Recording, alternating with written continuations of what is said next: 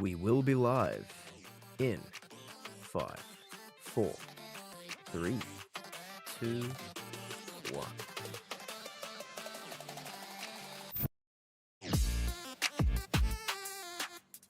What's up, everybody? Welcome back to another stream. Welcome back to the channel.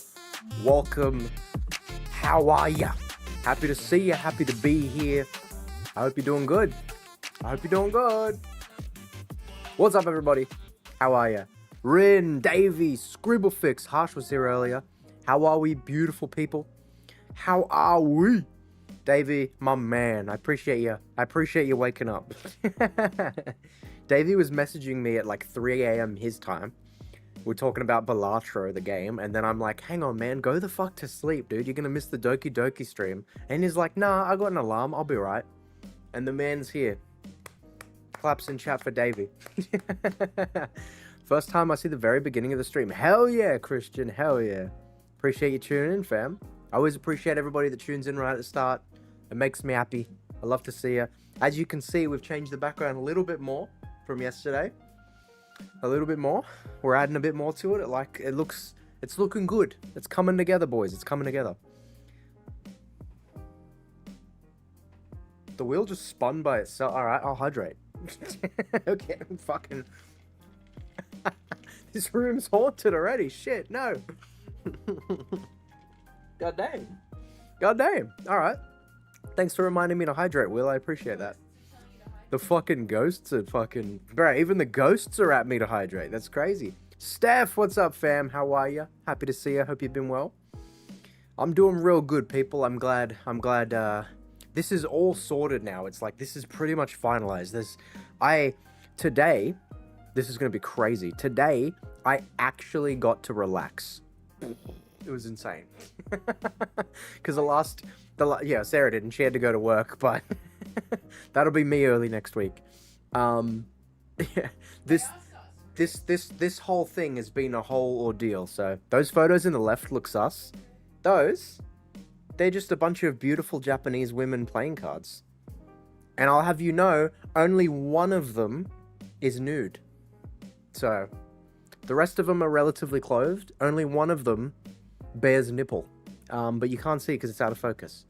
Speaking of... Lyra, what's up, fam? Dave, how are you? Sorry I missed you. Where's Ham the Diver? Bro, he's gone. We finished Dave the Diver. Prove it? No. No. I'm not even going to tell you which one. You'll have to... What's the word? You'll have to decipher the 4 pixels and decide which one you think. Which one you think of these lovely ladies is nude. I mean, some obviously like this you can tell isn't. But some, like that one could be. That one could be. These kind of look like they might be. It's hard to tell. There's not enough pixels to tell. So I'm safe. Back to school at work has been insane. Steph, I know. I went in there the other day because I needed to pick up one thing. And I was in line for like 10 minutes. It was insane, dude. It was insane. And I could see you in the back shuffling around. I felt sorry for you, fam. I felt sorry for you. I know, it's ridiculous, bro. Bro, hang on. I'm going to go on a mini rant. I'm going to go on a real mini rant here really quick. Oh, by the way, let me chuck up chat. I'm going to go on a mini rant here real quick. I don't even work retail and this shit still pisses me off. Bro, dates are set in stone, right? Same thing happens around Christmas time. We know when the fuck Christmas is, right? And usually we know when school holidays end. You have time to prepare, yet 2 days before Christmas, every man and his dog goes out to buy Christmas-related shit. The same stuff happens for back to school, bro. No, but yes, back to school sales, but they run that shit for ages. Why is everybody running out the day before back to school and buying all-day books? So, like, come on, bro. I'm not even a parent, and that's... What? Like, why do they leave it till the day before? That's my point. That's my point. It's the same thing with Christmas, too. Dude, I try to go and buy, like, my dinner in the mall the day before Christmas, and I can't because it's packed with morons buying Christmas presents. And I'm like, motherfucker, it's the day before Christmas. You had a whole year to prepare. Ridiculous. Anyway, and back to school is very similar. I always see shops, like, slammed the day before, and I'm like, what? Motherfucker, you had time. What are you doing? Anyway, what's up, Sam? How are you?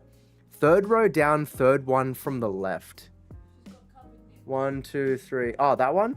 Yeah, she's no, safe. She's safe. She's safe. She's topless, but you can't see because she's covering them with her hair. In fact, let me get a picture of that one, just to prove it to you that you didn't get it right. Where's that one? All right, let me get a picture. Oh yeah. She's covered. She's a... Now, she technically doesn't have a top on, But she's covered. but she is covered. There you go. This is that one. We're safe. By the way, It's gonna be a game now. it's gonna be a game. By the way, Dave, Furukawa Honoka, if you want to look that up. Oh, it's the goat. I have seen Furukawa's Honokas, and they are pretty nice. It's alright, I'll keep guessing, then you're gonna prove me wrong. I'll prove you wrong, but I won't prove you right. You might know which one it is by the end of it, but I'm not gonna show it. I'm not gonna show it to you. We start BTS back to school in November, but without a doubt, people always wait 2 days. I know it's ridiculous, dude. It's ridiculous. Yeah. Yeah, if you want. Did I miss anybody? Oh, I said hi to Lyra, didn't I? How you doing, Lyra? Happy to see you, fam. Having time isn't the same as correctly perceiving how much time you have.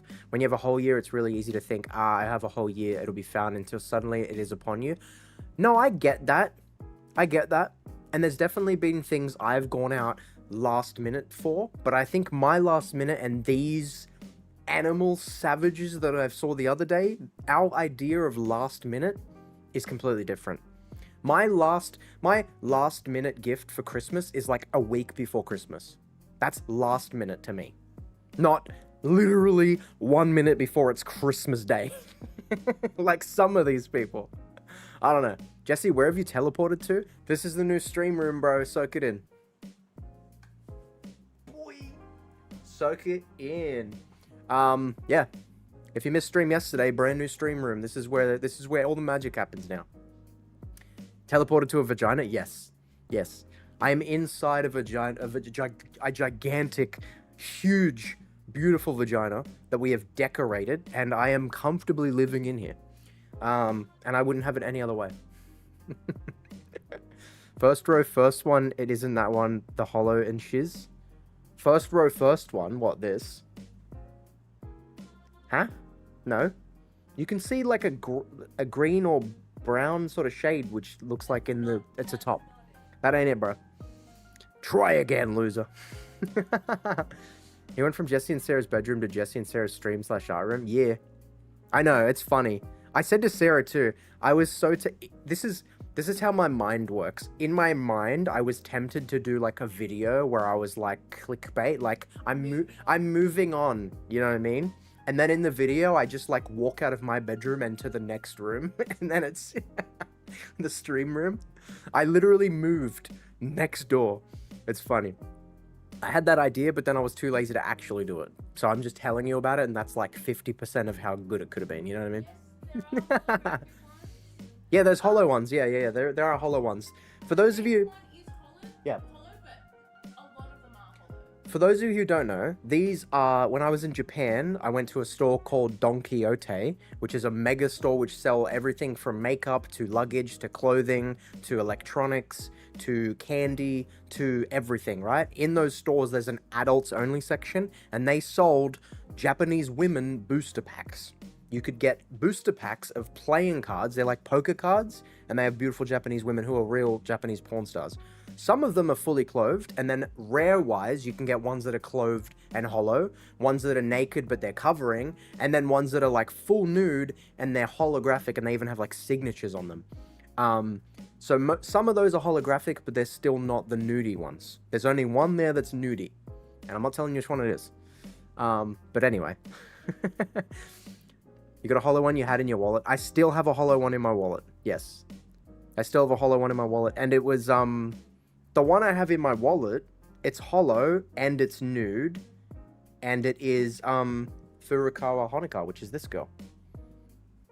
They have scratch and sniff. I mean, look, Japan has a lot of beautiful things. They have a lot of weird things as well. I mean, it depends on your definition of weird, I guess, but I don't think I bought anything weird when we were in Japan. I delved into the gooningness of the beautiful country, but I didn't buy anything what most people would consider weird. Compared to what they have there, which is some crazy shit, I didn't get anything weird. Chris bought one weird thing.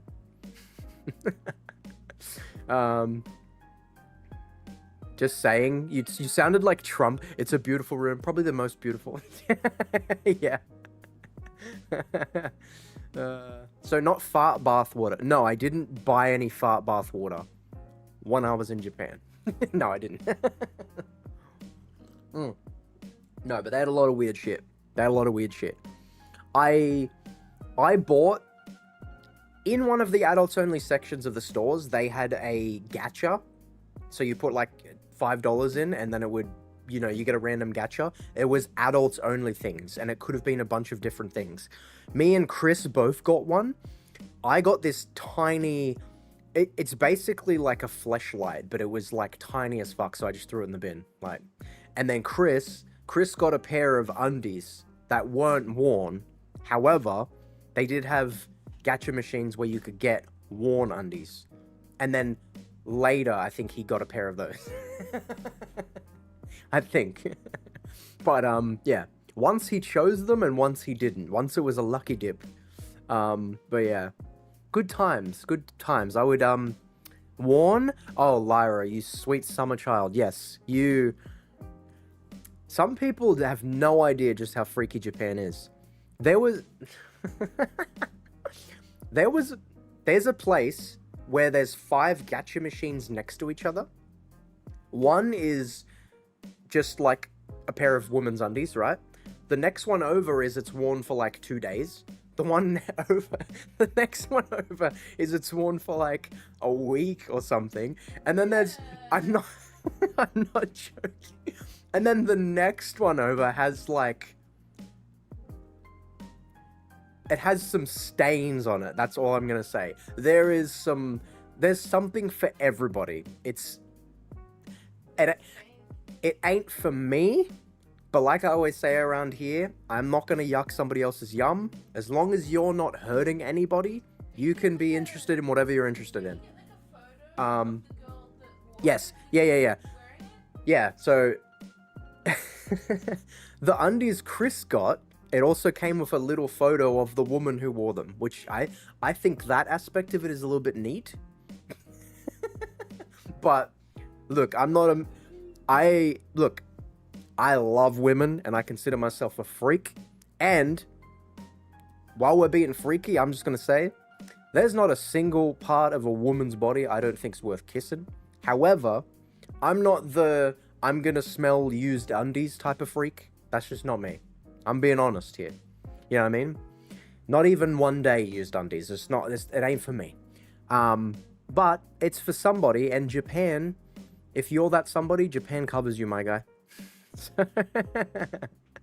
Think you need to get on with the game. You're stuck in a bit of a corner now. No. This is the vibes. Yeah. This is what you get when you show up early to the stream. You could have missed this, boys. You could have missed this if you didn't show up early. I had a bag of dicks the other day. Had 25 milligram THC. Sick. Hell yeah. Would have been funny if it was a $10 hooker in the photo. What? You get these undies and you're like, oh, they're cute. The woman wearing them must have been fine as hell. And then it's like some fucking meth addict or something. Jesus. No. If those things were available in like America, that's the sort of thing I'm sure you would get. Japan, for better or worse, they take pride in their products. You know what I mean? Whatever they may be. Again, I'm not interested in women's used undies. However, I saw a photo of the lovely woman that wore the undies Chris got, and she was lovely. So, yeah. Rough as fuck, no teeth. Fucking bin 'em. Yeah, I agree. I'd bin them anyway if I got them. I didn't. I'm lucky. I'm fortunate enough that I got a fucking 1-inch sex toy that I was like, the fuck am I supposed to do with this? And just threw in the bin. I didn't get the undies like Chris got. Yeah, whatever I got went in the bin anyways, but at least it wasn't undies. At least it didn't stink out the hotel room. Liar? Bro, I think I've revealed enough information that I'm not a liar. I've said some shit that most people wouldn't say, and then I said the crazy shit that I'm just being honest here. Just being honest here. But anyway, what do you guys reckon of the background, everybody? We got lots of good things. I think it's coming along swell. Like I said, pretty much the only thing now is like we might change around what's up on the top. I've got some Legos I want to build, so like some subtle things might change, but for the most part, this is the background. I think it looks pretty damn jolly. Yeah. Today, we're gonna rip into a beautiful little game that I have never seen, and I only know loosely what it's about, that everybody seems to love. I streamed 5 years ago, and somebody was in my chat telling me I should play this game. So it's a damn long time coming, boys, and that game is Doki Doki Literature Club Plus. It is indeed pretty damn jolly. Fuck yeah, fam. Jesse, one finger or two? What are you asking? The question matters there. There's a very big question that you're missing. I need context, brother. An inch, I'll have you know you can do a lot with an inch. My wife doesn't moan. Okay. I don't know if I was clear enough when I said it. It was a sex toy for a man, i.e. a pocket. And it was about 1 inch. So, yeah. It wasn't... Yeah. If... It was a sex toy for half of my pinky. Let's just say that. And, you know, I ain't nothing special, but I ain't going in that. Put it that way. Yes, there you go. It was in a gacha ball that was this big. And I was like, okay, it's going to be a mini vibrator. It's going to be a funny little joke. Haha, that'll be cool. And then it wasn't. It was just fucking half an inch pocket pussy. And I'm like, what the fuck? You just said an inch toy?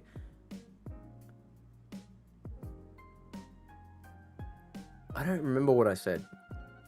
That might be my bad. I don't remember what I said. I think I said a sex toy for a man. I was trying to imply the average. But yeah, I guess, you know, my bad. I know this game from Osmosis, and I already had a super high opinion of it because of just spoilers. Oh, okay. I'm looking forward to getting into it. You could display undies on the wall next to the Lego Yoda in a frame. You know what? If I go back to Japan, I've now watched one playthrough and am ride or die for DDLC. Oh, sick! You've watched the full playthrough, so nothing will be a surprise. Just the tip. Yeah, it was very much a just the tip type of toy. Yeah. Damn, what a wild opener. Dude, this is a great litmus test for anybody who finds my stream through searching Doki Doki. If they can make it through this and actually get to the gameplay, they're the sort of people I want sticking around. Sex toy for a Labubu. That's crazy. Yeah, it's so good it blows your head off. But hang the undies off the lightsaber, bruh. That's crazy. Yoda's gonna be ballin'. Get all the bitches, I will. Alright, we'll rip into the game in just a minute. However, need I remind everybody, we are streaming tonight, tomorrow, which is a bonus stream. I don't normally stream Sundays, and then Monday and Tuesday. The next 4 streams, including this one, are Doki Doki. So, I don't know how much we're actually gonna need, time-wise, but those next 4 streams are set aside for Doki Doki, should we need that much time. So, I don't feel the need to rush. I'm going to try and read everything in the game, as I know some people want me to. Lyra. And we're going to go chill through it. We're not going to rush. It's going to be beautiful. We have time. Yoda, you dirty little bastards. Smell undies, I do. Fish, yes, fish. Jesus Christ. Is it me or is chat bugged? It's moving really slowly on your overlay. I mean, chat isn't moving ridiculously quick in general. If you look at the normal YouTube chat, I don't think it's, like, frozen.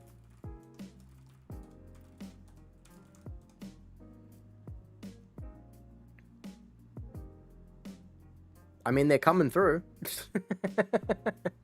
After you said that, nobody else said a message other than me and Sarah there, so... I mean, chat just moves slow sometimes. People are just chilling. I haven't seen the Labubu comment. Wait, what? I can see it. Sex toy for a Labubu. Yeah, it's right there. Sex toy for a Labubu. What are you talking about, bro? It's right there. It's fucking right there. I can point to it. Labubu, Labubu. Oh, that was another one of my stims. I'm writing a list. I'm writing a comprehensive list, so next time somebody asks me, I don't forget. Labubu tune. Oh, what about... Labu labu, labubu. Do-do-do-do-do-do-do-do. Yeah, yeah. How do you even put that? I don't know. I don't know. Just seems... My name is John. It's not showing on my chat feed. On your YouTube chat, maybe you're in top comments and not live. Make sure you click on live chat. This is another reason I think it's a great idea for me to put this here, because most people don't click live chat instead of top chat. And I've been guilty of it instead. I've been guilty of it as well. Labubu Jesse, yeah. Labu labu. Can't see that comment in my chat, but I see it on the screen chat. Are you in top chat? I am live, motherfucker. Okay, motherfucker. I don't know, man. Maybe it's a YouTube issue. I don't know. I work with this chat and the YouTube chat. I can see both. And they're fine for me, so I don't fucking know. I don't fucking know, man. I also tried Vegemite in school. What'd you think of Vegemite? Did you do the rookie mistake of not putting it on properly? Most people do. I saw a giant Labubu last week at my school. That sounds terrifyingly amazing. Oh, maybe that's what we cosplay as. Next time we cosplay. Oh, Labubu. Sarah just, I don't know if you could hear that. Sarah just said next time she cosplays, she wants to cosplay as a Labubu. Can you imagine? So a giant fursuit. That's just your way of being a furry, bro. that's just a I want to be a furry, but let's say it's something else. Soft launching it. Yeah, you're soft launching furry. No, I just imagine like a Labubu head. Labubu. Just going. Puts the top chat by default, had to change to live? Yes. Steph said do it. That'd be a lot of work, no? Not really. You just get like... Just buy a fucking fur rug and wrap it around yourself. Get Done. Like a fuzzy onesie or something. A fuzzy onesie? True, yeah, you could get a furry onesie. That's probably easy to find. Get a gorilla onesie, but then just don't wear the gorilla head. It'd be like brown fur. You know, like the stock standard... Like abs. Yeah, I don't know. Maybe. I can sew. Don't just make They didn't deserve it. They didn't serve it properly. It was on toast, yeah, but there was no butter. No, No, you have to have butter. dude, I do not eat anything on toast without butter. Honestly, what? Especially not Vegemite, bro. Peanut butter is the only thing you can eat without butter on it, but I still will put a little bit of butter. What? Ew. Vegemite, no butter. Why don't you just eat fucking tar, bro? Why don't you just eat melted asphalt, bro? The fuck? Yuck. That's the shit they put in in steam trains back in the day, bro. Jesus. And then so yeah, that's fucked. That's fucked. That's fucked. Vegemite with no butter is great. What? Why? Maybe if you're a seasoned veteran of the Vegemite, but I wouldn't wish that on my worst. I wouldn't wish that on my worst enemy for your first experience trying Vegemite. I think I could do it, but I think Vegemite with butter is how it's meant to be had. But strength-wise, for strength reasons, this is why so many people try it and go, oh, that's disgusting. Why do Australians eat it? Because you ate it wrong, motherfucker. That's why. But as a seasoned veteran, feel free to have it with no butter. I prefer it with, but yeah. That's crazy to introduce somebody to it with no butter. That's absurd, bro. Absolutely insane. Absolutely diabolical. Absolutely diabolical. All right, we're coming up on 30 minutes of Yap Sesh, which is pretty good. I'm happy with that. I miss the lovely little Yap sessions at the start of streams. It's great. It's great. I appreciate everybody tuning in and being here. We will get to the game in a minute. Don't worry. I'm waiting for somebody to do the Tangia. It's time to play the game. It's how it was served, plus there was too much more than there was supposed to be. Yeah, that's... Yeah. Yep. The butter helps it spread on and make it even. Then you can have a little thin layer. That's what you should always do when you're trying it for the first time. And then as you do it more and more, you can increase how much Vegemite you want. Some people have heaps, but you should never start with that. You have to build up a tolerance, bro. Never tried it, don't trust anything from Australia. You guys fuck with animals that don't need to be on the planet. Bro, you say that like we made them and put them here. They just exist in the same place. It's not our fault. We didn't fucking... We're scared of them too. We hate them. We just steer clear and give them some respect. We didn't put them here.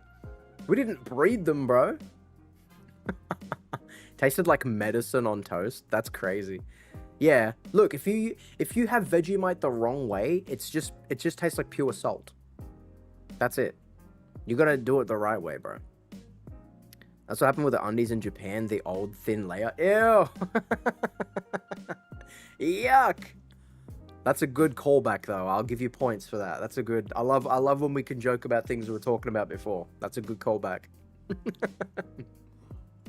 Oh. I wanted to cry bad after eating it. I saw my life flash before my eyes. Bro, I feel for you. That's the annoying thing too, though. Vegemite's a beautiful thing, but now you've been scarred for life. You'll probably never try it again. And it's because it was done wrong. I hate that. That sickens me. I feel bad. I feel bad. Peanut butter has butter in the name? Yes. I agree. That's why I said it's the one thing you can put on without butter. However, butter still does have a different consistency. It's still more slick and slippery. I've tried to put peanut butter on a piece of toast and sometimes it doesn't slide across as nice. So butter just helps it a little bit, you know what I mean?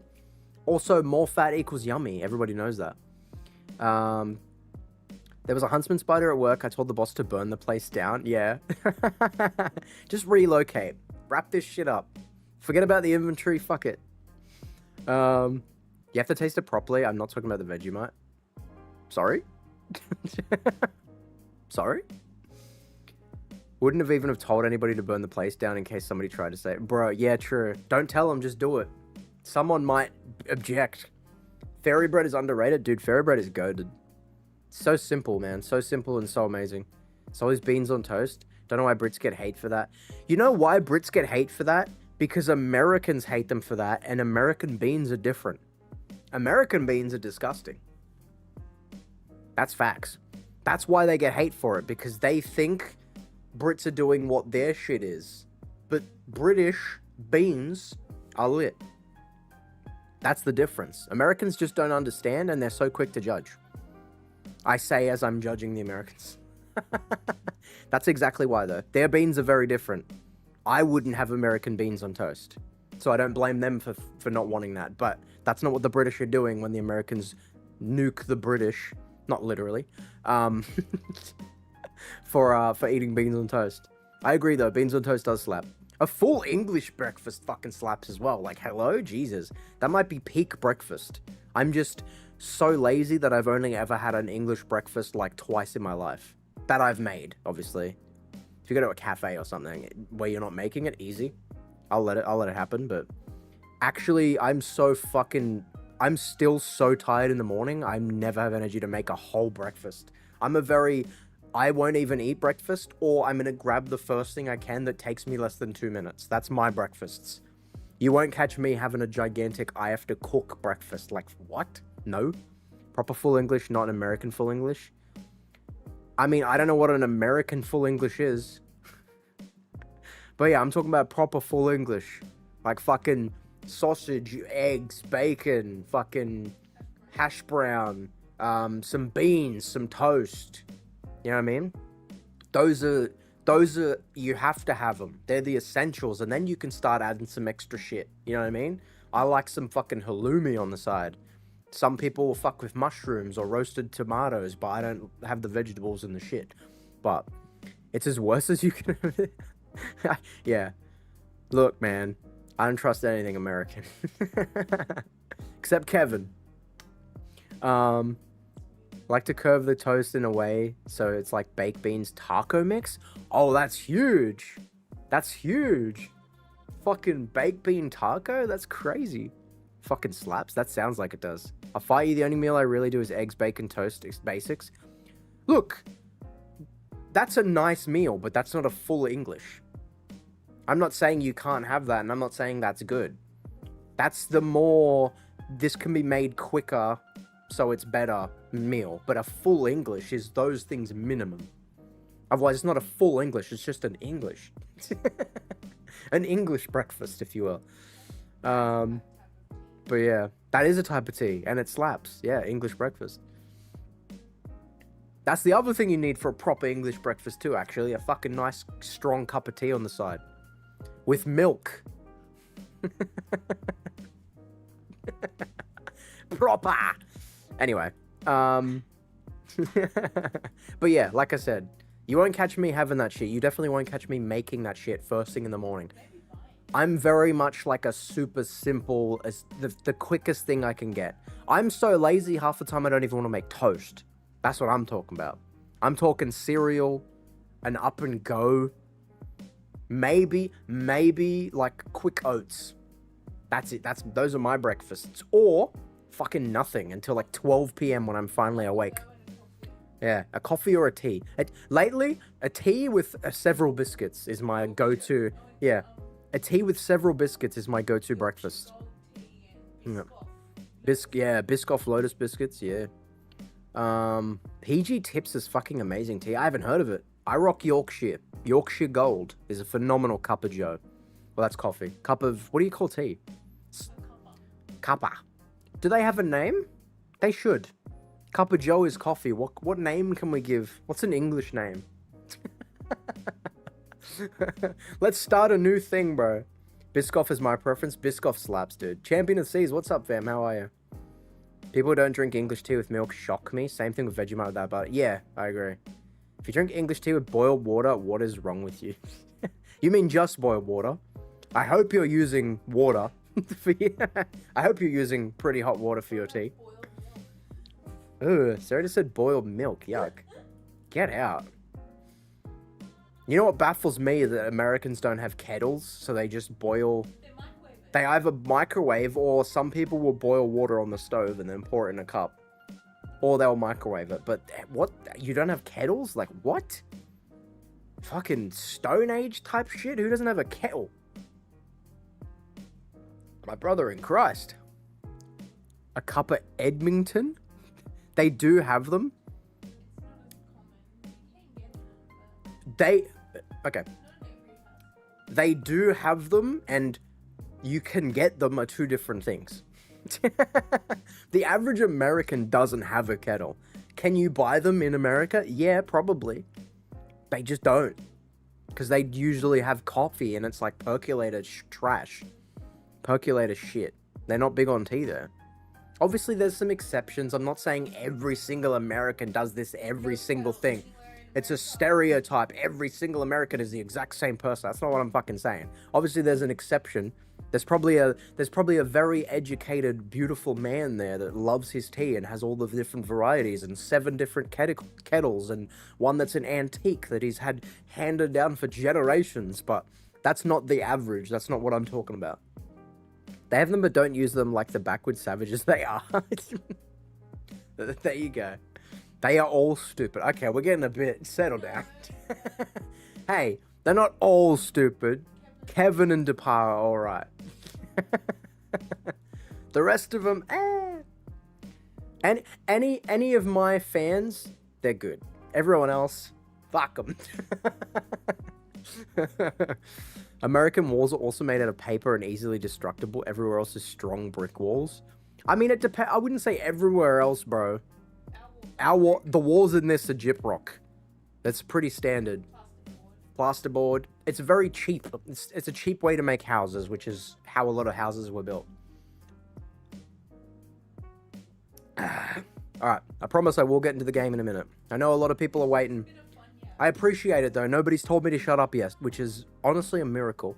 Honestly, it is a miracle. I do have to say as well, I don't want to bring the mood down, but I gotta mention something. And give me a second.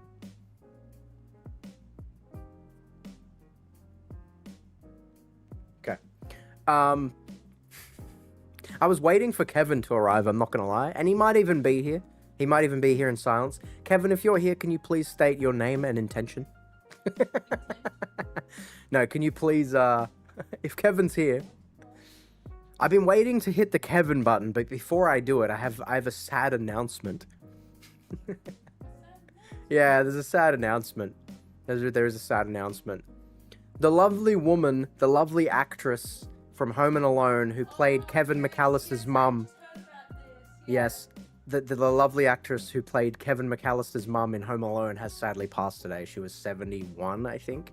She is a part of our stream, boys, and she will live on for as long as I'm here because this Kevin button is never leaving the stream. And she will be here, hopefully often, to shout Catherine O'Hara, yes. She will be here very often to hopefully shout Kevin. And I love that. I love that. So, can we get an F in the chat for the lovely Miss Catherine O'Hara? And she will live on. She will live on through our streams. Immortalized in Jesse Ham's stream. Yeah, it's not a big stream. It's not something a million people will see. But she will live on through us, and I love that. I love that. Yeah. I had to mention that, because it won't feel the same. The next time we hit that Kevin button, it will be a happy moment, but it'll also be slightly sad. You know what I mean? And I just wanted to address that before we ever played that. Just to pay our respects, you know? Because it is sad. It's sad when anybody passes, but dude, I loved those movies when I was a kid. Even if the main part of her acting was just shouting Kevin. Even if in the movie she was a terrible mum. How do you go literal hours without noticing your kid isn't with you? But that's a role she was playing, and she played it to perfection. Those movies are great, man. Those movies are great. And yeah, I just had to mention that. She will live on, boys. She will live on. Now, whether Kevin is here or not, I reckon we rip that button. In remembrance, in honor of Catherine O'Hara. We're going to play that right now. Why didn't it play? There we go. Here she is, boys.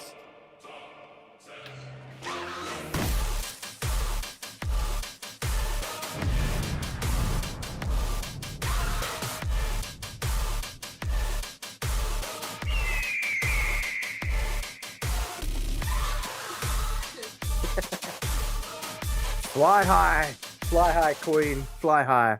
Thanks for the memories. Ah, hell yeah. She taught him independence. I think he already knew. You don't learn that in a day. I think he already knew. Very true. When my kids are silent, it means trouble. Yep, exactly. You're like, this is too quiet. They're fucking up to something. I hope she married a Kevin. True. She was so good at shouting Kevin. It would be a crime for her not to marry a Kevin. What a day, though. That's crazy. I did not expect to see that when I woke up this morning. Last night my 4-year-old took down a photo frame and opened it. Bro. I saw...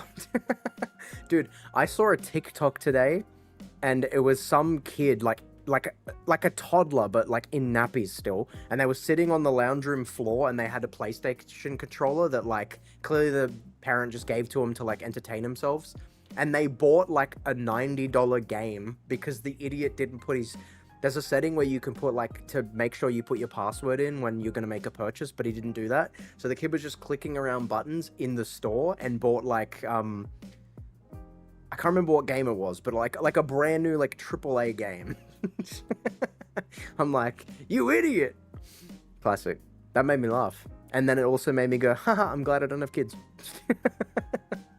Only I will waste my money on stupid video games. Thank you very much. No bitch ass little kid.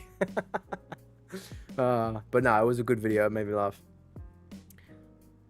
My kids like to use the walls as canvases.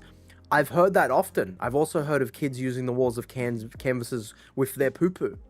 So hopefully that's not your kid, but it does happen more often than not, apparently. Casper could classify as your kid? Yeah, and I hate him. No, I'm joking. Yeah, cats are fuck. Look, they put me through enough shit where they are like kids, let me tell you. We have fucking 6 of them, the bastards. I've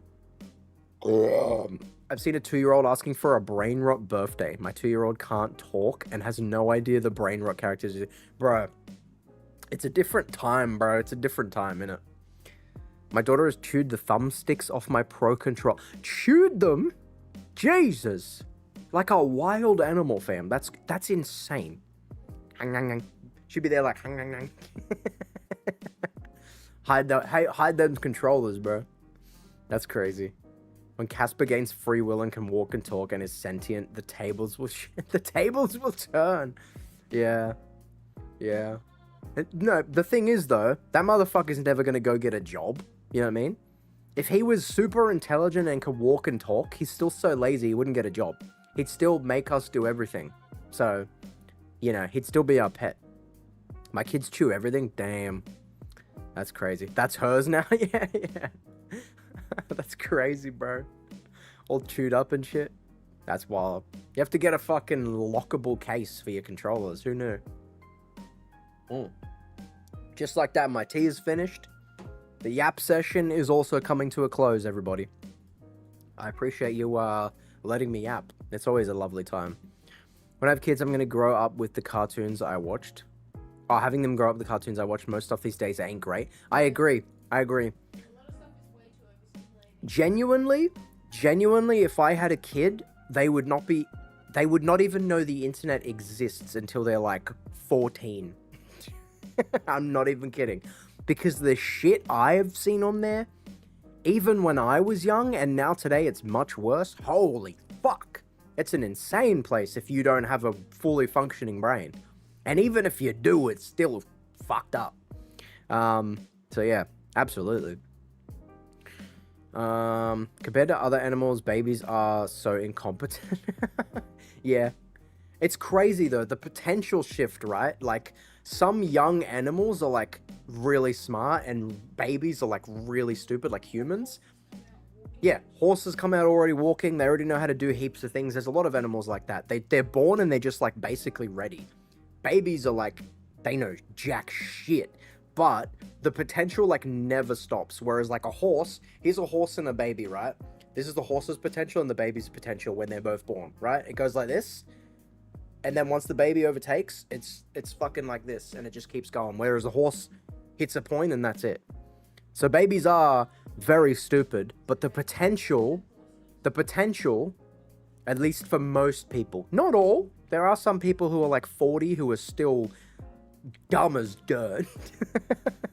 But the potential for most people is through the roof. We're purely a skill build. Yeah. Mega long yap session. You know how it is, Karma. You know how it is. 40? Some people are fucking... I mean, hang on. How old is Donald Trump? Google. Some people are that old. Fucking 70-something or whatever. What is he? He's fucking old as shit, isn't he? Some people are that old and really stupid. But anyway. I love the yap sessions. Me too, fam. Me too. Y'all know I could yap for fucking years if you let me. I'm going to engineer my kids to be clones of me, mini Whovians, Fallout fans. They'll memorize Doctor Who and Fallout lore from birth. Hell yeah. This is the way. This is the way. I'm rewatching Doctor Who now. Nice. My wife called me a nerd last night because I told her why the TARDIS makes the noise it does. Divorce her. Nerd? Sorry, honey. There's another for me. Here, I choose stupidity because being the smartest person in the room hurts too much. I agree. I don't want to be the smartest, but I definitely don't want to be the dumbest. I'm happy being comfortably in the middle. Comfortably. Anyway, boys, what do you say we rip in to a little game nobody's ever heard of. It's brand new. I believe I'm the first streamer to ever play it. I'm not sure though. Maybe somebody else got to it first, but we're in the top 3 easily. This is a lovely little game called Doki Doki Literature Club. The only thing I know about this going in is it's an anime game, it's a dating sim, and then there's some horror elements apparently later throughout the game. That's all I know. I know shit gets crazy, but that's all I know. I don't know any of their names. I don't know any of the story elements. I've never seen footage of it. I don't know anything.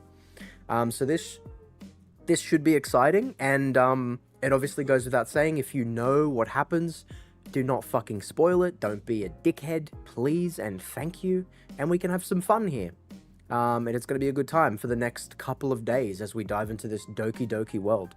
It is the plus version of the game. A bunch of people told me to get that because it's extra stuff, so it is the plus version. And before everybody asks, I'm going to be playing on a Nintendo Switch because when I first got my Switch 2, I went in the store to see what games would be good to get on the Switch, and this was on sale, and I bought it, and it sat there, and I didn't play it for months, and that was way before I even suggested it on stream, and then it won the poll. So we're going to be playing it on Nintendo Switch 2 today.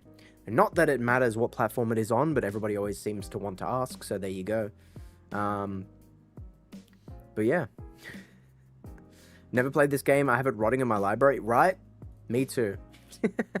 But that all changes right now. As we launch Doki Doki Literature Club Plus. Get excited, boys. Get excited. Lord knows I am. Lord knows I am. I'm not looking forward to all the reading because I'm pretty sure this isn't narrated, but I will do it as long as people enjoy it. One sec, I'm just adjusting my OBS window. Can you see me if I'm like here? No. Okay, where's it? Not on the game cam. Where does it stop? There. Oh wow, okay. All right. Read, boy. Read it, boy. 1 sec. I'm just reading chat and adjusting all my windows, making sure everything's good. Let's go. Let's go. Can you see me if I sit here? No. There you go. Sweet. Best I will eventually lower the desk, but for now, it's all good. Okay. Never played this game. Oh, I already read that. At some point in the future, I really hope you play XCOM 2. It's a bit frustrating sometimes. It'll be so funny. Like I always say, if enough people want me to play something, I'll write it down in the list. I need at least like 3 or 4 people to say the same game. Because somebody always joins and says, play this. But it's like, unless enough people want to see it, it's not worth streaming. Otherwise, I'm going to stream it. And then like 2 people who are interested are going to tune in. So if enough people suggest a certain game, I'll put it in a list. And then next time we do a poll, it'll be in the poll and everybody can decide. So that's how we determine what games we play. But anyway, let's get into it. Look what it says. This game is not suitable for children or those who are easily disturbed. So if that's you, shoo shoo, fly away. Individuals suffering from anxiety or depression may not have a positive experience playing this game. Ooh, okay. Would you like to review detailed content warnings which contain spoilers? No. By playing Doki Doki Literature Club, you agree that you have noted the game's age rating at yes. Jesus Christ. It's already annoying me. Alright, boys, let's rip in. I am not easily disturbed, so we're fine. Hey! Hell yeah. Kawaii! Why are you playing it then? You're a man-child? Because I don't listen to no fucking text on a screen, bro. I'll do what I want. Settings. Oh, text speed. Absolutely. Auto forward time. What the fuck does that mean? Okay. I like this tune. Oh shit, it's already disturbing. Anyway, is the sound good? Is everybody, can you hear it? Is everything sweet? Is it too loud? Is it too quiet? Let me know. Okay, my audio levels look good. How's it sound, boys? There we go. We'll like it there. What do you reckon? Fell asleep at the start of stream and you still didn't start? Yeah, we had a gigantic yap session, Davey, but it was worth it. There was a lot of... ladies and gentlemen, if you will, look right here. Nice. Hey, you. Finally awake. Oh, look, Sarah's face. Jump scare. Anyway, sorry. It is disturbing. It's all okie dokie. Hell yeah. I'm looking at the screenshots of it. It just looks like soft porn. I love it already. Hell yeah. Let's rip in. New game. Let's get it. Is this my name? We gotta do Jesse. We gotta keep it simple. Okay. Oh, hang on. Why? What? Why wouldn't it let me? What the fuck? I did press down. Eh? Oh, there we go. Okay, it was with the joystick, not the D-pad. Hey! I see an annoying girl running toward me from the distance. There, criminal scum. Nobody breaks the law on my watch. Bro. Confiscating your stolen goods. Now pay your fine, or it's off to jail. Brother. Then pay with your blood. My brother, let me cook. Jesus. Alright. I see an annoying girl running toward me from the distance, waving her arms in the air like she's totally oblivious to any attention she might draw to herself. That girl is Sayori, my neighbor, a good friend since we were children. Okay. You know the kind of friend you'd never see yourself making today. But it just kind of works out because you've known each other for so long. We used to walk to school together on days like this, but starting around high school, we would oversleep more and more. Oh, sorry, it'll take me a little bit. I gotta like build up my reading because I never read. She would oversleep more and more frequently, and I would get tired of waiting up. They just drifted apart, fam. But if she's going to chase after me like this, I almost feel better off running away. Damn. However, I just sigh and idle in front of the crosswalk and let Sayori catch up to me. What's up, Foxy the Pirate? How you doing, fam?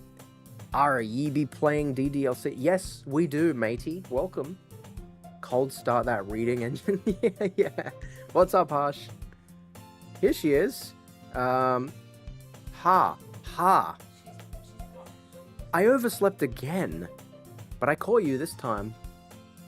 Maybe, but only because I decided to stop and wait for you. She really hit that shit in the big 2026. You say that like you were thinking about ignoring me. That's mean, Jesse. If people stare at you for acting weird, then I don't want them to think we're a couple or something. Damn. Fine. But you did wait for me after all. I guess you don't have it in you to be mean, even if you want to. Whatever you say, bitch. Jesse cosplay as her. Bro, it's like not that different from the Miku outfit, it's just a different color. We cross the street together and make our way to school. Cute. Nice game, hope nothing happens. We'll see. Welcome, fam, how are ya? As we draw near, the streets become increasingly speckled with other students making their daily commute. By the way, Jesse, have you decided on a club to join yet? A club? I told you already, I'm not really interested in joining any clubs. I haven't been looking either. That's not true. You told me you would join a club this year. Did I? I'm sure it's possible that I did, in one of our many conversations where I dismissively go along with whatever she's going on about. Bro! That's so real, because I do that shit too. If someone's yapping about some boring shit, I'm just like, yep, that's crazy. Alright, yep. Damn. Can you pronounce this? Harsh? Looks cute and innocent. What could possibly go wrong, right? I think it'll be fine. Sayori's hair reminds me of Rin. Rin who? Who is Rin? Wait. Drink some more water. Okay, alright. Like you do to everyone in chat. Not wrong. Not everybody in chat. I expect different voices for everybody, Jesse. Bro, I ain't gonna do voices for the girls, alright? That's just gonna get clipped. Now you pronounce my name correctly in Hindi. Oh, okay, right. Harsh. The redeems feel odd showing the old room. Oh, I didn't even think of that. Ah, it's a blast from the past. It's great. How far did you get in Balatro?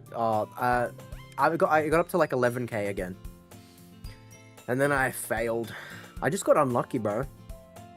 Okay. I'm sure it's oh yeah, that's right. Sayori likes to worry a little too much about me, when I'm perfectly content just getting by on the average, while spending my free time on games and anime. Fucking goated. I was talking about how I'm worried that you won't learn how to socialize or have any skills before college. Your happiness is really important to me, you know. She seems sweet, she seems like she cares, and I seem like a dick. But we don't know the whole context. They've been friends since they were kids. She could be really annoying every single day.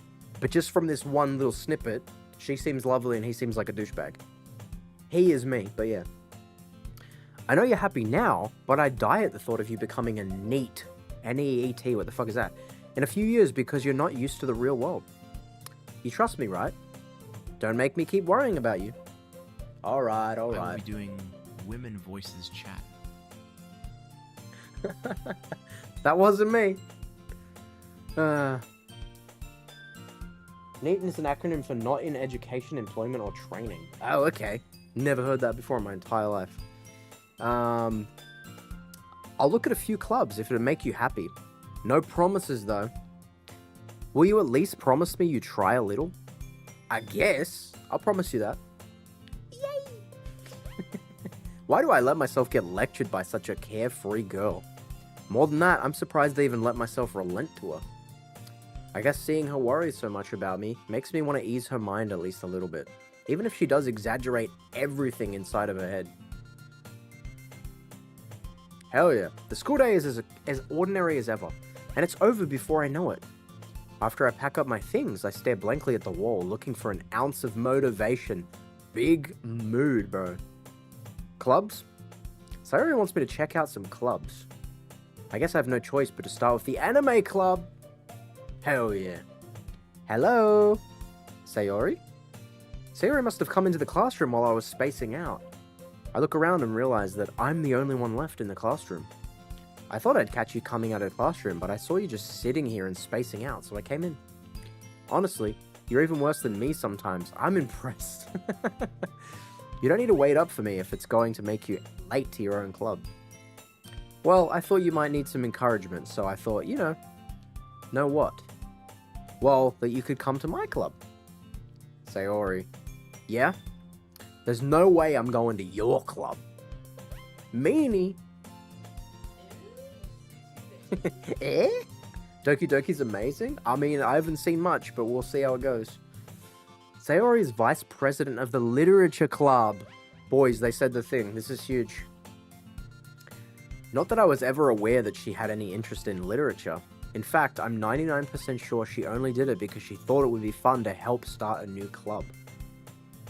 Since she was the first one to show interest after the one who proposed the club, she inherited the title of vice president. That said, my interest in literature is guaranteed to be even less. I'm going to the anime club. Come on, please? Why do you care so much anyway? 'Cause she fucking loves me, dog! I kinda told the club yesterday I would bring in a new member. And Natsuki made cupcakes. I want Natsuki's cupcakes! Don't make promises you can't keep. I can't tell if Sayori is really that much of an airhead or if she's...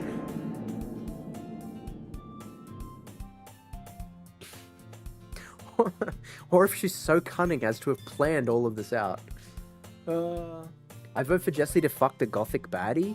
Bro, there's a gothic baddie?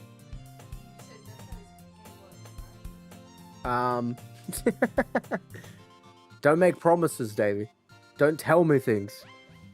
She sells peace, but who's buying Megadeth reference? My favorite metal band is retiring. What? Okay. I let out a long sigh. Fine. I'll stop by for a fucking cupcake. Yay! Let's go. And thus, today marks the day I sold my soul for a cupcake. I dejectedly follow Sayori across the school and upstairs, a section of the school I rarely visit. Sayori, full of energy, swings open the classroom door. Everyone, the new member is here. I told you, don't call me a new member. I glance around the room. Abigail? Didn't expect to see you here. Hell yeah. Girl 1, what's your name? By the way, what's the age of these girls? They're in school, aren't they? I might have to be careful here. And then there's Davey. Honker bonkers. Fucking hell. Been so long since I've seen anything from this game. You're beautiful. 16 to 17. Ooh, it's college? Is this confirmed?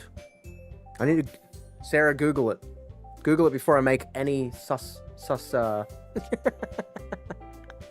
Do you like my music? What are you talking about? Your music?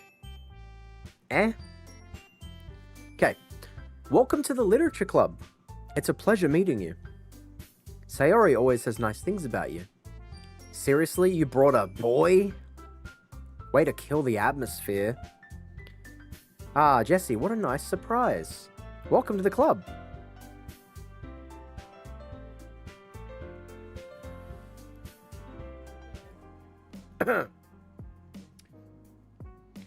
According to official statements from creator Dan Salvato, all 4 main girls, Monika, Sayori, Yuri, and Natsuki in Doki Doki Literature Club are 18 years old. That's right there, boys. That's right there. This was established to ensure all characters are legally adults, despite in-game fan-driven perceptions that suggest they are high school students of varying ages. We're so back, boys. We're so back. That was a close one. That was a close one. Never mind, chat. Honker, bonker, donkers, yeah. Gonna meet Chris Judge in a few months at the Comic-Con. I'm gonna meet Kratos. I'm gonna meet Boy. No, you're gonna meet Man. You ain't gonna meet Boy. That's really cool, though. That's really cool.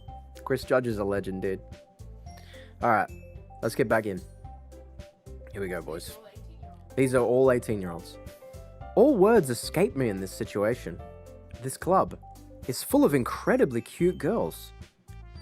What are you looking at? If you want to say something, say it. Yeah. Sorry? Natsuki. The girl with the sour attitude, whose name is apparently Natsuki, is one I don't recognize. That's the bitch that made cupcakes, bro. She did such a nice thing, yet she's being mean. Her small figure makes her look like a first-year student. She's not, though. She's 18. This is confirmed. She's also the one who made cupcakes, according to Sayori. You can just ignore her when she gets moody. Sayori says that quietly into my ear, then turns back towards the other girls. Anyway, this is Natsuki. Always full of energy. Negative energy, bro. And this is Yuri, the smartest in the club. Don't say things like that. Yuri, who appears comparably more mature and timid, seems to have a hard time keeping up with people like Sayori and Natsuki. Oh well, it's nice to meet both of you. And it sounds like you already know Monika, is that right?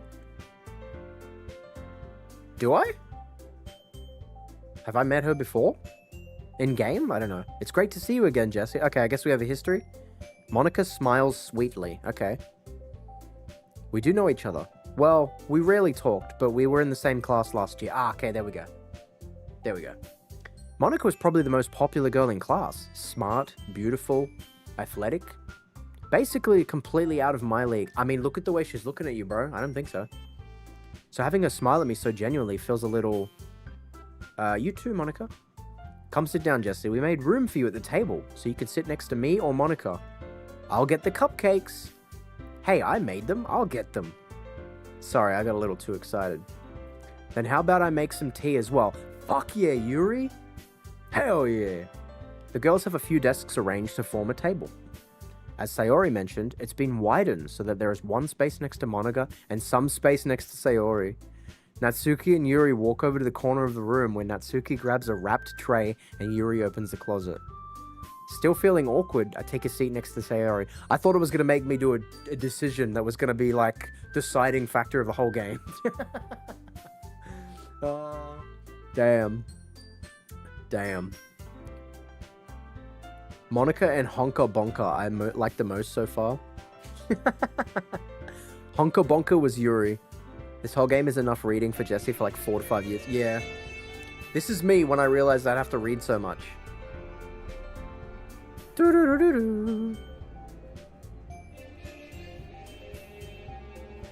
As a high schooler, I can confirm this is inaccurate. Our literature club is boring. It's all dudes, bro. What the fuck? He was promised beautiful women. Natsuki proudly marches back to the table, tray in hand.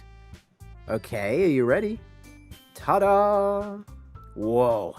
Natsuki lifts the foil off the tray to reveal a dozen white, fluffy pancakes decorated to look like little cat. What did I say? Oh, did I say pancakes?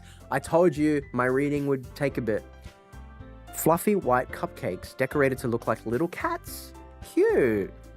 The whiskers are drawn with icing, and little pieces of chocolate were used to make ears. That's cute. So cute. I had no idea you were good at baking, Natsuki. Well, you know, just hurry and take one. Sayori grabs one first, then Monica. I will follow. It's delicious. Sayori talks with her mouth full and has already managed to get icing on her face. I turn the cupcake around in my fingers, looking at the best angle to take a bite. Natsuki is quiet. I can't help but notice her sneaking glances in my direction. Is she waiting for me to take a bite? Bro, she cares, dude. She cares so much what people think of her. She was like, I don't care, fuck you, who are you? But she's like, are they good? Tell me I did good. The icing is sweet and full of flavor. I wonder if she made it herself. This is really good. Thank you, Natsuki. Why are you thanking me? It's not like I haven't heard this somewhere before. Made them for you or anything? Or... I thought you technically did. Sayori said, well, maybe. But not for you, you know, you, dummy. Alright, shit. Pancakes would be nice too, right? See, that's what I'm saying. I give up on Natsuki's weird logic and dismiss the conversation. Yuri returns to the table carrying a tea set. She carefully places a teacup in front of each of us before setting down the teapot next to the cupcake tray. You keep a whole tea set in this classroom? Don't worry, the teachers give us permission. After all, doesn't a hot cup of tea help you enjoy a good book? I mean, I wouldn't know shit about reading, but tea slaps. Swamp! What's up, fam? What's up, Swamp? How you doing? I'm back. Hey, what's up? What's up, Lara? Violin teacher's sister's turn. Ah, sick. Welcome back, Lara. You haven't missed too much. Georgie, what's up, fam? How are you? Happy to see you. Alright. A cup of tea does sound lovely. I guess. Don't let yourself get intimidated. Yuri's just trying to impress you. That's not it. Insulted, Yuri looks away. I meant that, you know. I believe you. Well, tea and reading might not be a pastime for me, but I at least enjoy tea. Bro! He's literally me! I'm glad. Yuri faintly smiles to herself in relief. Monica raises an eyebrow, then smiles at me. So what made you consider the literature club? I fucking didn't. I was forced to be here. Ever watched Stranger Things, Jesse? No, I haven't. There's a Yuri in that, and Kami said now all she sees are these anime girls. Wait, what? Now she sees all these anime girls with a Russian crook. Oh, okay, right. You didn't make your name Hamish? What? Why the fuck would I make my name What? What is happening? What? I'm so confused. I finished part of the DDLC. It gets really good. Hell yeah, fam. I'm looking forward to getting into it. Thanks for joining in. I've heard a lot of really good things about Stranger Things. However, and I know this is going to sound really bad, I cannot stand children actors. And I know this show starts off and they're all kids. I cannot stand watching kid actors. They're all bad. And I'm just, that's it. That's all there is to it. That's why I haven't bothered. I've heard it's really good, but I just cannot do it. I cannot do it. Davey, I just made a Stranger Things decal for my car. I may not have Nice. a brain, gentlemen, but I have an idea. Okay. Alright, let's get back to the game. I was afraid of this question. Something tells me I shouldn't tell Monica that I was practically dragged here. That's funny, because that's what I said. I was forced to come here. This man hates kids. Yeah. I got 3 Stranger Things shirts and some posters from the Upside Down. Nice. I don't know what that means, but nice. Trust me, it's amazing. Oh, I've heard numerous times from a lot of different people that it's a great show. Nah. Maybe one day.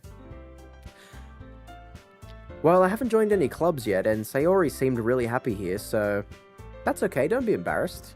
We'll make sure you feel right at home, okay? As president of the Literature Club, it's my duty to make the club fun and exciting for everyone. Monica, I'm surprised. How come you decided to start your own club? You could probably be a board member for any of the major clubs. Weren't you a leader of the debate club last year?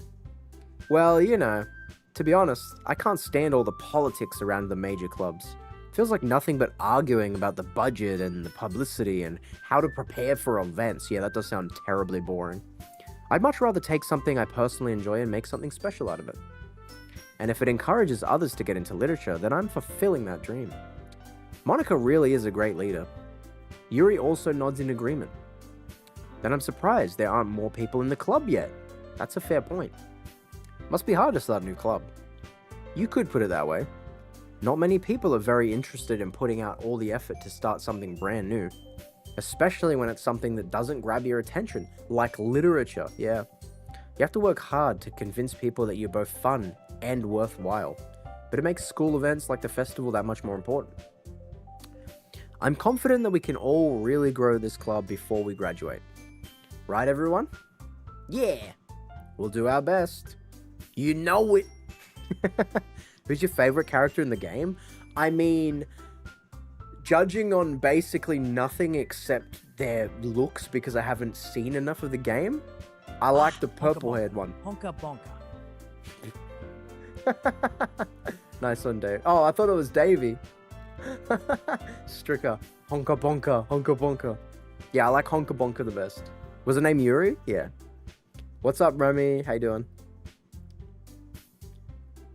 Stranger Things final season is horrible, like really horrible. Well, there you go. I already wasn't going to watch the show, and I definitely am not going to now. I can't stand things that ruin the endings. This means Jesse hates half the chat. Wait, why? What did I miss? I hate children? Okay, I was joking about hating children. I'm not joking about hating child actors. I can't stand to watch any child actor because they're all bad. You know when you watch a movie and one of the actors is really bad and it takes you out of the immersion? That's how I feel whenever I see any child actor. It just breaks my immersion and I don't care anymore. I can't lock in. It takes a lot for me to be able to focus on something, and that always breaks my focus. I don't know what it is, man. Based as fuck, Yuri's my favorite too, not just because of her looks, but because she's a sweetheart. Well, I haven't seen... Did I jump scare you? Jesus. Yeah, I bet I did. I haven't seen too much of their personalities yet, but I'm looking forward to seeing more. Stricker, you gotta calm down, buddy. This is a game where I'm gonna read a lot, and I don't want to have to read and reread and reread, so please limit the Tangiers, or do it strategically in gaps. I beg of you. I beg of you. Alright. Now, her name is Honka Bonka. Alright, yeah, my favorite character is Honka Bonka. Everyone enthusiastically agrees. Such different girls, all interested in the same goal. Monica must have worked really hard to find these three. Maybe that's why they're all so delighted by the idea of a new member joining. Though I still don't really know if I can keep up with their level of enthusiasm about literature. So Jesse, what kind of things do you like to read? Well, ever heard of, hentai? Considering how little I've read these past few years, I don't really have a good way of answering that. Dude, he's so me. Manga. There you go. That's a safe answer, but yeah. I mutter quietly to myself, half joking. Natsuki's head suddenly perks up. Looks like she wants to say something, but she keeps quiet. Does she like hentai too? Don't worry, that was my last 50 coins whenever I'm on my last jump scare. Okay, right, okay. I have 30 left, which will go to fart sounds. Well, at least you're honest. Not much of a reader, I guess. Well, that could change. What am I saying? I spoke without thinking after seeing Yuri's sad smile. Aww. Anyway, what about you, Yuri? Well, let's see. Yuri traces the rim of her teacup with her finger. My favorites are usually novels that build deep and complex fantasy worlds. The level of creativity and craftsmanship behind them is amazing to me. And telling a good story in such a foreign world is equally impressive. Yuri goes on, clearly passionate about her reading. She seemed so reserved and timid since the moment I walked in, but it's obvious by the way her eyes light up that she finds her comfort in the world of books, not people. But you know, I like a lot of things. Stories with deep psychological elements usually immerse me as well. Isn't it amazing how a writer can so deliberately take advantage of your own lack of imagination to completely throw you for a loop? Anyway, I've been reading a lot of horror lately. I read a horror book once. I desperately grasped something I can relate to at the minimum level. I read it once. At this rate, Yuri might as well be having a conversation with a rock. Really? I wouldn't have expected that, Yuri. For someone as gentle as you. I guess you could say that. But if a story makes me think or takes me to another world, then I really can't put it down.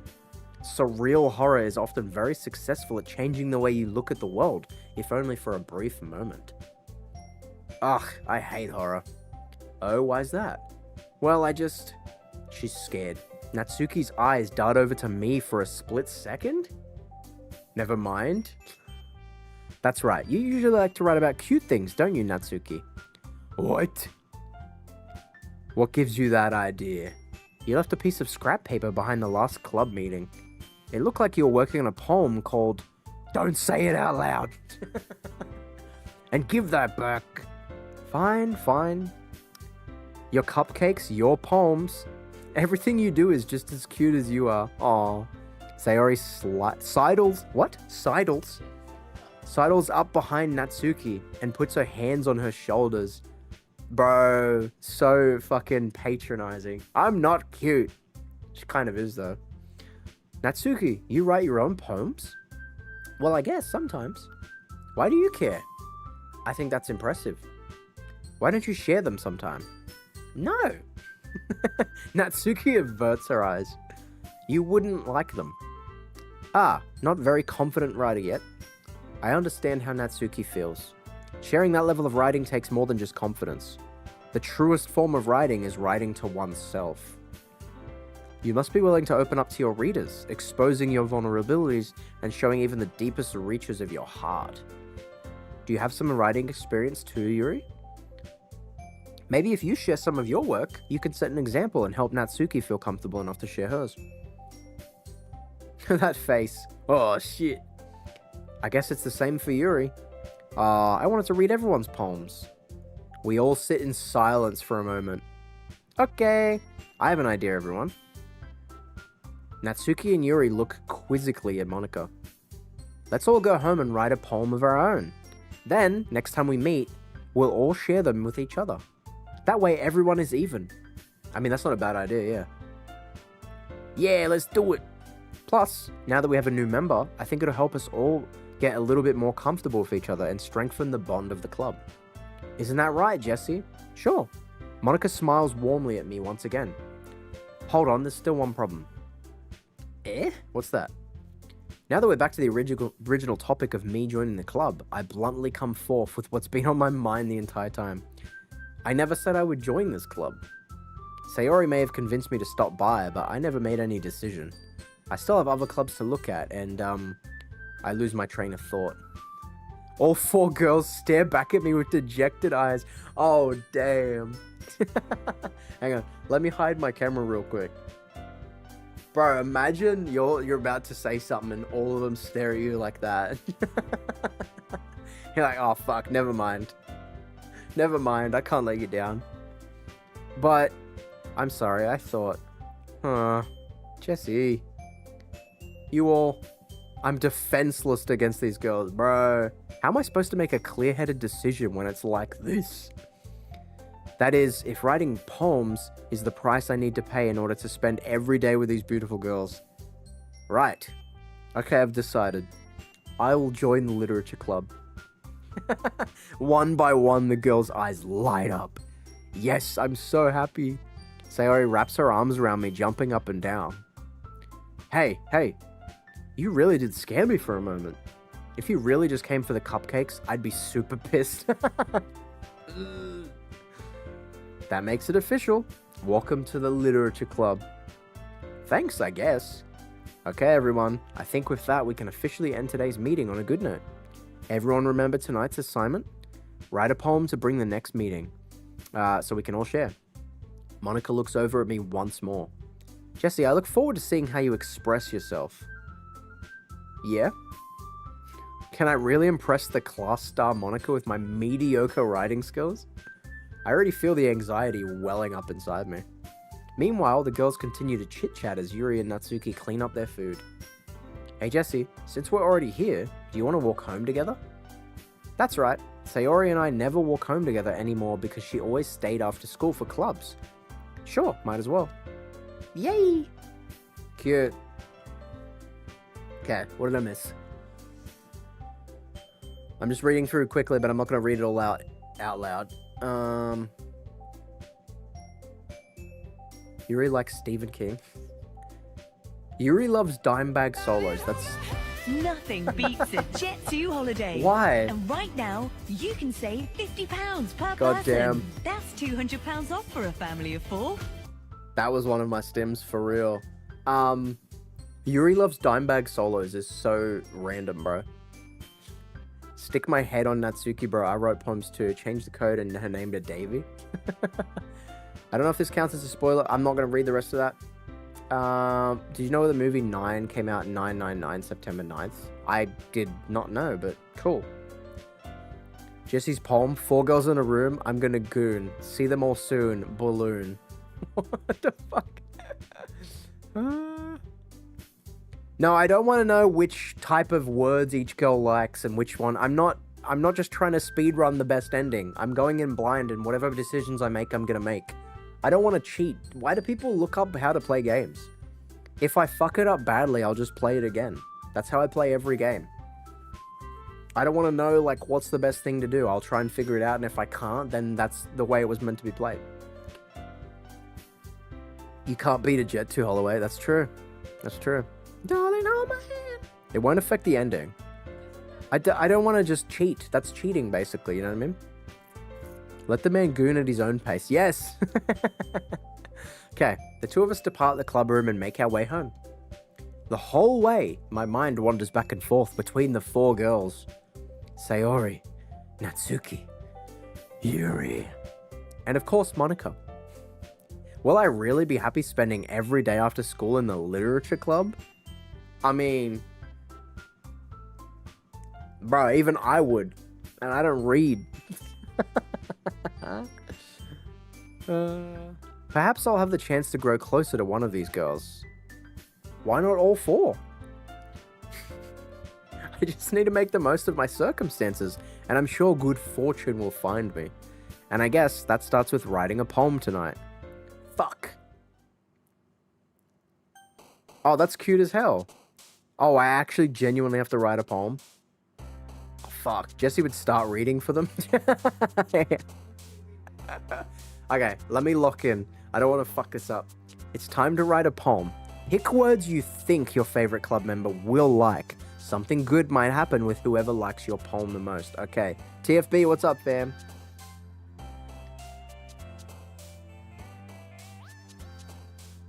Do these all disappear? Okay, hang on. Infinite.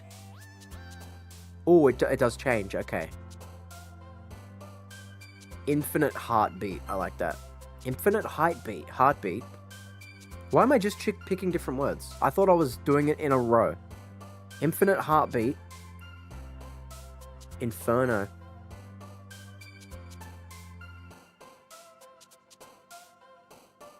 Marshmallow. I'm just picking what speaks to me in the moment. Universe. Aura. Anime. No. Comfort. Doki Doki.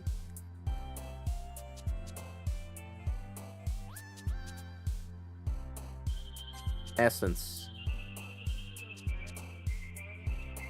Oh, they're reacting. Okay, I didn't even look at that. I was just picking whatever word spoke to me.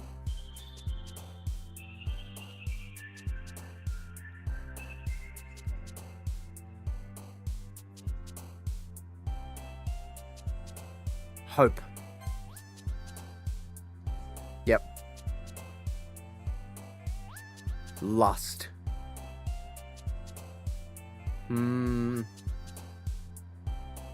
Flower.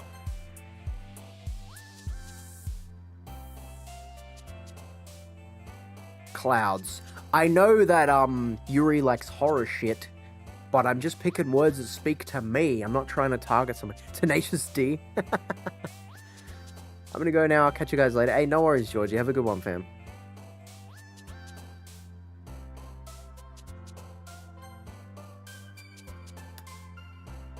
Pink.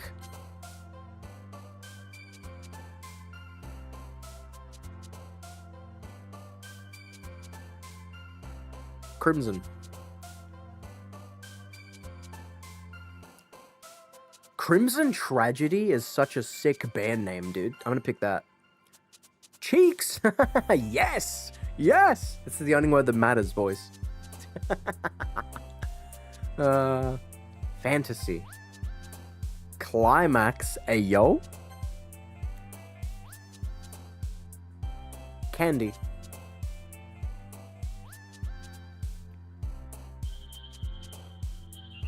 What the Vivacious? Flambe? Was that there? I didn't see it. That's funny. Long time no see. Oh, wait. Okay. I thought it was a word that was here. Long time no see. So he went from dispatching us to thirsting over honker bonkers. More of the same, I see. Yep. Bro. Different game, same goal, bro. Honker bonkers. I thought you were saying flambe was one of the words here, and I was going to be like, no way. And then I looked in chat. Wasn't that... Oh, wait, is that Stricker's account? I always wasn't sure if it was Stricker or Davey. Natsuki Run? Look, I'm not picking one. I'm just picking the words that speak to me. I'm just picking the words that speak to me, and then as I go, I'll see what I want to do. Kitty. Skirt.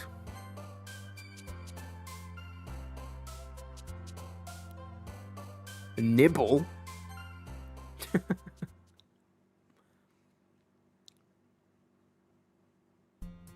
Hi again, Jesse. Glad to see you didn't run away on us. Ha ha ha. Nah, don't worry. This might be a little strange for me, but I'll at least keep my word. Well, I'm back at the literature club. I was the last to come in, so everyone else is already hanging out. Monica is sus. Why? Thanks for keeping your promise, Jesse. I hope this isn't too overwhelming. Honestly, they all seem like they just like me and they're shy about it. I hope this isn't too overwhelming of a commitment for you. Making you dive headfirst into literature when you're not accustomed to it. Hey, what's up, Neil? How you doing, fam? Oh, come on. Like he deserves any slack. So you already told me you didn't even want to join any clubs this year. And last year, too. I don't know if you plan to just come here and hang out or whatever, but if you don't take it seriously, then you won't see the end of it. Is that a threat? Natsuki, you certainly have a big mouth for someone who keeps their manga collection in the club room. What's wrong with that? It's not an insult. Natsuki finds herself stuck between saying Monica and manga. Manga is literature. Swiftly defeated. Natsuki plops back into her seat. That's crazy. Don't worry, guys. Jesse always gives it his best as long as he's having fun. Bro, he is me. He helps me with busy work without me even asking. Like cooking, cleaning my room. How dependable. Oh, she liked that.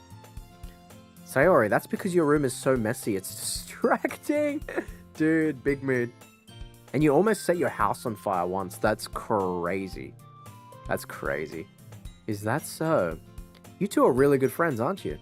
I might be a little jealous. Damn, she straight up admits that shit? Honka Bonka is indeed the optimal outcome. I mean, she's fine as hell. We'll see, though. Welcome the Mr. House. Welcome an NCR soldier. Patrolling the Mojave almost makes you wish for a nuclear winter. Sweet, bro, sweet. Okay. If Jesse misses your chat, it's because of the game. He's reading a lot lately. Yeah, I'm reading a lot in the game, bro. I'll get to it. Came for Honka Bonka, stayed for the cool game. Hell yeah. What an interesting roster of characters in chat, right? What the fuck is going on? Anyway. I love Sayori. Yeah. Honestly, they're all really cool so far. How come you and Jesse can be good friends too? I'm shy. Sayori. As usual, Sayori seems oblivious to the weird situation she just put me into. Oh, Yuri even brought you something today, you know? Wait. Me? Not really. Don't be shy. It's really nothing. What is it? Never mind. Damn, bright tomato face, bro. Sayori made it sound like a big deal when it's really not. What do I do? I'm sorry, Yuri, I wasn't thinking. I guess that means it's up to me to rescue the situation. Hey, don't worry about it. First of all, I wasn't expecting anything in the first place, so any nice gesture from you is a pleasant surprise. It'll make me happy no matter what. Is that so? Yeah, I won't make it a big deal if you don't want it to be. That's a really good answer. Alright, well here. Yuri reaches into her bag and pulls out a book. I didn't want you to feel left out, so I picked out a book that I thought you might enjoy. It's a short read, so it should keep your attention even if you don't usually read. And we could, you know, discuss it if you wanted to. I want to. How is this girl accidentally being so cute? She even picked out a book she thinks I'll like despite me not reading much? Yuri, thank you. I'll definitely read this. I enthusiastically take the book. Give me the fucking... Give it here. Well, you can read it at your own pace. I look forward to hearing what you think. Cute. That was a very lovely gesture. She knows me so well, bro. We should... Sorry. What did I miss? Just like Kami, cute and tiny. Oi, I'm not that tiny. Dave, get off Minecraft, bro. Let's dox Dave. Oh, damn, it just disappeared. Anyway. But that doesn't seem to be the case. Sayori and Monica are having a cheery conversation in the corner. Yuri's face is already buried in a book. I can't help but notice her intense expression, like she was waiting for this chance. Meanwhile, Natsuki is rummaging around in the closet. I hear Natsuki utter an exasperated sigh from within the closet. She seems to be annoyed by something. I approach her in case she needs a hand. Okay, hang on. We could discuss it if you wanted. Yuri is me. This is my ultimate romantic gesture. Yeah. You're like, we could discuss it if you wanted. And then they're like, all right. And you're like... a million words a minute. Let me just fucking dump all my knowledge on this special interest. Cracks knuckles. Let's go! That's what Sarah does. I'm like, what are you reading? And she's like... let me fucking tell you something. Yeah. You looking for something in here? Freaking Monica. She never puts my stuff back in the right spot. What's the point in keeping your collection organized if someone else is just gonna mess it up? That's actually huge. That's valid, dude. Natsuki slides a bunch of stacked books in boxes across the shelf. Manga? You read manga, right? Sometimes. Manga's one of those things where you can't admit you're really into it until you figure out where the other person stands. That's crazy. How'd you know anyway? I heard you bring it up at some point. Besides, it's kind of written on your face. Woolhead, what's up, fam? Cat's laying on my desk next to my computer. Nice. Yuri and Sayori are my favorite characters so far. I'm only like 2.5 hours in. Nice, nice. Literally, here, read this book I like, please. And also, can we talk about it? It's the ultimate in intimacy for a reader. Yeah. My answer about what am I reading is almost always just, oh, smart. Yeah. Look, valid. You know what you like.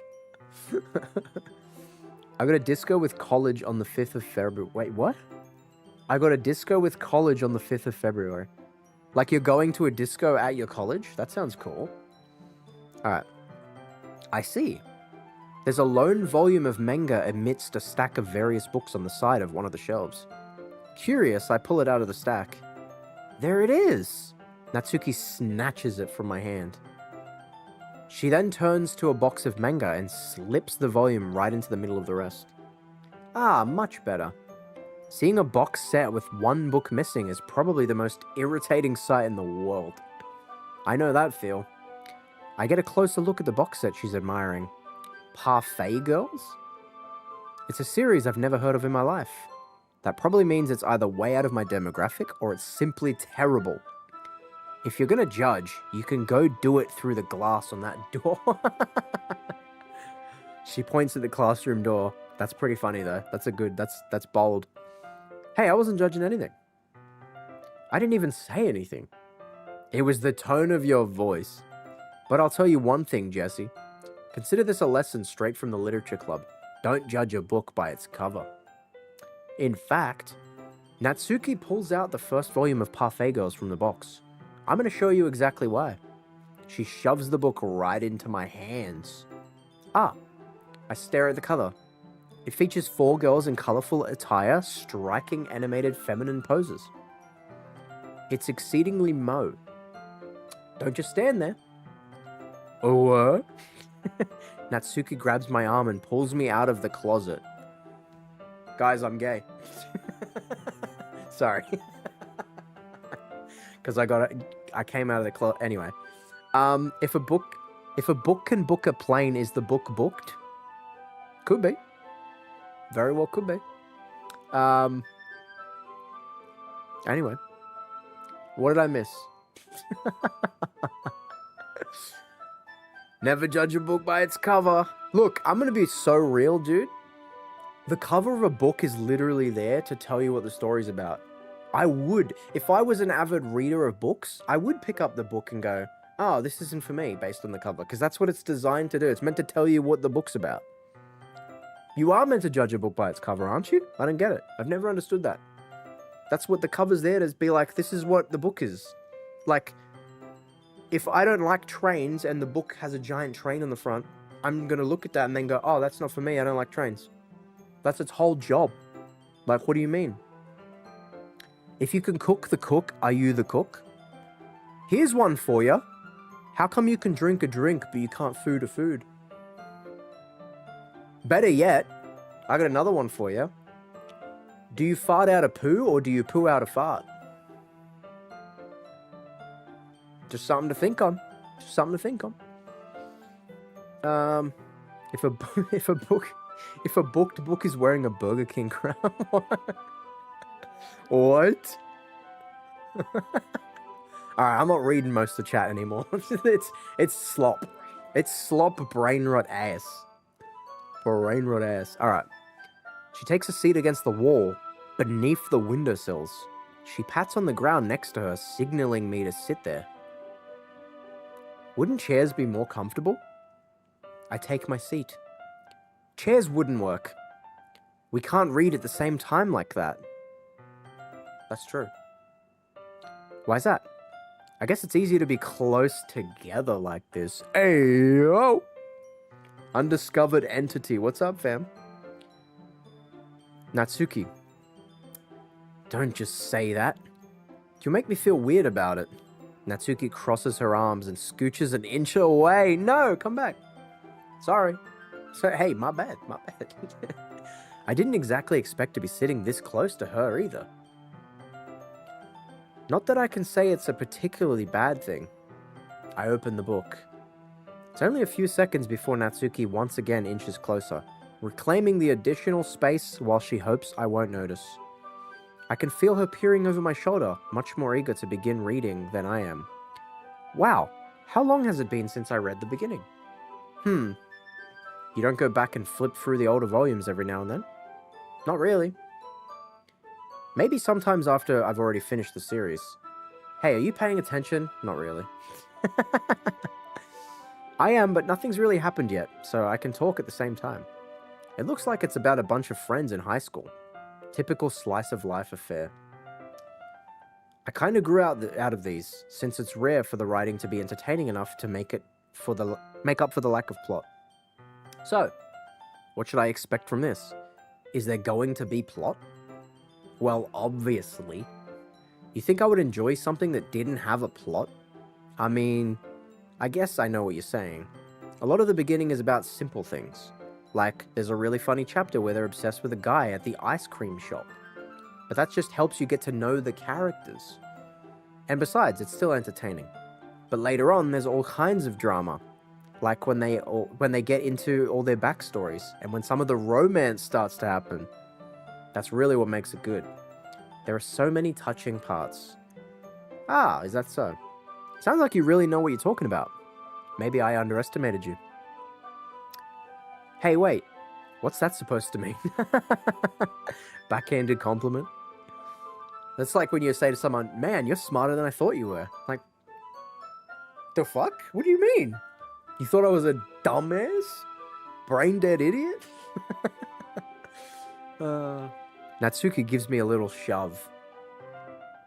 She loves me. I just meant that I haven't yet seen you at your full power. Good save. This chapter seems like it's about baking. This is just a guess, but is there a lot of baking in this manga? Well. Natsuki pauses for a moment, as she doesn't want to admit something. Yeah. Why does that matter? It doesn't. I was just curious. Since you enjoy baking too, right? That's, just a coincidence. I just happened to get into baking around the same time I got this manga. Like, I would never get into anything because it's in a manga. I feel bad for anyone that's that impressionable. Definitely not a coincidence. I guess that explains Natsuki's interest in baking. Still, all the hobbies to pick up from manga, that's definitely one of the better ones. True. Jesse, how hot or cold is Mars? What a random question. What the fuck? What stream are you watching? Mars is cold. Most people think it would be warm, but it's very cold. Why am I answering that? I'm always up for Natsuki defense. I'm on your side, girl. She seems cool. I like her. Not to mention she's really good at it. So who am I to judge? Cute. We read on for a few minutes. I finished a couple of chapters at this point. Are you sure this isn't boring for you? It's not. Even though you're just watching me read? Well, I'm fine with that. Oh, she likes it. That's her special interest, bro. We were talking about how smart you are or dumb. Why are you talking about how smart or dumb I am? She's so cute. Yeah, that's very cute. What's the color of... What's the color of Uranus? Actually, it's pronounced Uranus. I know funny haha jokes, but it is pronounced Uranus. And it is like a, it's like a greeny bluey color. Yeah, it's a really nice greeny bluey color. Like a slightly more green Miku color. You know what I mean? I don't know what that color is. What's that color? Like a slightly green blue? It's a really nice color. Kind of like a light teal.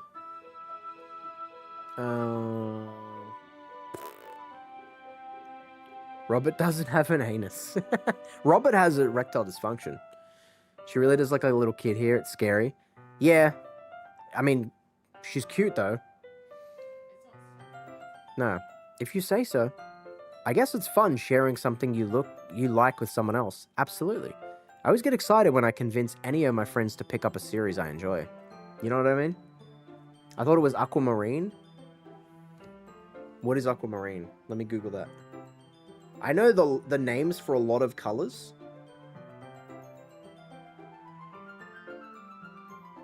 No, it's a bit more green than that. Oh, okay. Yeah, it's kind of aquamarine. I was looking the actual crystals like aquamarine, and it doesn't look like that, but a color, like, I don't know how well this will show up on camera, but it's kind of like that color. Anyway, again, I don't know why we're talking about that. Her hair has points in it like cat ears. Yeah? That's cute. That is pretty cute. Yeah, that is actually really cute, yeah.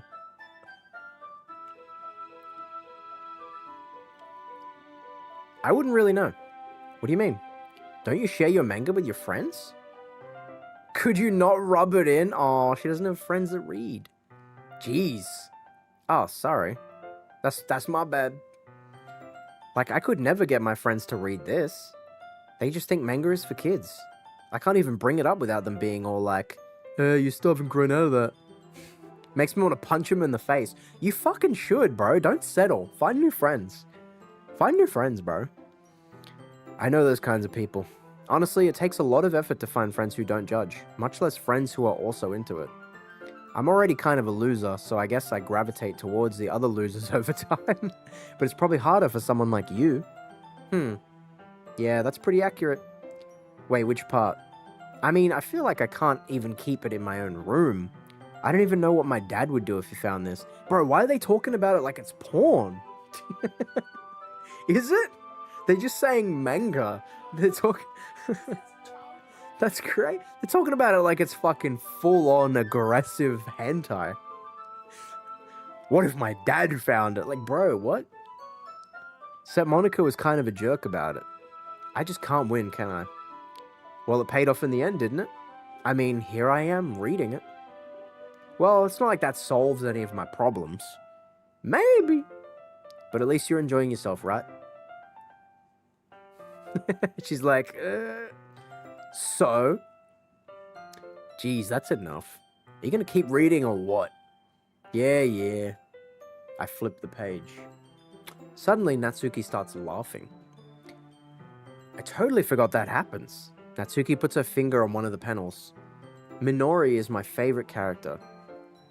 You always feel a little bit bad for her since she's so unlucky. But it gets especially bad when, I shouldn't be talking about that yet. Just finish the chapter. Literally acting like it's super not safe for work. Yeah, that's the vibe I was getting. They're acting like it's some crazy heinous porn. It's just like Naruto or some shit. Like, you know what I mean? Like, what? Calm down. Natsuki's voice sparkles with excitement. It's a stark contrast to her usual bossy tone. But if she's not used to sharing her favorite manga with her friends, I can understand why. It's hard to express in words the feeling you get when connecting with someone like that. And being able to provide that to Natsuki, for whom it's a rare experience, the thought makes me smile a little to myself. Okay, everyone. Eh? Are you all ready with today's poems? Shit. Oh, come on. Could your timing be any worse? Sorry. I just need to make sure we have enough time. Though, you do look pretty cozy over there. Eh? Natsuki suddenly notices how close she's gotten to me. She hastily slides herself a good 12 inches away, bruh. Alright, guess I'll stop here for now. I close the book and hand it towards Natsuki. You're just giving it back? Don't you want to know what happens? Yeah, but Monica just said, don't be dumb. Just take it home with you. Eh? Is that really alright? I say that mostly because I really didn't plan on using my spare time to read this. Well, of course. It would take forever to finish it if you didn't take it home. Just finish that one before tomorrow so we can start the next one. Damn. And if it gets bent, I'll kill you. By tomorrow? I only got partway through the volume so far. I might fall behind on some shows if I try to get through this. But I suppose that's a necessary sacrifice in exchange for seeing Natsuki's enthusiastic face. Or am I more scared of what will happen if I don't finish it? Alright then. I stand up. I return to where I put my stuff and carefully slipped the book into my bag. By the way, did you remember to write a poem last night? Yeah? My relaxation ends. Hey, what's up, Scarlet? Natsuki is being a little hater and lover. She says her friends see it as immature and for kids, but if my dad found me reading like Rainbow Fairies or something, I wouldn't be bothered. Yeah, I think your parent kind of always treats you like a kid, so you doing something childish shouldn't be crazy to a parent. I can understand friends taking the piss if you're doing something they think is childish, but a parent, I don't know, it seems weird. I guess, yeah. Japanese parents are a bit, how you going? They're a bit strict with that sort of stuff. If she's meant to be getting like a job or something and she's sitting there reading like comic books, yeah, I guess. But just like lock in. If you're still doing the stuff you need to do and then in your spare time you're doing that, there shouldn't be any fucking... Jessie reads My Little Pony and that is fine. I absolutely do not. But, I mean, it would be fine if I did. Don't yuck their yum. 100%. That's it. If you're not harming anybody else and you're getting your shit done, do whatever you want. Alright. Can't believe I agreed to do something so embarrassing. I couldn't really find much inspiration since I've never really done this before. Well, now that everyone's ready, why don't you find someone to share with? I can't wait. I can't wait. Don't crap on their fun. Yeah, that's it. Sayori and Monica enthusiastically pull out their poems. Sayori is on a wrinkled sheet of loose leaf torn from a spiral notebook. On the other hand, Monica wrote hers in a composition notebook. I can already see Monica's pristine handwriting from where I sat. Ba ba ba ba ba. Okay. She thinks she's better than everyone else. Okay. I love Yuri and Natsuki's clashes. Toxic Yuri. Oh, something to look forward to. Okay. I do the same myself. Alright, let's get it. Ooh, finally a choice.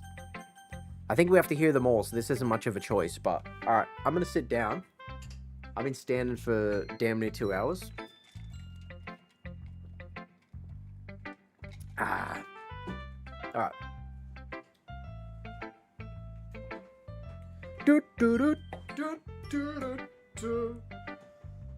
Let's go, boys. Jesse, where the fuck are you? I'm in my house.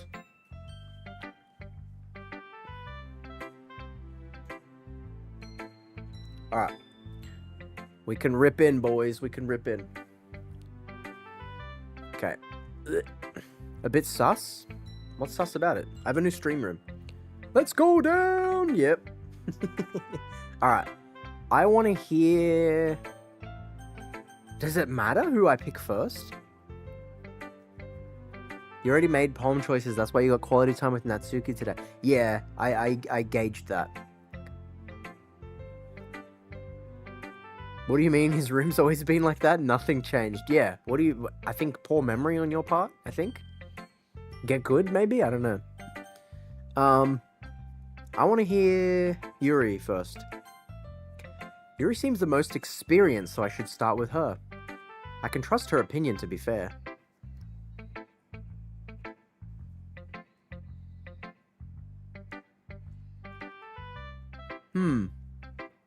Yuri stares at the poem.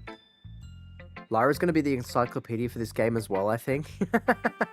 Well, I'm just glad she's back. A minute passes, more than enough time for her to finish reading.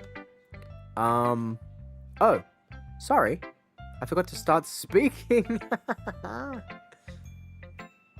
It's fine, don't force yourself. I'm not. I just need to put my thoughts into words. Hold on. Okay. This is your first time writing a poem, right? Yeah. Why do you ask? I'm just making sure. I guess that it might be after reading through it. Damn, fuck. I gotta go for a bit, so lol. No! Nah, it's alright. Do what you gotta do, fam. Imagine us collectively gaslighting someone into believing his room didn't change. What do you mean it didn't change?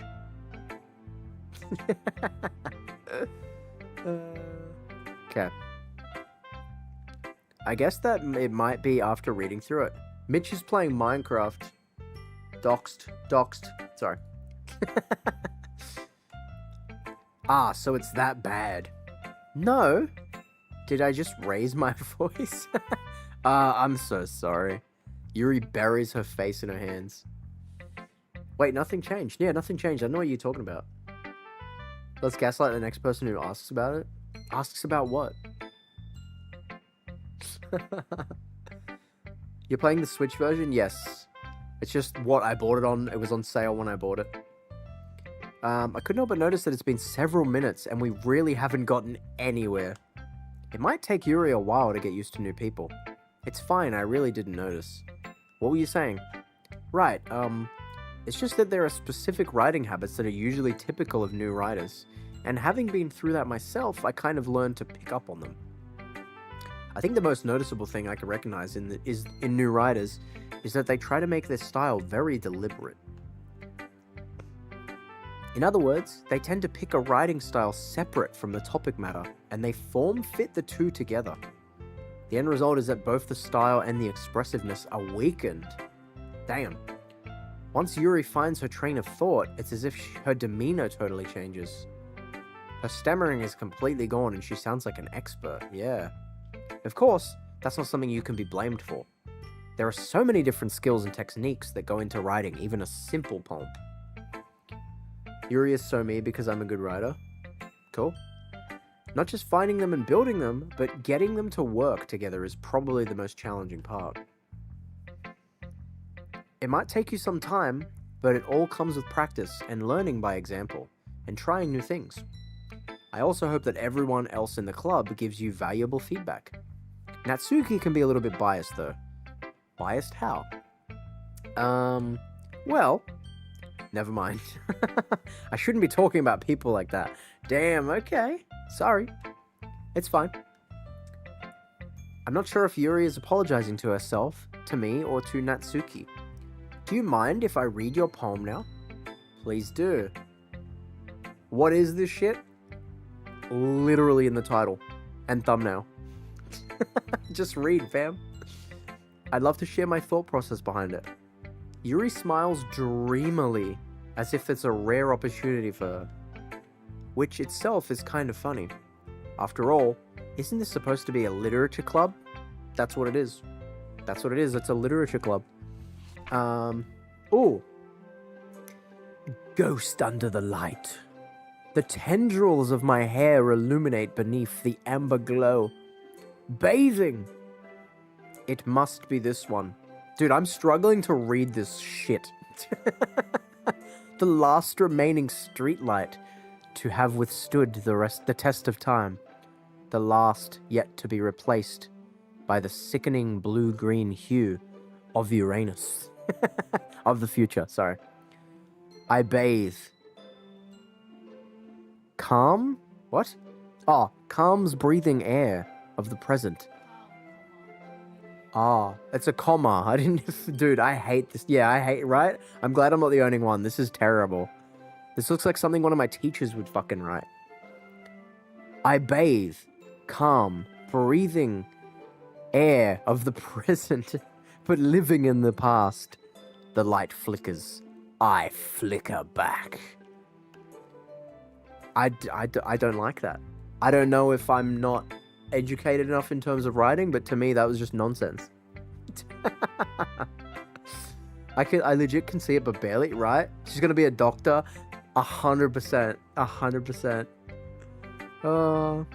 I'm sorry, I have such terrible handwriting. At least she fucking knows. At least she's aware. We love a self-aware queen. Too readable to be a doctor? Yeah, but just barely. I wasn't thinking that at all. But it took you a long time to read. Fuck, how'd she know? Ah, Ah.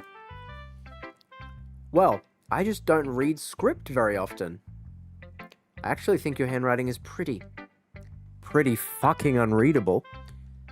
That's a relief. Also, I liked the poem. Not even for a second.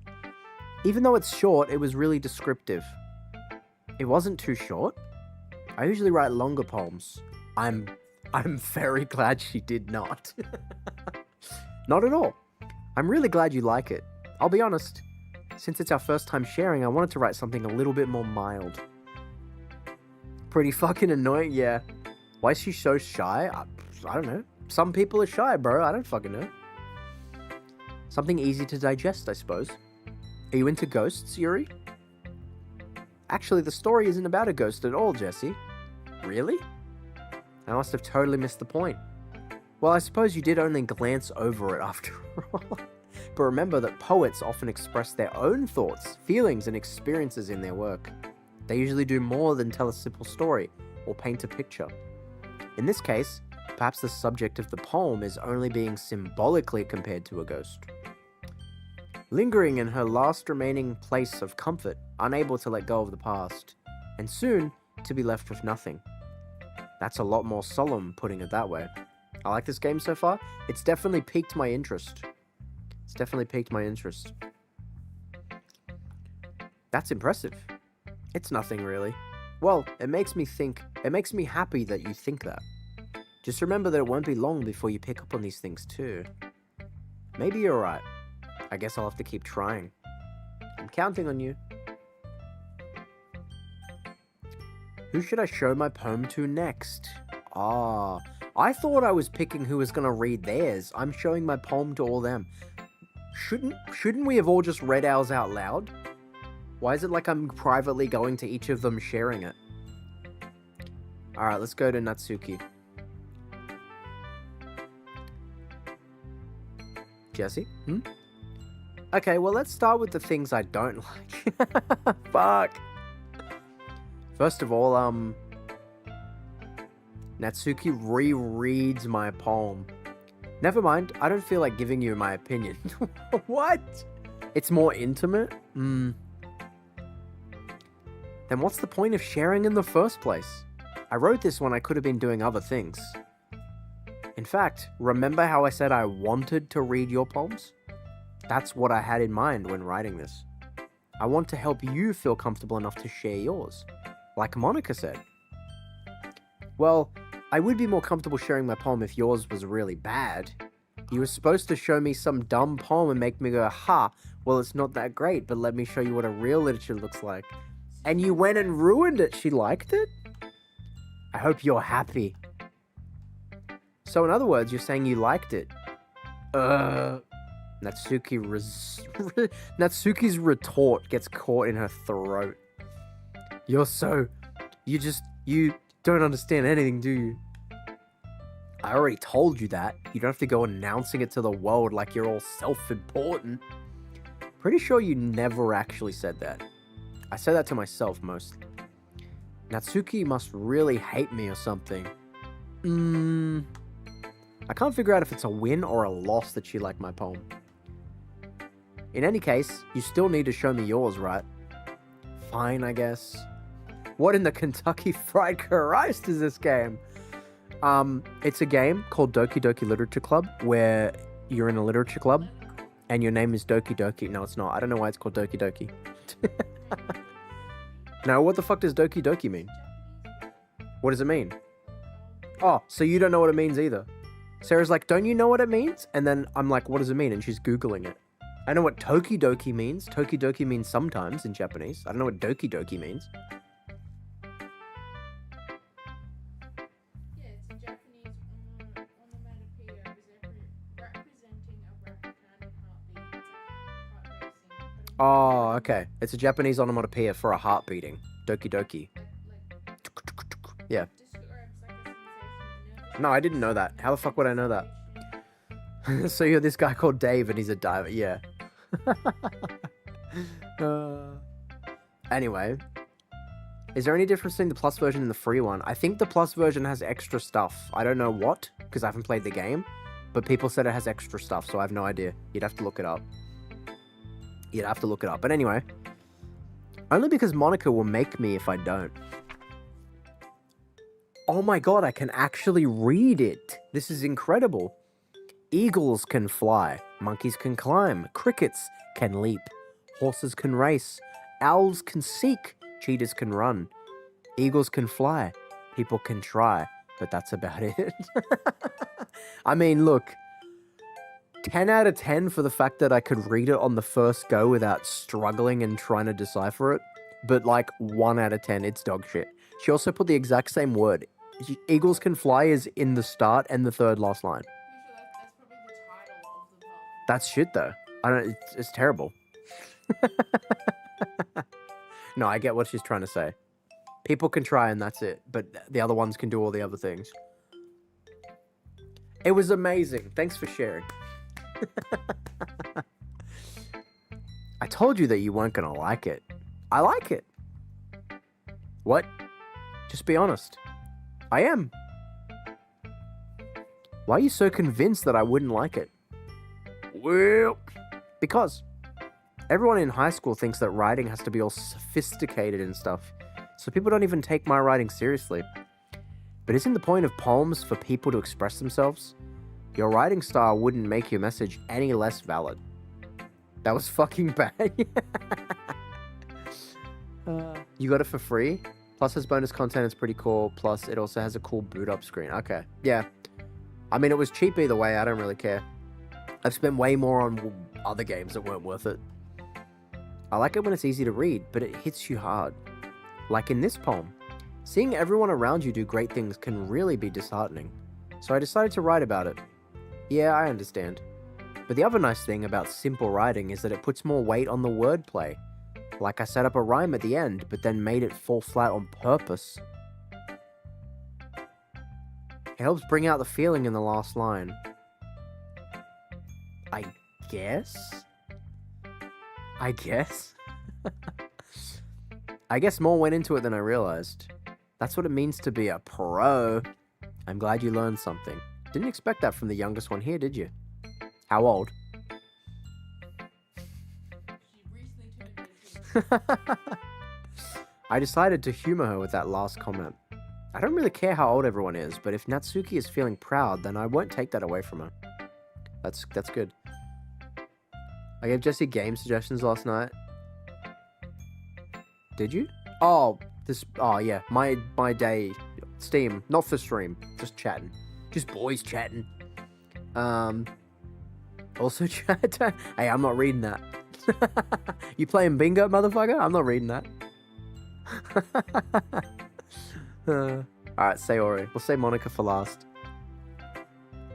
This is a good poem, Jesse. Are you sure it's your first? I want to know what my poem says. I picked words, but I want to read the poem. It's not that good. Am I the kind of guy who would be writing poems in his spare time? I guess you're right. But that's why it impressed me. Fuck. I got you, bitch. I know what you're doing. Jesse, you should play Blatcher. It's so addictive. I played it in Dave the Diver and loved it and wasted way too much time in a stream. And then I bought the game on Steam and I've been playing it in my spare time. And it is amazing. I love it. And we might do a stream where I'm yapping while playing it.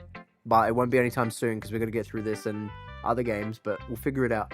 I think a yap stream while we're playing Blatcher might hit. And Davey seems to be excited about it.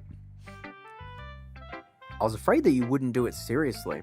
Or that you wouldn't write one at all. I'm really happy just that you wrote one. It reminds me of how you're really part of the club now. Not to mention the fact that I'm standing in front of you in the club room.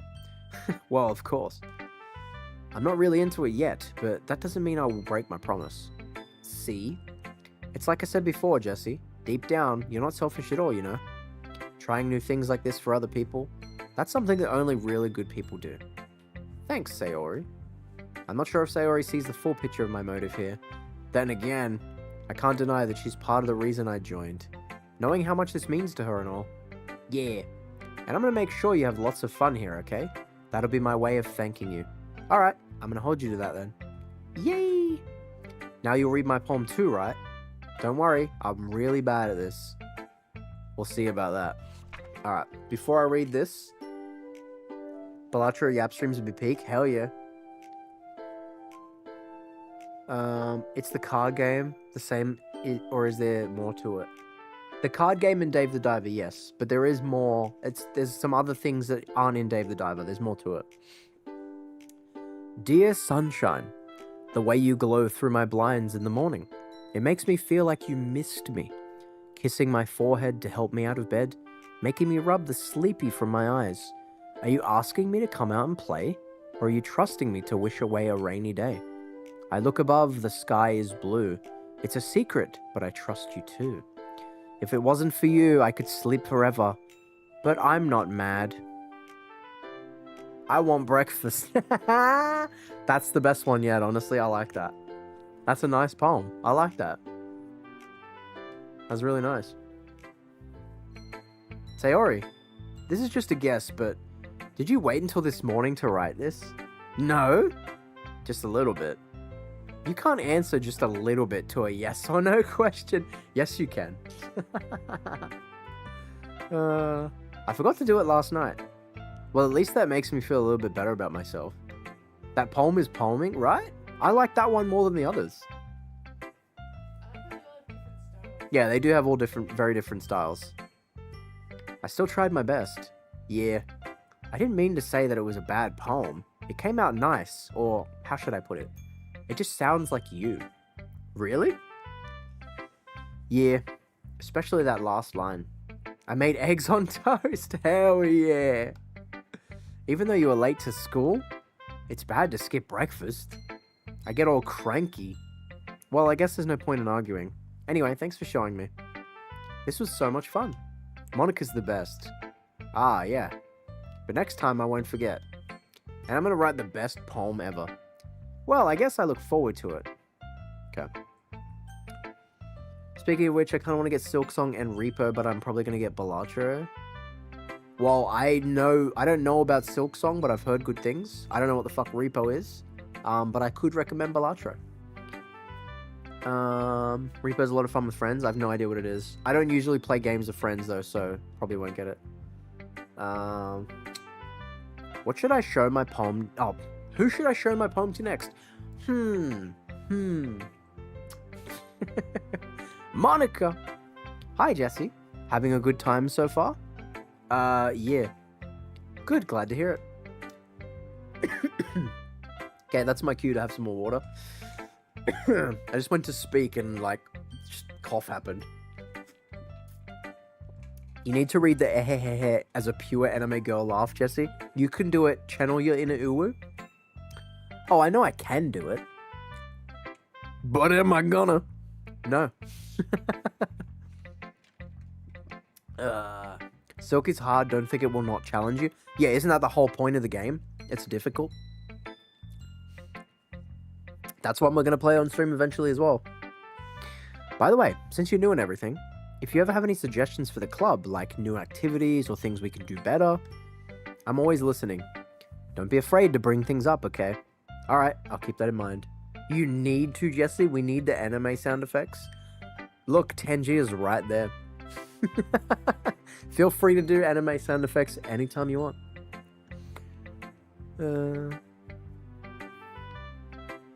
Alright, I'll keep that in mind. Of course, I'll be afraid to bring things up. I'm much better at just going with the flow until I'm more settled in. Anyway, want to share your poem with me? It's kind of embarrassing, but I guess I have to. Ahahaha. Don't worry, Jesse. We're all a little embarrassed today, you know. But it's that sort of barrier that we all learn to get past soon. Yeah, that's true. I hand Monica my poem. I like it, Jesse. Really? It's a lot cuter than I expected. Ahahaha. Oh, jeez. Oh, jeez. No. It kind of makes me think of something Natsuki would write. Shit. And she's a good writer too. So take that as a compliment. If you say so. Yep. There's a lot of poems or stories out there that are no more than a few simple words. They can be funny, endearing, or even sad. And sometimes they're only a few lines long. They might even feel like they're written for kids, but if you think about them, they can express views of the world that would apply to anybody. I see. So you're saying that Natsuki is kind of like that? Sort of. Maybe she's not an expert, but you probably won't find much filler in her poems. They might be easy to write, but they're super challenging and get to the meaning through. So I can see why it would be your kind of poem to explore.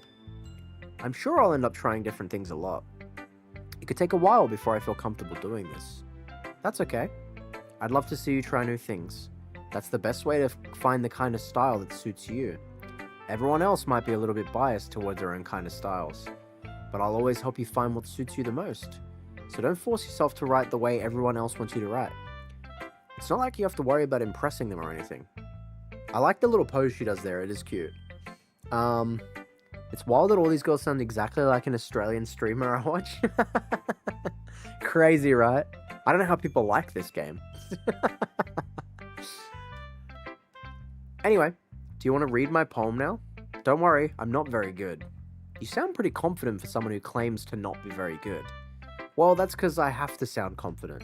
That doesn't mean I always feel that way, you know? I see. Well, let's read it then. Hole in a wall. It couldn't have been me. See the direction the sparkle protrudes? A noisy neighbor. An angry boyfriend. I'll never know. I wasn't home. I peer inside for a clue. No, I can't see. I reel, blind, like a film left out in the sun. But it's too late. My retinas, already scorched with permanent copy of the meaningless image. It's just a little hole. It wasn't too bright. It was too deep. Stretching forever into everything, a hole of infinite choices. I realize now that I wasn't looking in, I was looking out, and he, on the other side, was looking in. Okay. A hole in the wall, you say? Oh no. Oh no. Hole in the wall. I'm reading it back in my head. I peer inside for a clue. No, can't see. Real fine.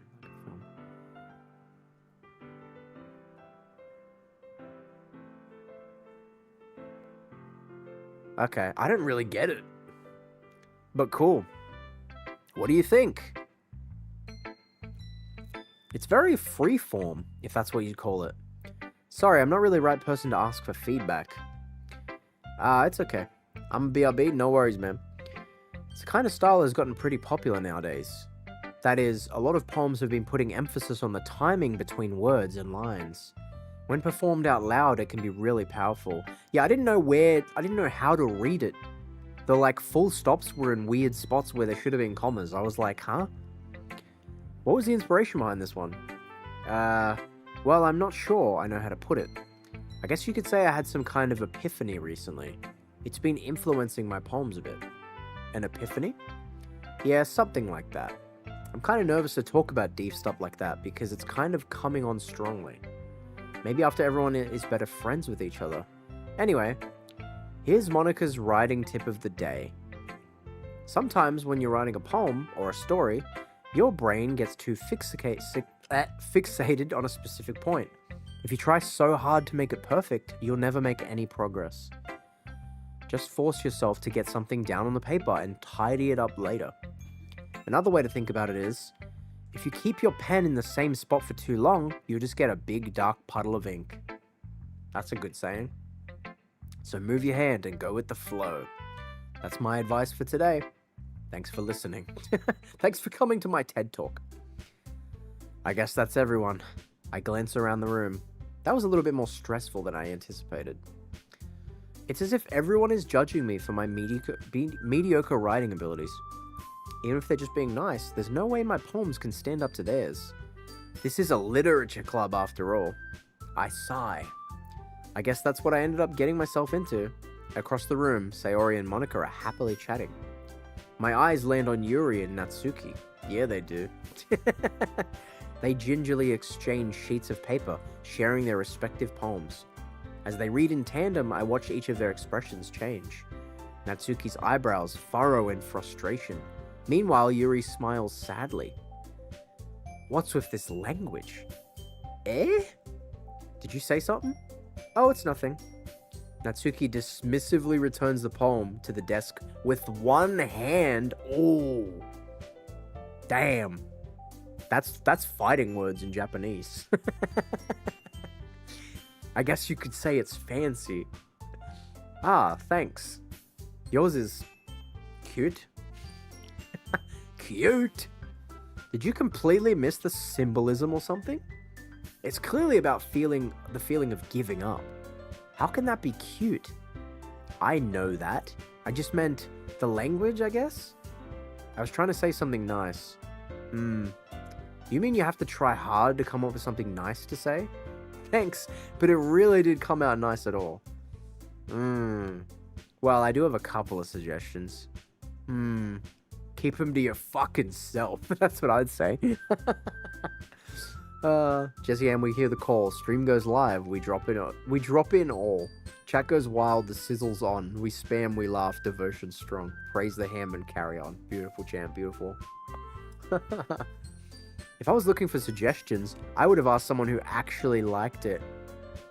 Boom! Which people did, by the way.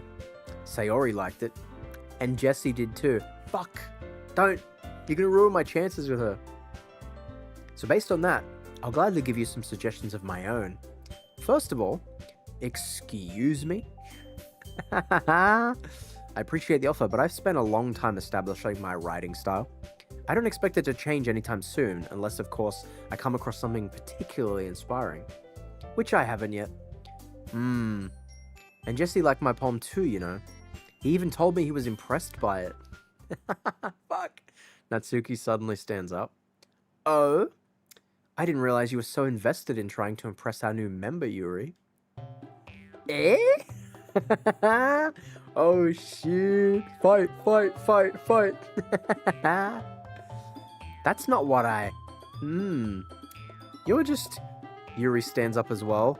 Maybe you're just jealous that Jesse appreciates my advice more than he appreciated yours. Ladies, don't bring me into this, boys. Don't bring me into this, eh? I'm out. How do you know he didn't appreciate my advice more? Are you that full of yourself? No. If I was full of myself, I would be deliberately go out of my way to make everything I do overly cutesy. Is everyone okay? We need some cupcakes, bro. We need to shut up and eat and calm down. Well, you know what?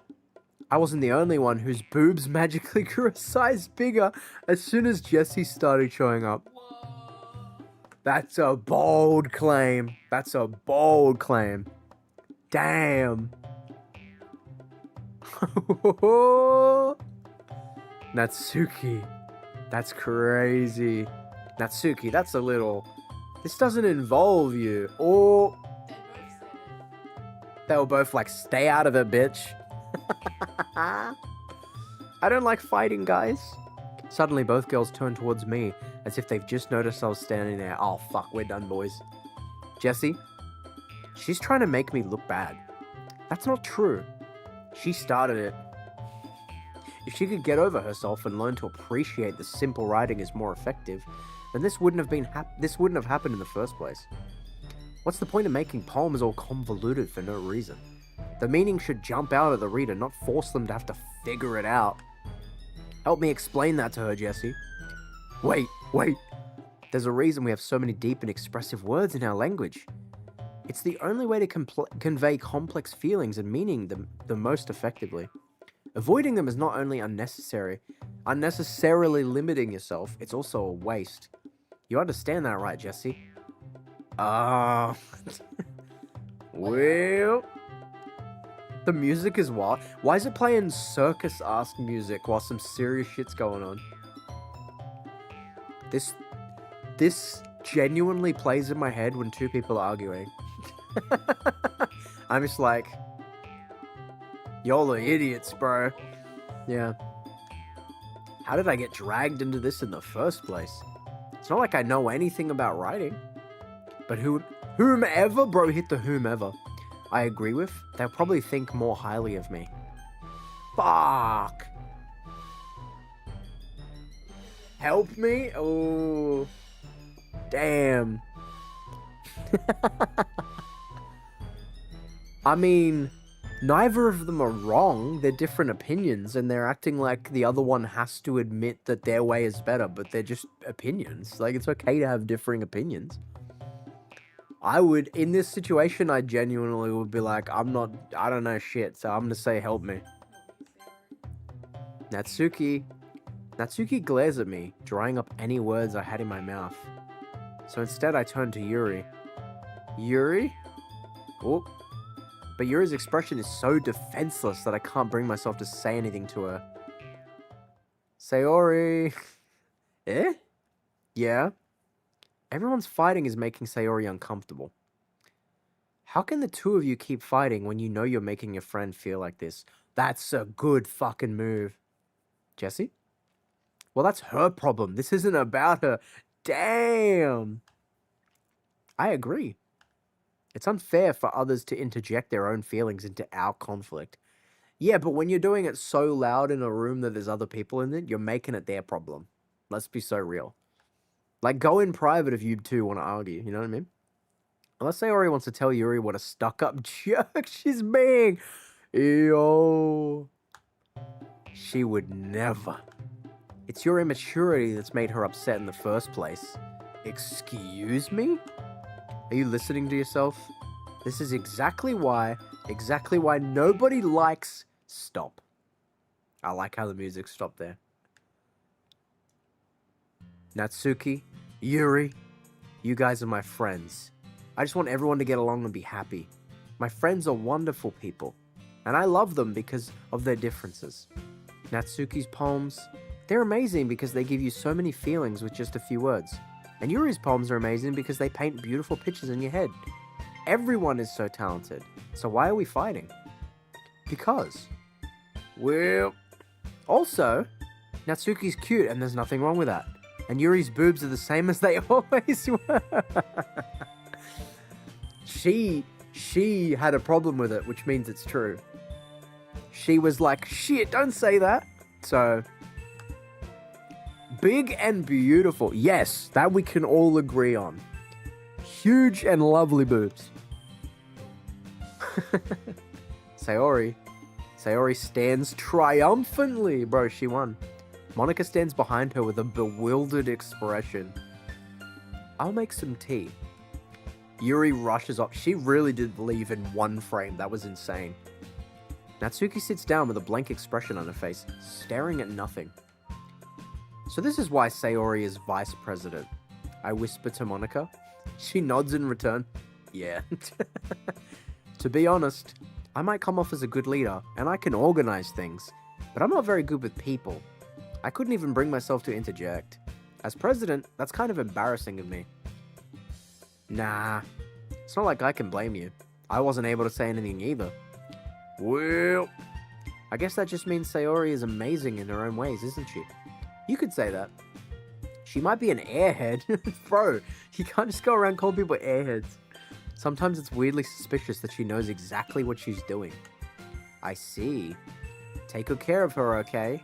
I would hate to see her get herself hurt. That makes two of us. You can count on me. Monica smiles sweetly at me, causing my stomach to knot. Oh no. Such a genuine person really does make a good president, regardless of what she says. If only I could get the chance to talk to her a little more. Everyone's catching strays, yeah, right? Okay, everyone. It's just about time for us to leave. How did you all feel about sharing poems? It was a lot of fun. Well, I'd say it was worth it. It was alright. Well, mostly. Jesse, how about you? Yeah, I'd say the same. It was a neat thing to talk about with everyone. Awesome. In that case, we'll do the same thing tomorrow. And maybe you learn something from your friends too. So your poems will turn out even better. I think to myself, I did learn a little bit more about the kinds of poems everyone likes.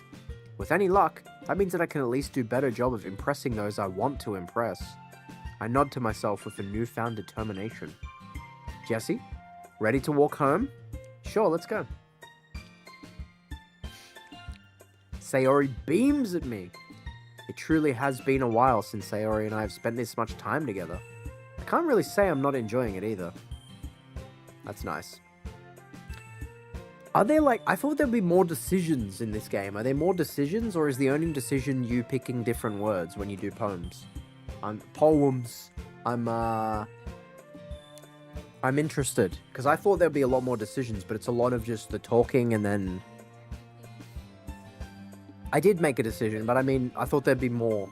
I'm just curious. About what happened earlier. What do you mean? You know, between Yuri and Natsuki? Does that kind of thing happen often? No. That's really the first time I've seen them fight like that. It's because of me. It's because they both want me. It's a virtual novel? Yeah. Okay, so there's not much choices. Promise they're both wonderful people. You don't hate them, do you? No, I don't hate them. I just wanted your opinion, that's all. I can see why they'd make good friends with you. Phew. You know, Jesse, it's nice that I get to spend time with you in the club. It is, there are different versions of the poems, hence why you have the save button. Okay, I get you. I think seeing you get along with everyone is what makes me the happiest. And I think everyone really likes you too. Every day is going to be so much fun. Sigh. Looks like Sayori still hasn't caught on to the kind of situation I'm in. Sure, being friends with everyone is nice, but does it really need to stop there? We'll just have to see what the future holds, Sayori. I pat Sayori on the shoulder. I said that more to myself than to her, but it's easy to use Sayori as an internal monologue sometimes. Okay. Yeah. Let's do this. Alright. On my way home to Wi-Fi now, see you soon. Hey, no worries, Lyra. See you soon, fam. Okay. Now I can make decisions if I want to.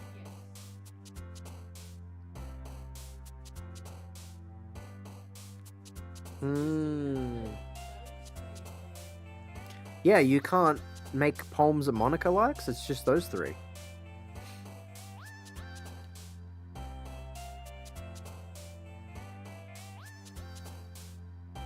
I don't know what I want to do here. I want to see, based on what we just did, Yuri, I don't like her style, but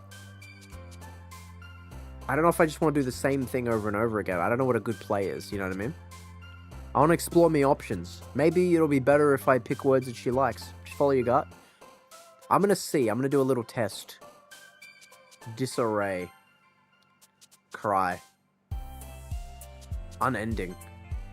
Despise. Melancholy. Uncontrollable. Misfortune. Fear. Graveyard. Atone. Kawaii.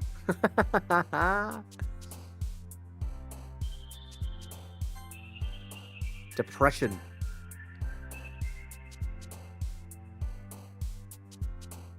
Whirlwind. Tragedy.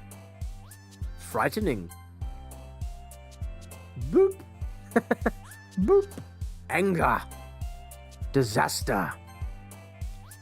Secretive. Inferno. Incapable. There we go. I wanted to spam her and I did it pretty well. Another day passes and it's time for the club meeting already. I've gotten a little bit more comfortable here over the past couple of days. Entering the club room, the usual scene greets me. Hi, Jesse. Yo, Sayori. Looks like you're in a good mood today. Sorry. I'm just still not used to you being in the club, that's all. I see. That's a pretty simple thing to get you in a good mood. But I guess it's always the simple things with you anyway. Speaking of which, I'm kinda hungry. Will you come with me to buy a snack? No thanks. Bro? That's so rude. Eh? That's not like you at all. I have my reasons. What the fuck? Why am I being such a dog? Why don't we take a look at your purse, Sayori? Oh, okay, this is something she normally does. Oh no, I forgot my wallet. You'll have to buy my snack. What a bitch. Oh, I pressed X and it hid the text. Why? Why that all of a sudden? No reason, really. I just wanted to look at it. Ah. Sayori nervously retrieves her coin purse. She fumbles with the latch and gets it open. Then she turns it upside down and lets its contents spill onto the desk. Only 2 small coins fall out. Ha! I knew it. I can see right through you, Sayori. That's not fair. How'd you even know? It's simple. If you had enough money in the first place, you would have brought a snack before coming to the club room. So either you're not hungry and wanted an excuse to take a walk, or you plan to conveniently forget that you spent all your money, so I would lend you some. But there's one more thing. You're always hungry. So that only leaves one option. I give up. Don't make me feel guilty. If you feel guilty, that means you deserve to feel guilty. Get wrecked. Yuri's laughing. Classic. Yuri suddenly giggles. Eh? I didn't notice that she was listening in. Her face is in the book, as always. I wasn't listening or anything. It was just something in my book. Yuri, tell Jesse to let me borrow some money. Don't get me involved like that. Besides, you should only buy what you can responsibly afford. Fucking ching ching, she's on the money. And frankly, after pulling a mischievous little stunt like that, your suffering is fair enough retribution. Yeah. I didn't mean that. I got too absorbed in my book. I really like when you speak your mind, Yuri. It doesn't happen much, but it's a fun side of you. There's no way you could think that. You were right, though. I did something bad and now I have to accept the revolution. Retribution. That. Still coming from you, Sayori. I guess there's a little devil inside all of us, isn't there? Hehehehe. Don't let her fool you. Sayori knows exactly what she's doing. After all, she told you guys she was bringing me to the club before she even told me. But, you wouldn't have come here if you weren't for the cupcakes. So I had to trick Natsuki into making them. Come on, give me more credit than that. Out of nowhere, something smacks Sayori in the face and tumbles onto the desk. What? Whap. Kya. Ow. What was... a cookie? Sure enough, it's a giant cookie wrapped in plastic. Sayori glances around. Is this a miracle? It's because I paid my retribution. Actually, that one almost worked. Cop a cookie, bitch. I was just gonna give it to you, but then I heard you blab about the cupcakes. It was totally worth seeing your reaction, though. Natsuki, that's so nice of you. I'm so happy. Sayori hugs the cookie. Okay, that's cute. Jeez, just eat it. Sayori rapidly tears open the wrapper and takes a big bite. So good. Oomph. Sayori suddenly clasps her hands over her mouth. I bit my tongue. You're going through a lot over just one cookie. Natsuki takes a bite of her own cookie. Ah, yours looks really good too, Natsuki. Can I try it? Bitch! Jeez. Beggars can't be choosers. But yours is chocolate. Yeah, why do you think I gave you that one? Dude, I love her. Fine. Still, I'm really happy that you share this one with me. Yeah, you get what you get, fam. Sayori gets out of her seat and goes behind Natsuki, then wraps her arms around her. Bro, it looks like she's sniffing her hair in that. Look at that. Ah, jeez. I get it. Cookie still in hand, Natsuki reaches up to nudge Sayori off her. Sayori suddenly leans down and takes a bite. Bro, that's so crazy. Hey, did you seriously just do that? Mouthful as she runs away. Mouthful, Sayori trots away to safety. That's crazy. Yuri and I laugh as well. Jeez, you're such a kid sometimes. Monica, can you tell Sayori? Eh? Natsuki glances around. Monica isn't in the club room. Where's Monica anyway? Good question. Have any of you heard anything about her being late today? Not me. Yeah, I haven't either. That's a bit unusual. I hope she's okay. Of course she's okay. She's probably just had something to do today. She's pretty popular after all. You don't think she has a... I wouldn't be surprised. She's probably more desirable than all of us combined. That's true. Excuse me? Suddenly the door swings open. Sorry, I'm super sorry. Ah, there you are. I didn't mean to be late. I hope you guys weren't worried or anything. Monica chose the club over her boyfriend after all. You're so strong-willed. Boyfriend? What on earth are you talking about? Monica quizzically glances at me. Never mind that. What held you up anyway? Well, my last period today was study hall. To be honest, I kind of just lost track of time. I don't know if I believe that. That makes no sense, though. You would have heard the bell ring, at least. I must not have heard it since I was practicing piano. Piano. Whoa. This is falling apart. I wasn't aware you played music as well, Monica. I don't, really. Bro, me when I'm so dog shit at lying? That's crazy. I kind of just started recently. I've always wanted to learn piano. That's so cool. You should play something for us, Monica. That's, Monica looks at me. Maybe once I get a little bit better, I will. Yay! That sounds cool. I'd also look forward to it. Is that so? In that case, I won't let you down. Bro, now she's gonna fucking learn piano like the Beethoven and just fucking rip some shit. Monica smiles sweetly. I do love that pose, it's really cute. Ah, I didn't mean any pressure or anything like that. Don't worry, I've been practicing a whole lot recently, and I'd really love the chance to share once I'm ready. I see. In that case, best of luck. Thanks. So, I didn't miss anything, did I? No, not really. I chose to leave out Sayori's mischievous escapade. I owed a drink, bro. I'm fucking saying a million words a minute. I'm sure Natsuki will end up complaining to her anyway. It looks like everyone has already settled down. Sayori somehow already finished her entire cookie. Yuri is back to her book, and Natsuki disappeared into the closet. I'm really curious to talk to Yuri a little bit more, but at the same time, I'd feel bad from distracting her from reading. I catch a glimpse of the cover of her book. Looks like the same book that she lent me. More than that, she seems to be on the first few pages. Crap. I think she noticed me looking at her. She sneaks another glance at me and our eyes meet for a split second. Enough reading for a year or two? Yeah, bro, when I'm done with this, I'm not playing another game that doesn't have voice acting for like a year. But that only makes her hide her face deeper in her book. Sorry, I was just spacing out. I muttered this, sensing I made her uncomfortable. Oh, it's fine. I was just focused, and then I probably wouldn't have noticed in the first place. But, I'm just rereading a bit of this, so... That's the book you gave me, right? Mm-hmm.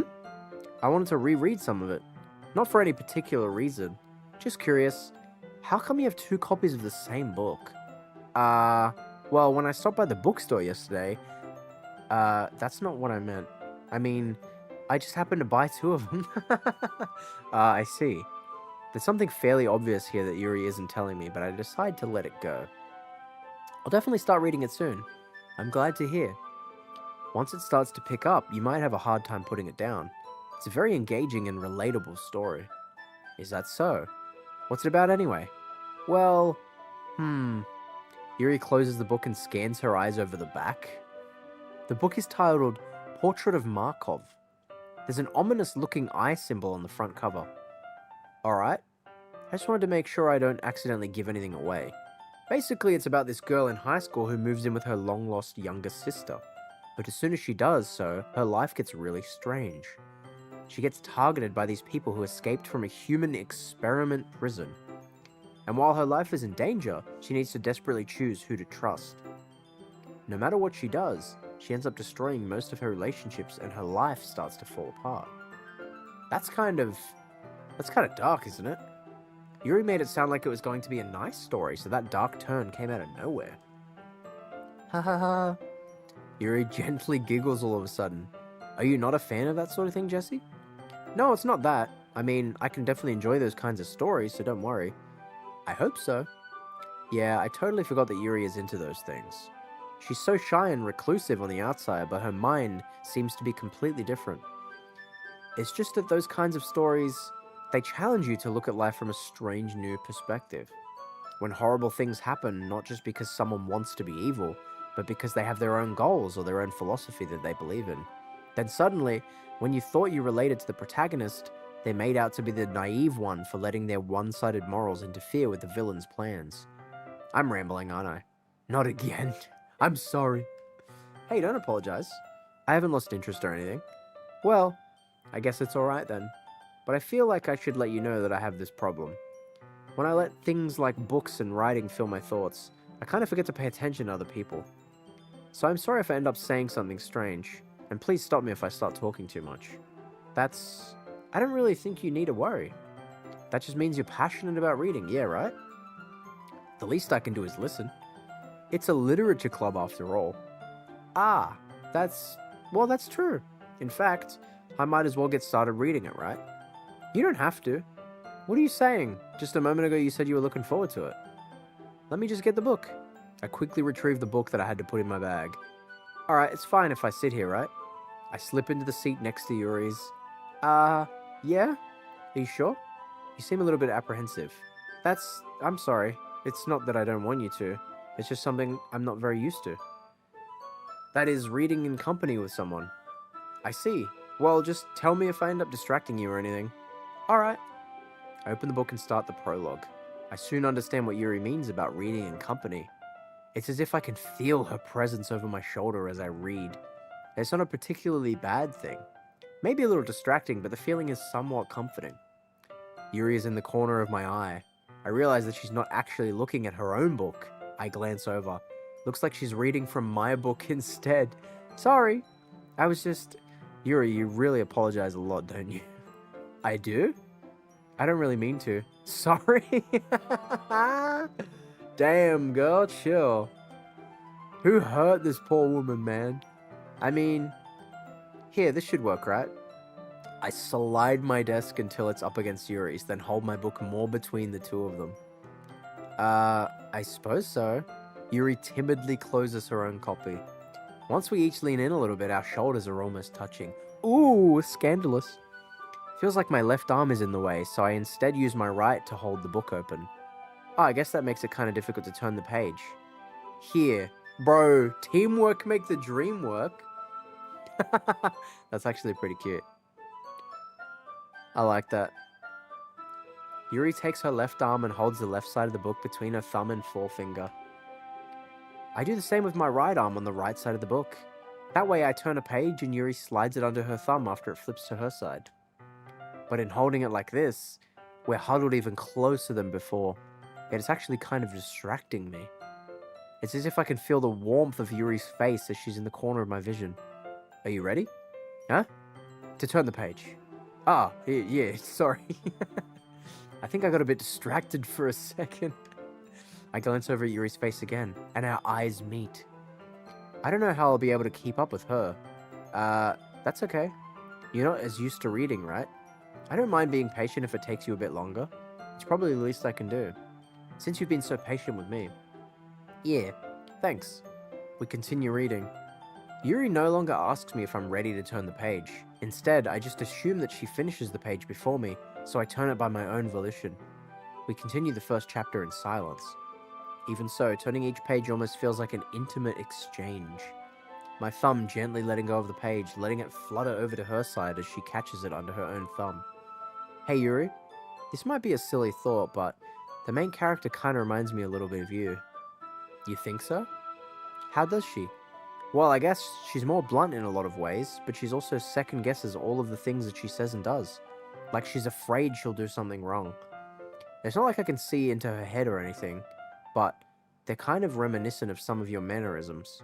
I see. Yuri remains silent for a moment. But Jesse, that's probably a terrible thing to have in common with her. That's so embarrassing that you think that. Wait. I didn't mean it in a bad way or anything. Sorry, I really didn't know you were self-conscious about that sort of thing. I guess I more meant that it's kind of cute. Is this just a way to get people read? Right? It's fucking working. I feel like I'm reading a book here, bro. Let it cook. Everybody says it's good, but man, I'm just reading an essay. Oh, I'm glad you said something. I mean, I am interested to see what happens, but I'm not gonna lie, it is like blah blah blah. I would not play this game in my own time. I would have fucking, bro, I would have refunded this shit in 30 minutes, not gonna lie. But you guys really want me to cook on it, so I'm gonna cook on it. Co-op, bro. No reading in co-op, that is true. Better game. What are you saying all of a sudden? Okay, everyone. Oh, I think it's about time we share today's poems with each other. We might not have enough time if we wait too long. Yuri exhales, spared from finishing her thought. Is that alright, Yuri? You look kind of down. I'm sorry if you haven't been looking forward to this. It's fine. Yuri releases her hand from the book, causing it to close on top of my thumb. Alright, I guess I'll do some more reading tonight. Or would you prefer I only read it with you? I guess I don't have too much of a preference either way. In that case, I'll read a little bit more tonight. It'll be more fun to read with you after it picks up a bit, you know? That's good reasoning. It's all a devious plan from Sarah. We just want to make you read. Bastards. In that case, feel free to finish the first 2 chapters in your own time. Alright. I stand up. I make a mental note of where I left off in the book, then slip it back into my bag. Who should I show my poem to first? Bruh. How long is this shit? People said it'd be a couple of hours, but I feel like we haven't done much at all, and I've been going for 3 hours. I know the first hour was a yap session, basically, but still. Let's show it to Yuri. Let's see what you've written for today. Yuri stares at the poem with a surprised expression on her face. Do you like it? Jesse, how did you pick up on this so quickly? Just yesterday I was telling you the kind of techniques worth practicing. Maybe that's why? You did a good job explaining. I really wanted to try and give it more imagery. Yuri visibly swallows. Even her hands appear sweaty. It's 4 to 5 hours? Really? I'm not used to this. Used to what? I don't know. It's fine, take your time. Yuri breathes and collects her thoughts. Jesse, for us to get the full experience, I think you need to use different voices for each character. Shut the fuck up. Buy an audiobook, bitch. Kyle is right, motherfuckers. I ain't doing girl voices, bro. I can't do it. I know that Yuri likes to think before she speaks, so I offer that patience to her. Just being appreciated like this, I guess. It probably sounds really stupid, but seeing someone motivated by my writing just makes me really happy. Are you saying you never shared your writing before? Yuri nods. Really? I don't believe it. I really only write for myself, and besides, people would just laugh at me. Do you really think that? Again, Yuri nods. Even your close friends? Yuri doesn't respond to that? Oh shit. So you want us to stop watching and go listen to an audiobook? No, but I'm also not going to be a fucking audiobook. I wonder why. Anyway, so you want to share the poem you wrote today? Yeah, I do. If it's with you. Ooh! Oh, fuck, I hate her writing, I forgot. Bro, I love her, but I hate her writing. What do you do? She's a 10, but you can't read anything she writes. What do you do? The raccoon. It happened in the dead of the night while I was slicing bread for a guilty snack. My attention was caught by the scuttering of a raccoon outside my window. That was, I believe, the first time I noticed my strange tendencies as an unordinary human. I gave the raccoon a piece of bread, my subconscious well aware of the consequences, well aware that a raccoon that is fed will always come back for more. The enticing beauty of my cutting knife was the symptom. The bread, my hungry curiosity? The raccoon. An urge? How the fuck do you see urge with that shit, bro? Oh my god. Alright. An urge. The moon increments its phase and reflects that much more light off of my cutting knife. The very oh my god, this is so long. The very same light that glistens in the eyes of my raccoon friend. I slice the bread. I don't know if they can hear you. The raccoon becomes excited, or perhaps I'm merely projecting my emotions onto the new Sarah, shush, I don't think they can hear you. It's deep in the background. I forgot where I was. This shit sucks. The raccoon is taken to follow... Oh, wait. Yeah. The raccoon is taken to following me. You could say that we've gotten quite used to each other. The raccoon becomes hungry more and more frequently, so my bread is always handy. Every time I brandish my cutting knife, the raccoon shows me its excitement. A rush of blood. Classic Pavlovian conditioning. I slice the bread and I feed myself again. Okay. Go to the girl who wrote about the special hole. That's what we do. I like her. I just can't stand her poems or her writing. I was a little bit more daring with this one than yesterday's. I can see that. It's a lot more metaphorical. I don't know if it's my fault, but I can't begin to imagine what this poem's about. That's right. It's a bit closer to my preferred writing style, using the poem as a canvas to express vivid imagery and conveying emotions throughout them. If I take it at face value, then I can't even figure out what it's supposed to mean. Well, I think it's something that different people can relate to in their own way. I want to express the way it feels for me to indulge in my more unusual hobbies. It's those sorts of things that usually I'm forced to keep to myself. So I sometimes enjoy writing about them. Why do you keep them to yourself? Because they're embarrassing and people would make fun of me. Don't you have anything like that, Jesse? Well, bread. Bread. Nice. Yeah, I guess I do. I feel like everyone has a little something like that. The best we can do is respect each other in our individualities, even if it's difficult sometimes and some things make us uncomfortable. After all, I hadn't learned to embrace my own weirdness, I would probably hate myself. I might be ranting a little bit now, but I'm glad that you're a good listener. Huge. Alright, I really gotta piss, boys. I'm gonna be back in a minute. Also, not even gonna lie, I need a little bit of a break from the reading. I am curious to see where this goes, though. I don't hate it. I just hate reading, but I am interested to see where it goes, and I like the characters. I'll be back in a minute.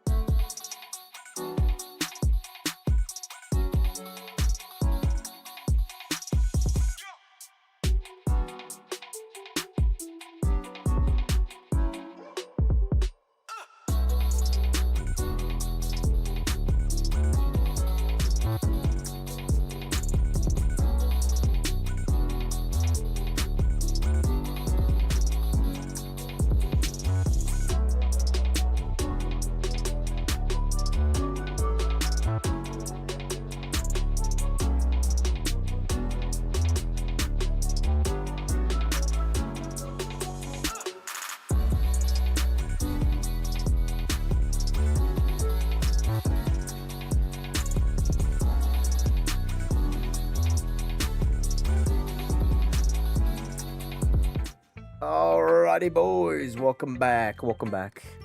What did I miss? Stream? Of course. I'm not sure what I think about this game. Yeah. I like the characters. I don't love the gameplay. I don't love how much reading there is, but I knew that this was what it was. I knew that this is what it was. I'm just not good at reading. I get bored very easily, especially when there's a lot of reading. But I'm gonna pull through. I know people really like this game. I'm gonna try. I'm gonna give it my best. That's a long piss. Only way I know how, bro. Stay hydrated. Gotta head to work. See you later. No worries, Kami. Catch you, fam. He's playing Belatra. Yeah. I just minimized it on the BRB to play a real game. No, I'm joking. Alright, let's get back into it. Let's show Sayori the poem. Okay. Oh my goodness. This is so good, Jesse. Yeah? I love it. Especially after yesterday's poem. You're too honest sometimes, Sayori. No, but really. I want to put this on my wall. Can I? Sayori, you must be seriously overreacting. I'm not a good writer at all. I honestly have no idea what I'm doing. Well, maybe that's why. Because I have no idea what I like either. Jeez. I'm sure Yuri's opinion has to be a little bit more constructive than this. Maybe even Natsuki's. Are you sure you don't like it just because I wrote it? Well, I'm sure that's part of it. I think I understand you better than a lot of other people, you know? So when I read your poem, it's not just a poem. Every character also sounds the same. Shut the fuck up. Jesus Christ. Peak content, bruh. It's a Jessie poem, and that makes it feel extra special. Like, I can feel your feelings in it. Sayori hugs the sheet against her chest, bro. You're so weird, Sayori. Well, I'm not very good at figuring out if poems are good or bad, but that's why I just go by my heart. If that makes me feel things, then it must be a good poem. I'm not sure that's exactly how it works. Then again, I guess conveying feelings is a pretty important part of this whole thing. Yeah, maybe. Honestly, I don't even know what kind of writing you like in the first place. Yeah, me neither. Bro, why is she here? Why is she in this club? Why don't you at least try giving it some thought? Oh, you want me to write something? Oh, you want to write something for me? That's so sweet. Yeah, right. But you're always thinking about other people. You need to think about yourself once in a while. If you don't, you might end up getting hurt at some point. Huh? Well, I don't really know what you mean, but I'll try to keep it in mind. Welcome back, fam. Whatever. Anyway, let's see. I guess I like happy poems? Wait, sometimes I like sad poems too. Sometimes a bit of both. There's a word for that, right? Melancholy. What's the word I'm looking for? Bittersweet. I guess that, yeah. Yeah. I like things that are happy and things that are sad. Happy and sad? I can't see you liking something sad. Well, I like happy the most. But sometimes when you have a little rain cloud in your head, a sad poem can help give the rain cloud a little hug. And make it a nice happy rainbow. That's unexpectedly poetic. It is? Maybe I'm getting better at expressing my feelings after all. Thanks, Jesse. I should go write that down. You can read my poem now, okay? Bottles. I pop off my scalp like the lid of a cookie jar. It's the secret place where I keep all my dreams. Little balls of sunshine all rubbing together like a bundle of kittens. I reach inside with my thumb and forefinger and pluck one out. It's warm and tingly. But there's no time to waste. I put it in a bottle to keep it safe. And I put the bottle on the shelf with all the other bottles. Happy thoughts, happy thoughts, happy thoughts in bottles all in a row. My collection makes me lots of friends. Each bottle a starlight to make amends. Sometimes my friend feels a certain way. Down comes a bottle to save the day. Night after night, more dreams. Friend after friend, more bottles. Deeper and deeper my fingers go, like exploring a dark cave, discovering the secrets hiding in the nooks and crannies. Digging and digging, scraping and scraping. I blow dust off my bottle caps. It doesn't feel like time elapsed. My empty shelf could use some more. My friends look through my locked front door. Finally all done, I open up, and in come my friends. In they come in such a hurry. Do they want my bottles that much? I frantically pull them from the shelf one after the other, holding them out to each and every friend. Each and every bottle, but every time I let one go, it shatters against the tile between my feet. Happy thoughts, happy thoughts, happy thoughts in shards all over the floor. They were supposed to be for my friends who aren't smiling. They're all shouting, pleading, something, but all I hear is echo, echo, echo, echo inside my head. Damn. Holy crap! Sayori, did you really write this? Of course I did. Didn't I tell you yesterday I was going to write the best poem ever? Yeah, but... I mean, I didn't expect something like this from you. Monica told me a whole lot, and I've been really in touch with my feelings recently. I see that. Deeper and deeper my fingers go seems so bad out of context. I agree. It's almost kind of creepy. Creepy? Well, not exactly. But maybe I'm not used to you being... I'm used to you being cheerful. Well, never mind. I'm thinking too hard about it. The point is, it came out good. You should be proud of it. Maybe we should go back into the coma. Bro, say what you will, but at least there was no reading in the coma, you know what I'm saying? I feel like I was meant to express myself this way, even if it helps me understand my own feelings a little bit better. Writing is like magic. You've gotten pretty passionate about this, huh? I hope you keep it up. Yeah, writing's the best. I'm gonna keep writing until I die. Don't get ahead of yourself. Sayori's always had a habit of getting obsessed with something before dropping it no more than a week later. Big mood. I wonder if this is one of those times. But seeing the passion in her eyes makes it hard for me to be pessimistic. Who should I show my poem to next? Natsuki. I liked your last one better. Yeah, I picked stuff to target Yuri. Well, yeah, I can tell you're a little bit more daring with this one, but you're not good enough for that yet. Whoa, I fell flat. That may be true, but I just wanted to try something different. I'm still figuring this all out. I mean, I always like poems that aren't trying too hard. I hate when people try to sound fancy or add more meaning just by using annoying and complicated language. Just make it simple, cute, and to the point. Yuri's head over heels for all this cryptic nonsense, but I see right through that bullshit. Making your reader look so hard for all this deep meaning is just an excuse to have no meaning at all. Damn! Guess that's one way to look at it. Hey, I'm in the bus listening. Hell yeah. Bus wanker. Sorry. I had to. You got a briefcase there too, Kami? Huh? Sorry. Fucking hell. Hey, that's my bad. That was my intrusive thoughts won on that one.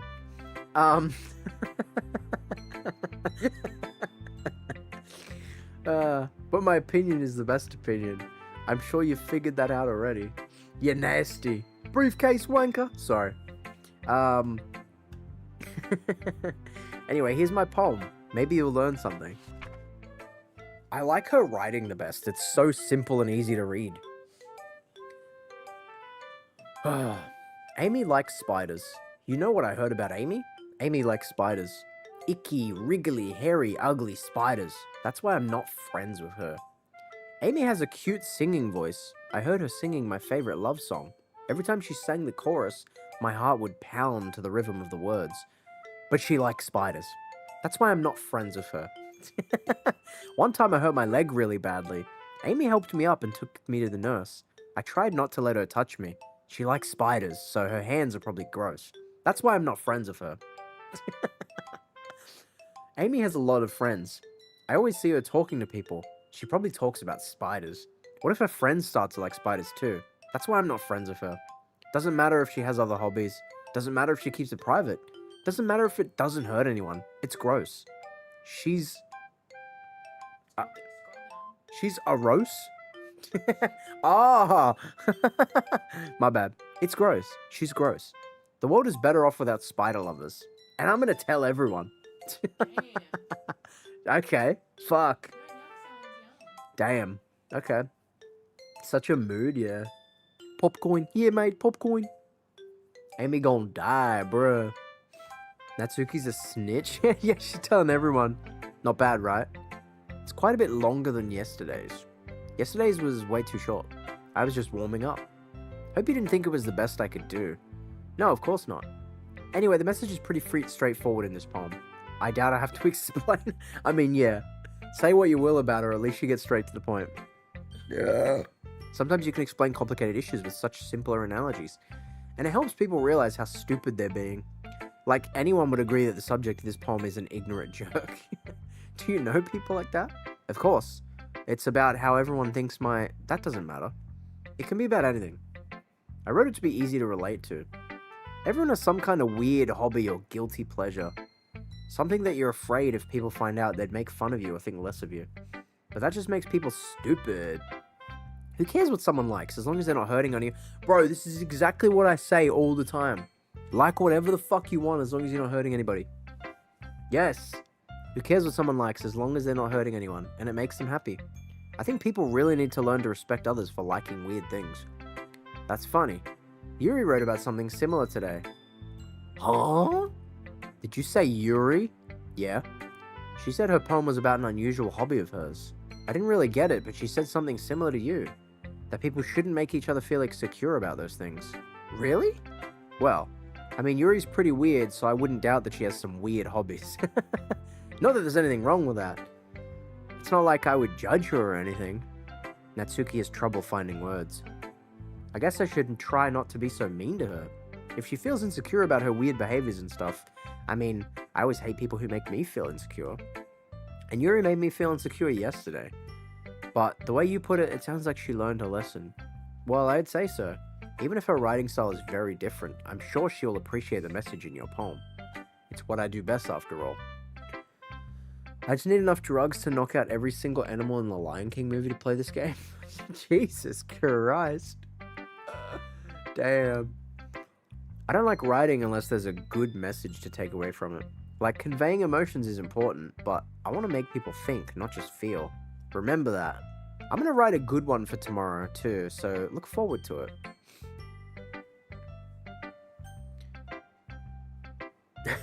Jeez, Davey. Yeah, that's crazy, bro. Monica, let's go. Hi again, Jesse. How's the writing going? Alright, I guess. I'll take that. As long as it's not going bad. I'm happy that you're applying yourself. Maybe soon you'll come up with a masterpiece. I wouldn't count on that. You never know. Want to share what you wrote here today? Sure, here you go. I give my poem to Monica. Alright. Great job, Jesse. I was going ooh in my head while reading it. It's really metaphorical. I'm not sure why, but I didn't expect you to go for something so deep. I guess I underestimated you. It's easier for me to keep everyone's expectations low. That way it always counts when I put in some effort. I guess it worked. You know that Yuri likes this kind of writing, right? Writing that's full of imagery and symbolism. Unlike Sayori, who likes using simple and direct words to describe happiness and sadness. Yuri likes it when readers are left to derive their own meaning out of it. It's very challenging to write like that effectively, both allowing people to get something out of it just by feel, or letting them deeply analyze all of the nuances. It can take years of practice, which I'm assuming Yuri has at this point. I never really asked though. I'm sure I'm nowhere near her level yet. Don't worry so much about that. You do your own thing. Just keep exploring and learn by trying new things. But anyway, you want to read my poem now? I like the way this one turned out, so I hope you do too. Alright, let's take a look. Save me. The colors, they won't stop. Bright, beautiful colors. Flashing, expanding, piercing. Red, green, blue. An endless cacophony of meaningless noise. The noise, it won't stop. Violent, grating waveforms. Squeaking, screeching, piercing. What?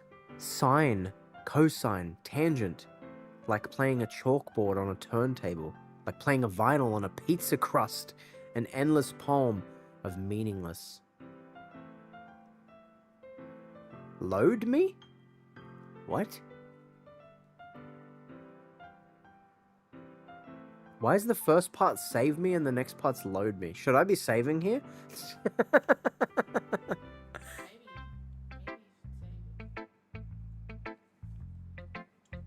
How do I save? It says save down there, but I can't save.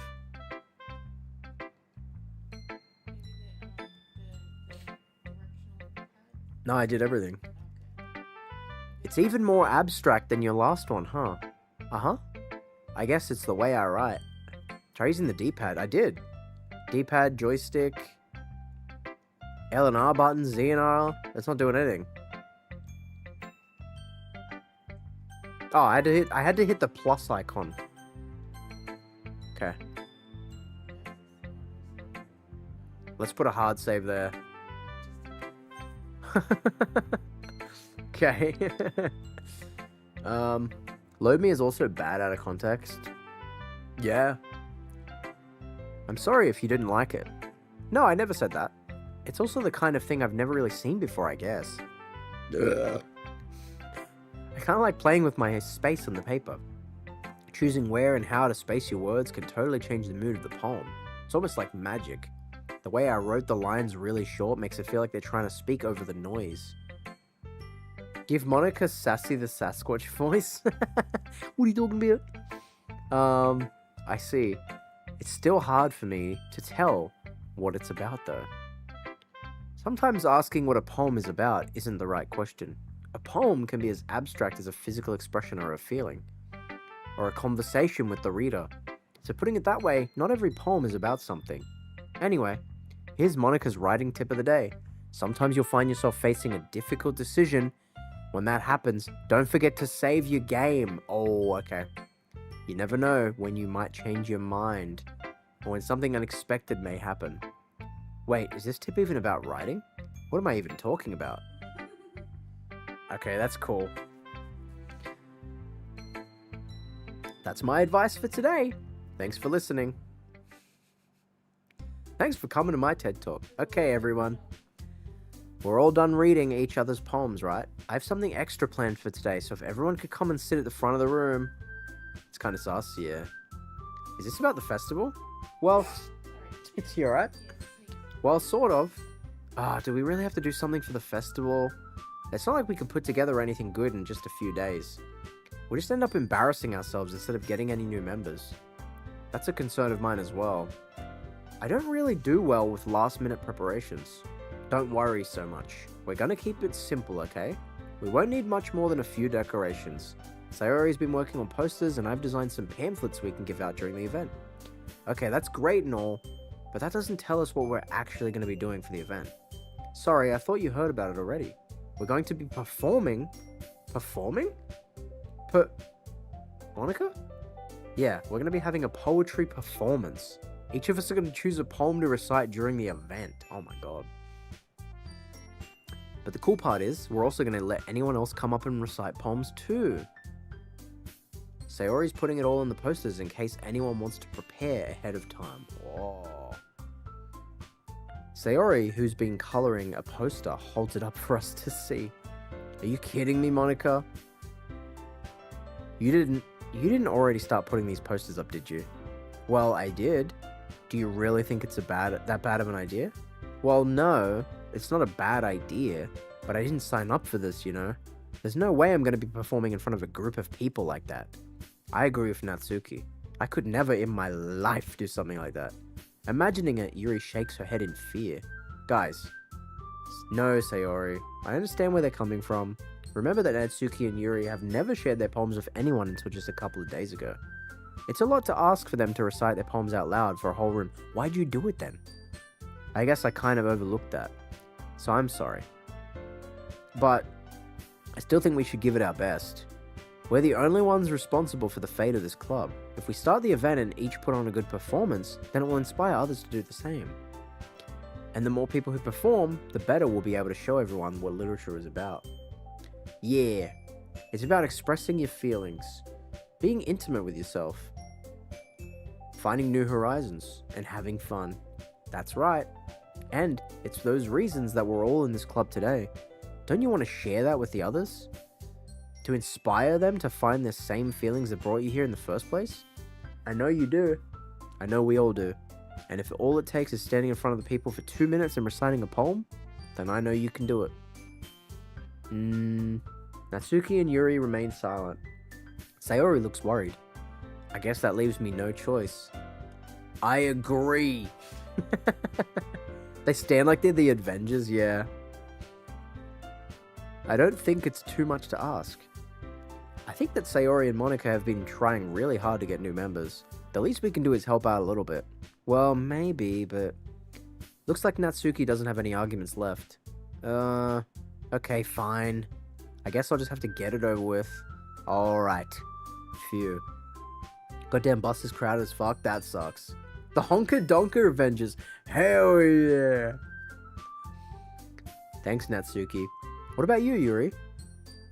Yuri dejectedly glances around at everyone else's expectant faces. Sigh. I guess I don't really have a choice. That's everyone. You're the best, Yuri. This club is seriously going to be the death of me. Oh gosh. You'll be fine, Yuri. The Infinity Honka and the battle for the Donka. Hell yeah! But anyway, let's move on to the main event. I want each of you to choose a poem of yours. We're going to practice reciting them in front of each other. No way. Monica, this is too sudden. Well, if you can't recite your poem in front of the club, how do you expect to do it in front of strangers? They didn't want to, you fucking idiot. Oh no. Don't worry. I'll start off to help everyone feel a little bit more comfortable. Can I go next? Of course. Now let's see. Monica flips through her notebook to the specific poem she has in mind for herself. She then stands behind the podium. The title of the poem is The Way They Fly. Ahem. We need the hell yeah as a Tangier sound. Yeah, that's a good one. Damn, Jesse's making Monica catch a straight. Bruh. Oh, she made herself, bro. What do you mean? I didn't do shit. Monica begins reciting her poem. Her clear, confident voice fills the room. More than that, her inflection is pristine. She knows exactly how to apply emotion behind each line she recites, bringing the words to life. Is this something she's done before, or is she simply a natural? I glance around me. They look natural to me. Sorry. Everyone has their eyes on Monica. Sayori looks amazed. Yuri has an intense expression on her face that I don't understand. Finally, Monica finishes the recitation. The four of us applaud. Monica takes a breath and smiles. That was so good, Monica. Thank you very much. I was just hoping... Mitch is playing Minecraft. I was just hoping to set a good example. Are you ready to go next, Sayori? Yuri! Oh, I'll go next. Damn, she jumps in. Yuri's fired up all of a sudden. Honk honk. Yuri clutches a sheet of paper between her hands and stands up. Keeping her head down, she walks quickly over to the podium. This poem is called... Yuri anxiously glances at each of us. You can do it, Yuri. Yeah, you can do it. It's called Afterimage of a Crimson Eye. Ooh. Yuri's voice shakes as she starts reading the poem. Just a moment ago, she practically refused to do this. Hyonk hyonk. What's up, Harsh? Why is she suddenly putting in so much effort? As Yuri gets past the first couple of lines, her voice changes. It's almost like what happens when Yuri gets absorbed into her books. Her quivering words transform into the sharp syllables of a fierce and confident woman. Her poem is full of twists and turns in its structure that she enunciates with perfect timing. My lectures went good? I'm glad, bro, I'm glad. This must be a rare glimpse into the whirling fire Yuri keeps concealed inside her head. Suddenly, she's finished. Everyone is stunned. Yuri snaps back into reality and glances around her as if she's bewildered even herself. It's up to me to save the situation. I'm the first to start applauding. Everyone joins me afterward and we give Yuri the recognition she deserves. It's not that we didn't want to applaud for her, but we were caught so off guard that we must have forgotten. As we applaud, Yuri holds the poem to her chest and rushes back into her seat. Yuri, that was really good. Thank you for sharing. Looks like Yuri is down for the count. Okay, I guess I'm next then. Sayori hops out of her chair and cheerfully walks to the podium. This one's called My Meadow. Sorry, I giggled. Sayori, it's a lot harder than I thought. How did you guys do it so easily? Try not to think of it like you're reciting to other people. Imagine you're reciting it to yourself, like in front of a mirror or in your own head. It's your poem, so it'll come out in that best that way. I see, I see. Okay then. Sayori begins her poem. Somehow, it feels like her soft voice was made as a perfect match. The poem isn't aimlessly cheery like Sayori is. It's serene and bittersweet. If I were to read this on paper, I probably wouldn't think much of it, but hearing it come from Sayori's voice almost gives it a whole new meaning. Wouldn't it be phenomenal if they did that and I didn't have to sit here and read 1,000 words? I love how they put that line in there. Hearing it come from her voice gives it a new meaning and makes it so good, but they make me read it? Bro! Sorry. Come on. Maybe this is what Sayori meant when she said she likes my poems. It's like I get to reach more deeply into someone I thought... Hang on. It's like I get to reach more deeply into someone I thought I knew through and through. Sayori finishes and we applaud. Why she has a big eye gap? 'Cause anime? I don't fucking know. Also, hi, welcome. I just got back. Don't rag on my girl Yuri for being abstract in her poetry. I'm not. I like her. They could at least put in some sounds. Yeah, I know, right? Like the typical, eh? Nah, that shit still annoys me. Because if you're gonna record anything, at least just fucking record the dialogue, bro. Good job, Sayori. Even Jesse liked it. I guess that's a good sign. The fuck's that meant to mean? What does that even mean? Yeah. It came out nicely, Sayori. The atmosphere of the poem fits you really nicely. But it might be that other poems wouldn't work quite as well with that kind of delivery. I don't really understand. In other words, I've seen poems of yours where the sort of gentle delivery wouldn't work as well. They might need a little more force behind them, depending on what you're reading. Oh, I know what you mean. That's, well, I've been practicing that kind of thing. It's just embarrassing to do it in front of everyone. Then next time, I'm going to make you pick a poem that challenges you a little bit more. We don't have much time before the festival, you know. Okay. Who's next? Natsuki? Don't make me go before Jessie. It's not like I can compare to you guys anyway. Might as well let Jessie lower everyone's standards a little before I have to do it. Bitch. Bro, why am I catching strays? Natsuki. It's fine, it's fine. I might as well get over it with. But it's not like I have much of a selection of what to read. I'll just have to go with what I wrote for today. I stand up and step in front of the podium. Everyone has their eyes on me, making me feel terribly awkward. Oh my god, look at them all looking. Hang on. There you go. That's crazy. Yeah, add some sounds, bro. Hell yeah. Make it a much more enjoyable game, you know what I'm saying?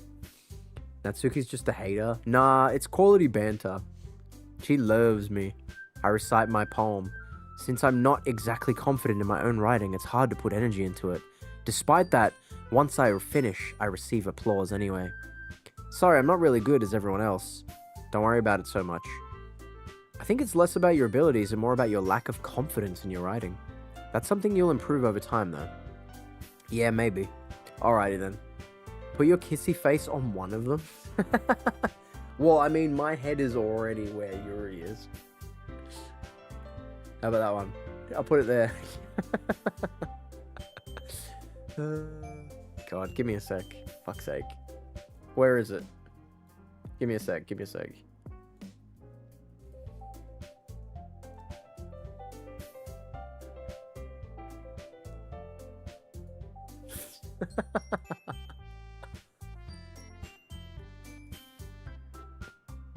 How's that?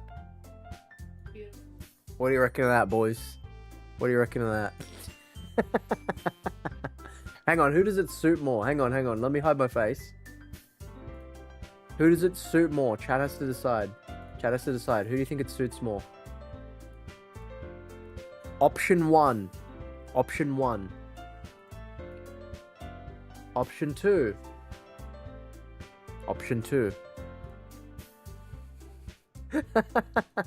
Option 3. And option 4. What are we feeling, chat? What are we feeling? Who does it suit more? Who does it suit more? 3? 3. 4? 3 or 2 are perfect. Okay, 3 people said 3.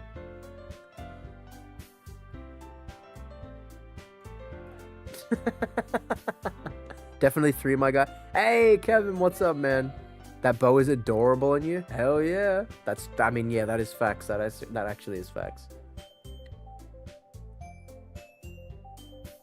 And there we go. Alright, beautiful. Alright. How you doing, Kevin? Happy to see you, big fella. The bow finishes it off, yeah. Imagine a new person joining and you see this. They would have an instant erection. Alright then. That just leaves you, Natsuki. Yeah. I'm going. Natsuki begrudgingly gets out of her seat and makes her way to the podium. Oh, sorry, boys. Let me fix that. Howdy, y'all. I have you on the TV, but we ate out last night, so I fell asleep for probably the last 2 hours. Hey, all good, man. All good. Appreciate you.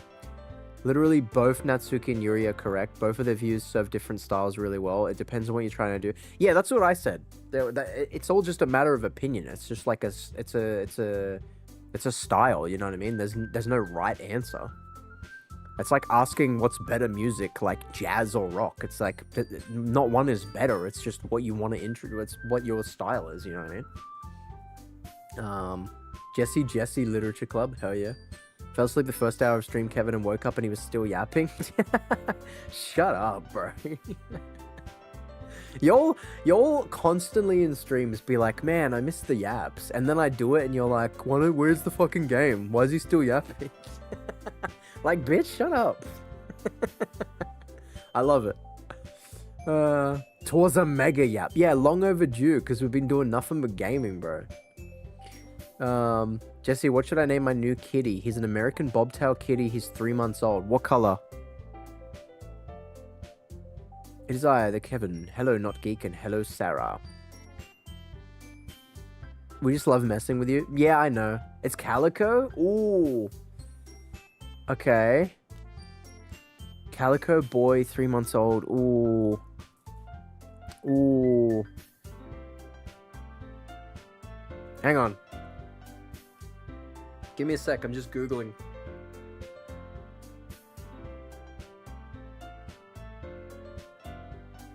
He's Googling. What's a good name for a calico? No, I'm Googling pictures of a calico fucking bobtail just so I can... I have to, like, look at something, you know what I mean? Get him to post a picture in the Discord. Do you have Discord? Can you post a picture of exactly what he looks like? Do you have Discord? I'm gonna drop a link. I will give you a really good name if you have a photo of him. Make this your new YouTube profile picture. I'd have to... it'd be better to actually cut it out so it's not a shitty little square. You know what I mean? No, I don't? Okay, I'm just looking at this. I'm just looking at this cat. Give me a second. I will take this seriously.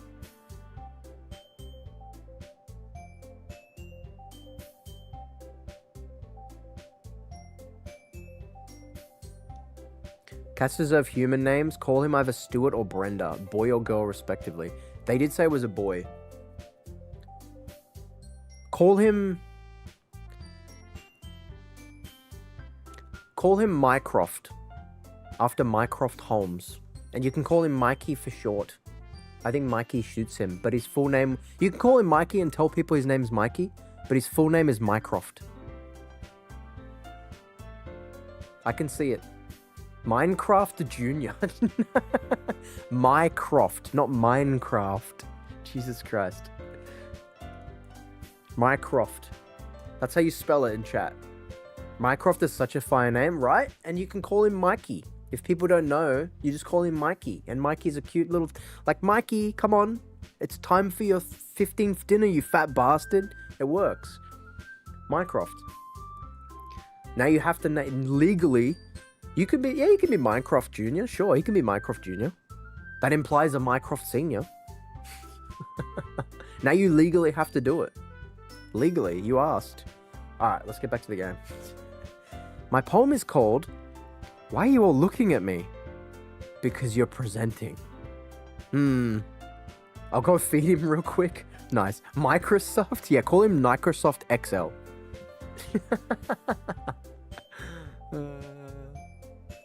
God.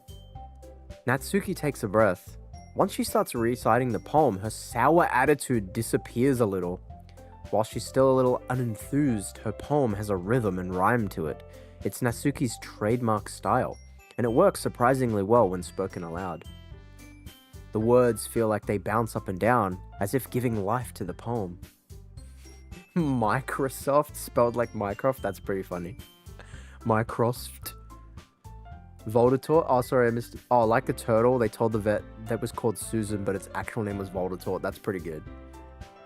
Natsuki finishes and everyone applauds. She huffs back to her seat. That wasn't too bad, was it? Easy for you to say. You'd better not make me do that again. Well, do you at least feel prepared enough to recite a poem in front of other people? I mean, doing it in front of other people would be way easier.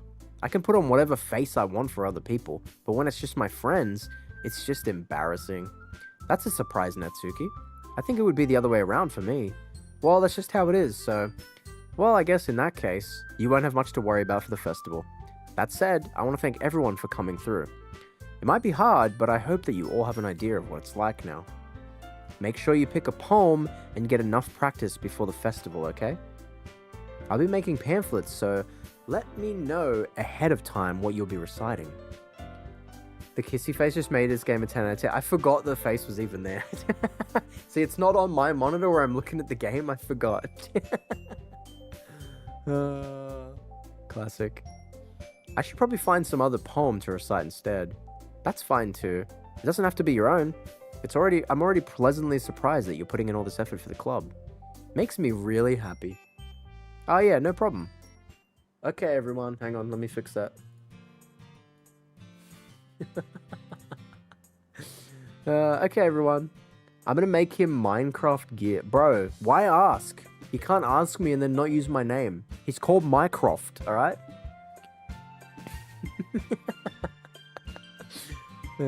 Oh, you're gonna make him Minecraft gear, like a fucking armor?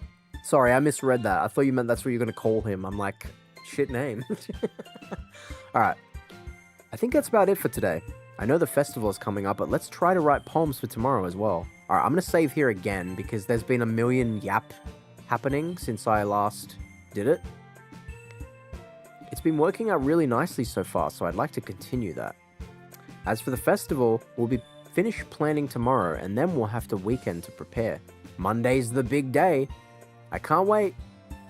I can do this. I can do this. Alright.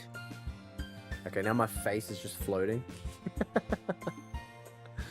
I stand up. There's no way I'll be able to find the same enthusiasm as Sayori and Monica, but I'll do my best to get through it. Right, almost to work, gotta go. Kisses for Natsuki. No worries, fam, have a good one. It's for the sake of the club, and impressing Monica. Then I'll have to do my best. Ready to go, Sayori? Yep. Oh, hang on, the face is in the perfect position. Almost. Look at you two, always going home together like that? It's kind of adorable, isn't it? Jeez, guys, don't make such a big deal out of it. Must be a little nice, though. Well, how am I supposed to respond to that? It's okay, Jesse, you don't have to say it. Whatever, let's go already. I walk home with Sayori once more. Even though it's only been a few days, a lot of things have already changed. But today, Sayori's being a little bit quieter than usual on the way home. Hey, Sayori. Sorry, I was spacing out. No wonder.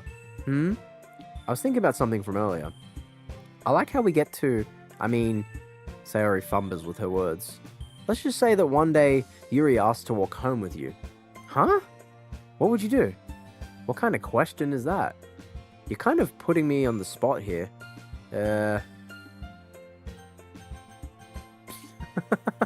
Saving that. This is the first actual decision I've had. Okay. If Yuri asked me to walk home with her, would I walk home with her, or I would still walk home with Sayori? Bro! This is brutal. I'm basically saying, oh yeah, if a hotter chick asked me, I would definitely abandon you and go there. That's crazy. I would walk home with Yuri, but whether I say that to her is another thing. You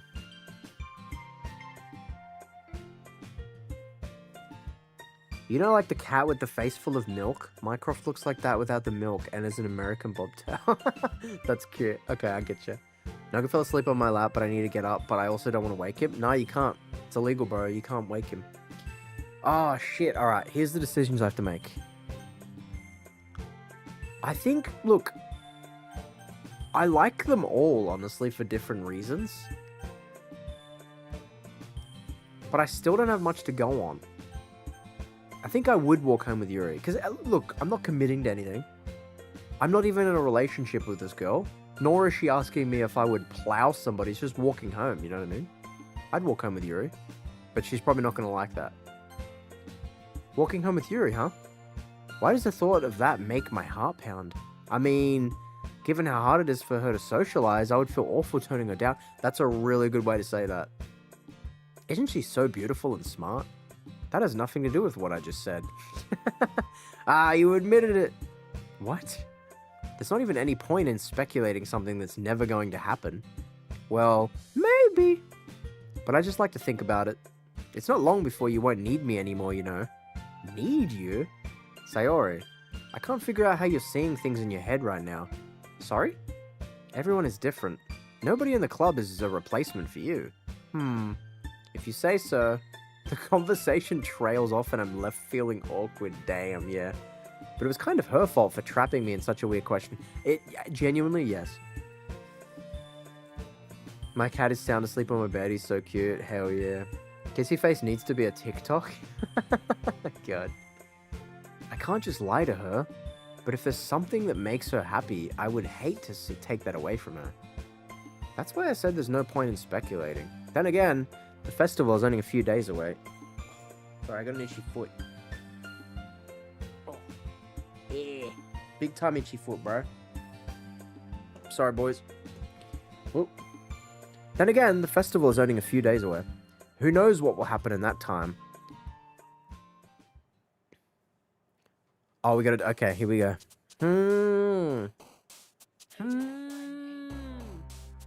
I don't know, bro. I like Yuri, but I can't stand to read her slop. Lyra is typing a heated message as we speak. Fuck. Oh, entropy is such a cool word. Sorry, I had to. Infinite.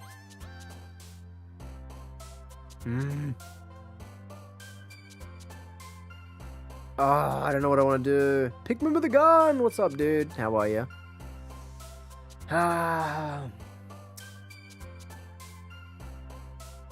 Sticky. She likes that? Okay. Anxiety.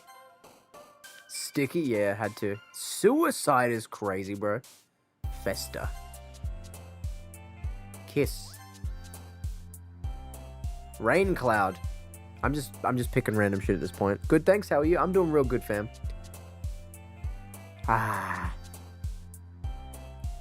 Jesse, do you play Dandy's World? No, I've never heard of that. Tears. Scars. Dazzle. Oh, we're leaning away. Shit. Pleasure. Vertigo. Cheeks. Crimson. Defeat. Wrath. Tragedy. Skirt. Dark. Unstable. Okay. I had a mix there, to be honest. I played more than Jesse and have no idea what this game is about. Well, yeah, there we go. Looking at Honker Donkers, yeah. What's the point of this game? I don't know yet. People said it's good though, so I'm sticking with it, even though I'm not having fun. Just wait, bro. That's like people that are like, oh yeah, watch this show, bro. It gets good around season 3. Like, huh? The fuck you mean? Oh man. I'm the last one here again? Don't worry. I just walked in too. Were you practicing piano again? Yeah. She really loved me, bro. Oh, cool. No doubt. Yep. Big mood. I gotta wrap up here, like, really quick as well, though. We could have played Dredge. Motherfucker! This was voted on the poll, so don't even start. I'm not having fun either, but I'm determined to play. Yeah. Starting this club and now picking up piano. Well, maybe not determination, but I guess passion. Remember that the club wouldn't be here if it wasn't for all of you. We could have played Terraria. Bro, Terraria was on the first poll, which Doki Doki was on, and Doki Doki beat it, so maybe vote in the poll. I don't know what to tell you. You guys picked this, not me. I just like Jesse and chatting here. Yeah, look, we're vibing. I think it's been fun. I'm not feeling the game, but I think we've had a good time here. We could have played Stardew. Again, I literally did a poll in yesterday's stream, this and Stardew, and this one. So look, I'm not to blame, you guys are. But I've heard it's good, so I'm sticking with it. We'll see. I'm going to wrap up here really soon, but I'll stream it again tomorrow and we'll see. Yeah. I'm streaming it again tomorrow, but if I'm still not feeling it after tomorrow, then we'll fucking see. But I'm streaming it tomorrow. I'm super happy that you're all willing to help out the festival too. I can't wait for the festival. It's gonna be great. Yeah? Weren't you complaining about it just yesterday, Natsuki? Well, yeah. I'm not talking about our part of the festival. Stick to it like used Japanese panties. Oh my god, what a callback. Not gonna lie, this looks like a dating sim. It is. But it gets weird and crazy apparently, so we're waiting for that. I don't know. It's a whole day of school where we get to play and eat all kinds of delicious food. You sound a bit like Sayori all of a sudden. Monica, do they usually have fried squid? Squid? That's a pretty specific thing to look forward to. Hey, Kevin with the 5 memberships. Thanks, bro. Queenie Pies. Yep, Strazer. I don't even know what that name is. Jordan. I don't know any of those.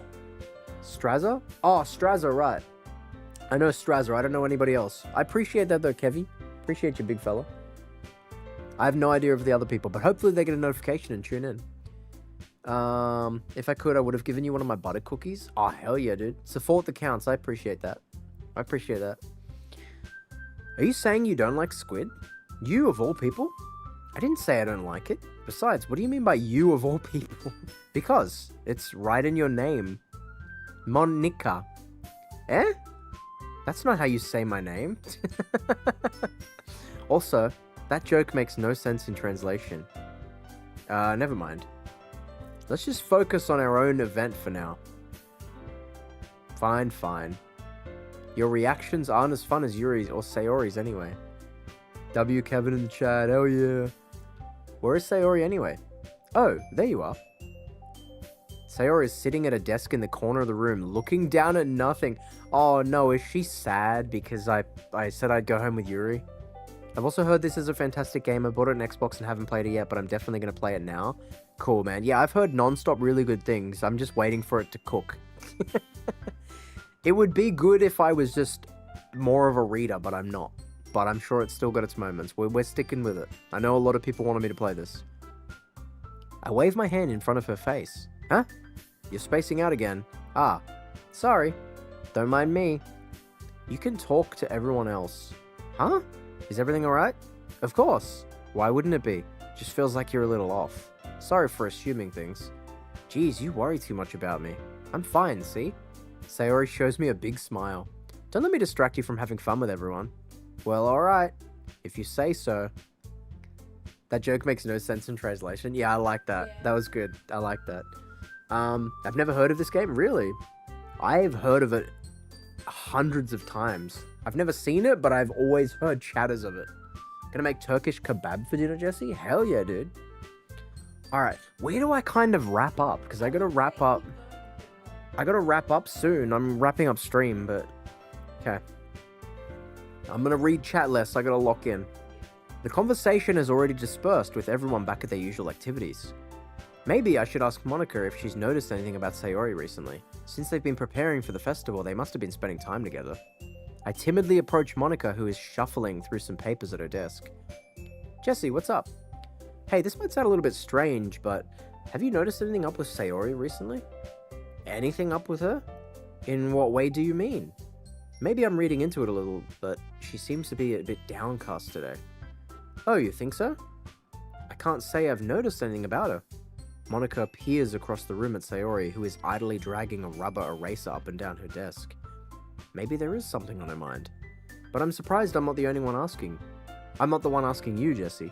You certainly know her a lot better than I do. Yeah, but she's never really like this. She's always talked to me about things that bothered her. But this time, when I asked her, she was really dismissive. Aaron, what's up, man? Have you seen any spoilers for this game, or is this a fresh perspective? No, I've seen nothing relating to this game. All I knew, I'll say this again because you weren't here at the start of stream. All I knew before playing this is it's an anime game, it's a dating sim, and then shit gets crazy later. That's all I've heard. I've never seen anybody play the game. But yeah, that's all I know. So far, I'm slightly bored because there's a lot of reading. That's on me. It's not a problem with the game. It's a problem with me. I hate reading. But I'm sticking with it because a lot of people in chat wanted me to play it, and I've heard it gets really good. I played this 2 years ago. 10 out of 10 worth the trauma. Trauma? Okay. Shit is definitely going to be down later on. Well, man, can it get to it? Alright, I'm locking in. I gotta wrap up stream soon. Sorry, I know it's not your problem. I just wanted to ask if you knew anything, so I'll drop it now. No. It's important to me too. I mean, I'm also friends with her, and I also care about the well-being of my club members, you know? Maybe I'll try talking to her myself. You sure about that? She seemed like she wanted to be left alone. Are you sure? Maybe she just has a hard time bringing it up with the person of interest.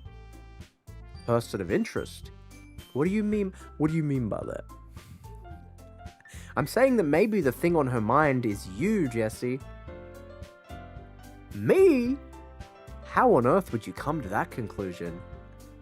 Well, I probably shouldn't say too much, but Sayori talks about you more than anything else, you know. Eh?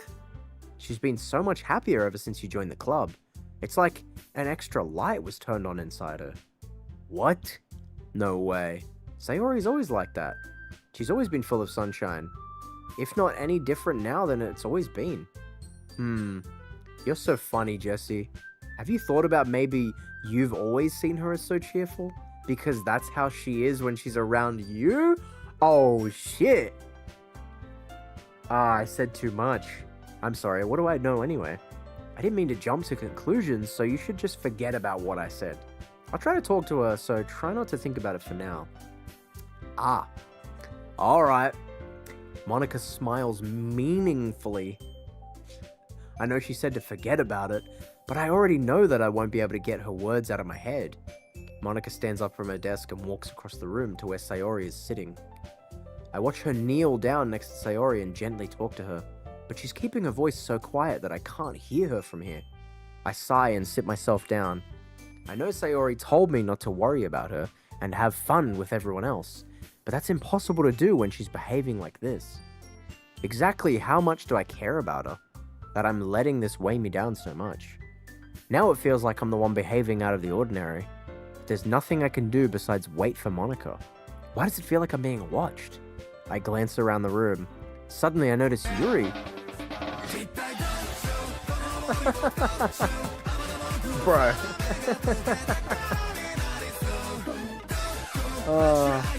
Jump scare? Okay, banger. That was a jump scare and a half, though. Joseph, what's up, fam? Sorry. Suddenly, that scared the shit out of me. Yeah, I was like, where's that coming from? What's happening?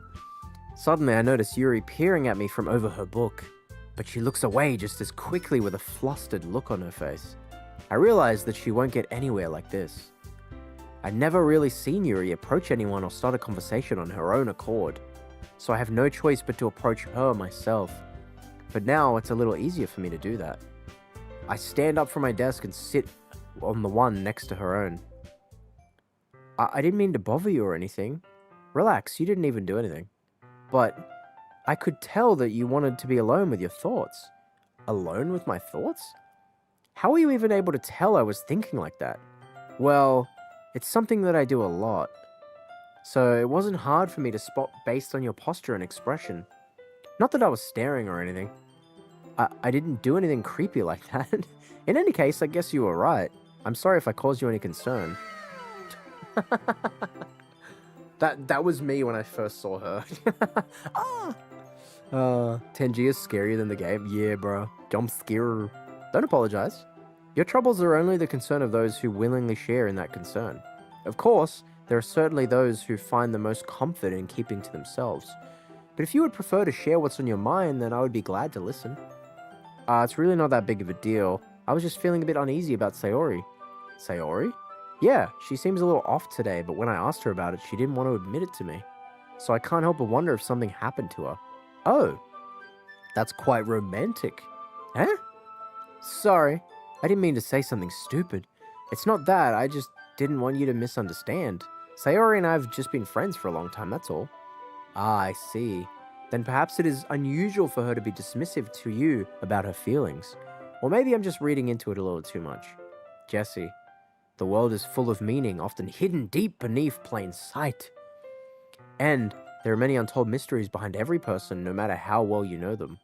Ah, so you think there might be something behind it after all? I think that Sayori is a very complex person. Her mannerisms on the outside don't always match what may be going on the inside of her head. She may not always know what she wants. I noticed her strange behavior today too, and I also feel some concern for her.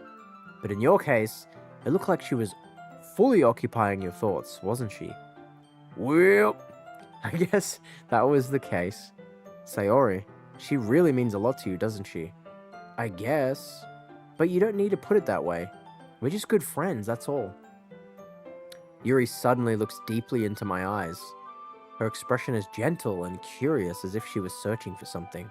Embarrassed, I avert my gaze. Sometimes, a person's mysteries are untold even to themselves. And you, as someone honest and caring, may uncover feelings you weren't aware were in you.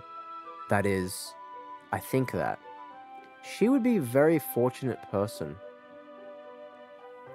To have you feel that way about her.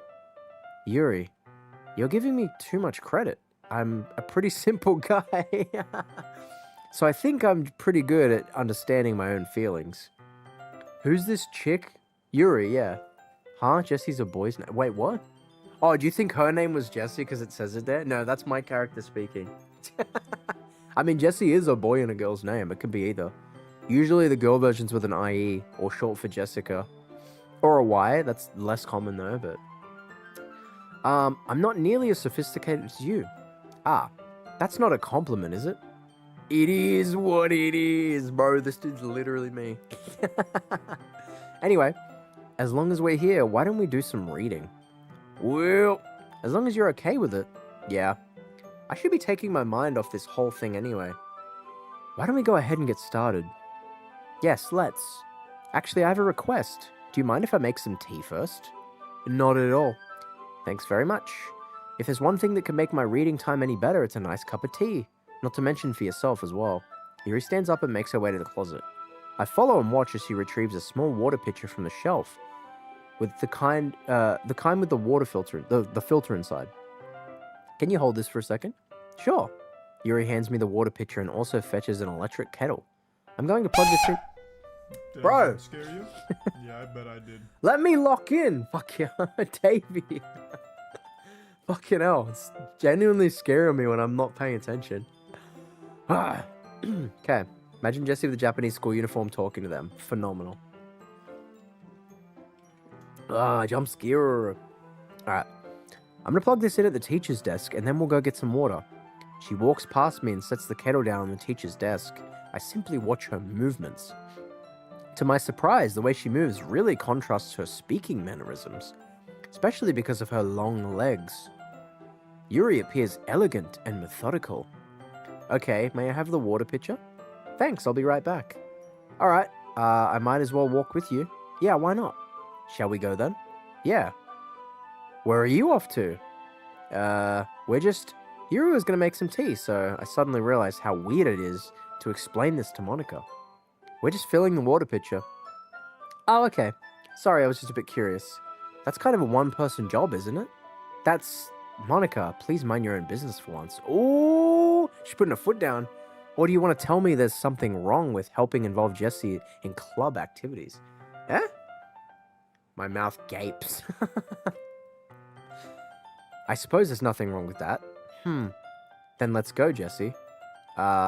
Yuri quickly exits the room and I follow. She's being more, like, assertive than normal. She's normally, like, super shy. Is she a skinwalker? What? Once in the hallway, she suddenly puts her forehead against the wall. I spoke without thinking. How could I say something like that? Yuri, something about the way she said that. It made me feel so irritated. What's wrong with me? No, Yuri. I think you did the right thing? I wasn't expecting it, but it's also not right for Monica to judge people like that. Jesse, how come even when I do something bad, you're being nice to me? Because nothing that you do is as bad as you make it seem in your head. Nobody's perfect. We have emotions and we can't always hide them away. But you always amplify things in your head. Your mind turns a light rain shower into a hurricane. No. Wouldn't you hate me for something as terrible as that? Why would I hate you? I can't hate someone for having emotions. What kind of friend would do that? Friend, you say? Yeah. Yuri lifts her head. Jesse, I really like being friends with you. Thanks, Yuri. I like being friends with you too. I feel kind of awkward saying something like that, but I'm doing my best to help Yuri feel better. Anyway, yeah? Shall we go? Yeah. Yuri and I walk to the nearest water fountain. Once we fill up the water pitcher, we return to the classroom. Jesse, do you like oolong tea? Yes. Anything is fine. Very well. Yuri sets the temperature in the kettle to 200 degrees. Now it's time to get the teapot. You really do this properly, don't you? Of course. I shouldn't do any less when I'm making tea for others, even if I'm not an expert on tea or anything. In that case, you'll only be even more impressed. Perhaps I will. Yuri fetches the teapot and begins measuring the tea leaves. To my surprise, she even starts humming a little to herself. You must be in a good mood now. Wait, Jesse, have you started school days yet? No, I haven't. You must be in a good mood now. Is that so? I was letting it show, and you noticed. I was doing a bit of thinking, and decided that I would try expressing myself a little bit more. It turns out it's not very hard for me to do. When it's you who's around anyway. Ah, that's great, Yuri. Just don't push yourself too much. You're always worrying about me, Jesse. It's very endearing. Yuri wasn't kidding. I don't even know if I can keep up with this. I watch Yuri pour a cup of tea for each of us. Jesse, I have another request. Do you mind if we sit on the floor today? Floor time! Why is that? It's a little bit easier on my back. I can read with my back against the wall rather than bending over at my desk. Ah, sorry, I didn't realize. No worries. I just have back pain fairly regularly, so I do my best to manage it. It's because of those thumpers, bro. It's because of those honker-donkers, bro. Walk in. This game is like that anime if you really want to know what you're in for. Oh, okay. Back, so did it get dirty? Not yet, hopefully. I wonder why that is. It's most likely because your posture, right? Always hunched over like that while reading. Yeah, that must be it. Yes! I have terrible reading posture. That's why we should sit on the floor. Fair enough. Why are you all here? You watch this shit? Jesse, give us some support. Hold him up. Yeah, bro. I'll be a bra. Hell yeah. I'll go ahead and get the book. I retrieve the book from my bag. Ah, I have some chocolate as well. It's a bag of small chocolate candies that I kept hidden from Sayori's candy radar. Take it. I take it since it'll go well with the tea. Lifting up women the right way? Hell yeah. Yuri and I sat against the wall, teacups at our sides. As if in sync, we assumed the same reading position as last time, each holding one half of the book. Except this time, our bodies are even closer to each other. I can't see too well. Yuri slides closer until our shoulders are touching. How am I supposed to focus on reading like this? Yuri always kind of cute, but when she's being less apprehensive, it's almost more than I can handle.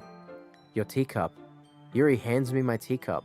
Holding it with my hand that's not holding the book, I end up in a position that makes it even harder to focus.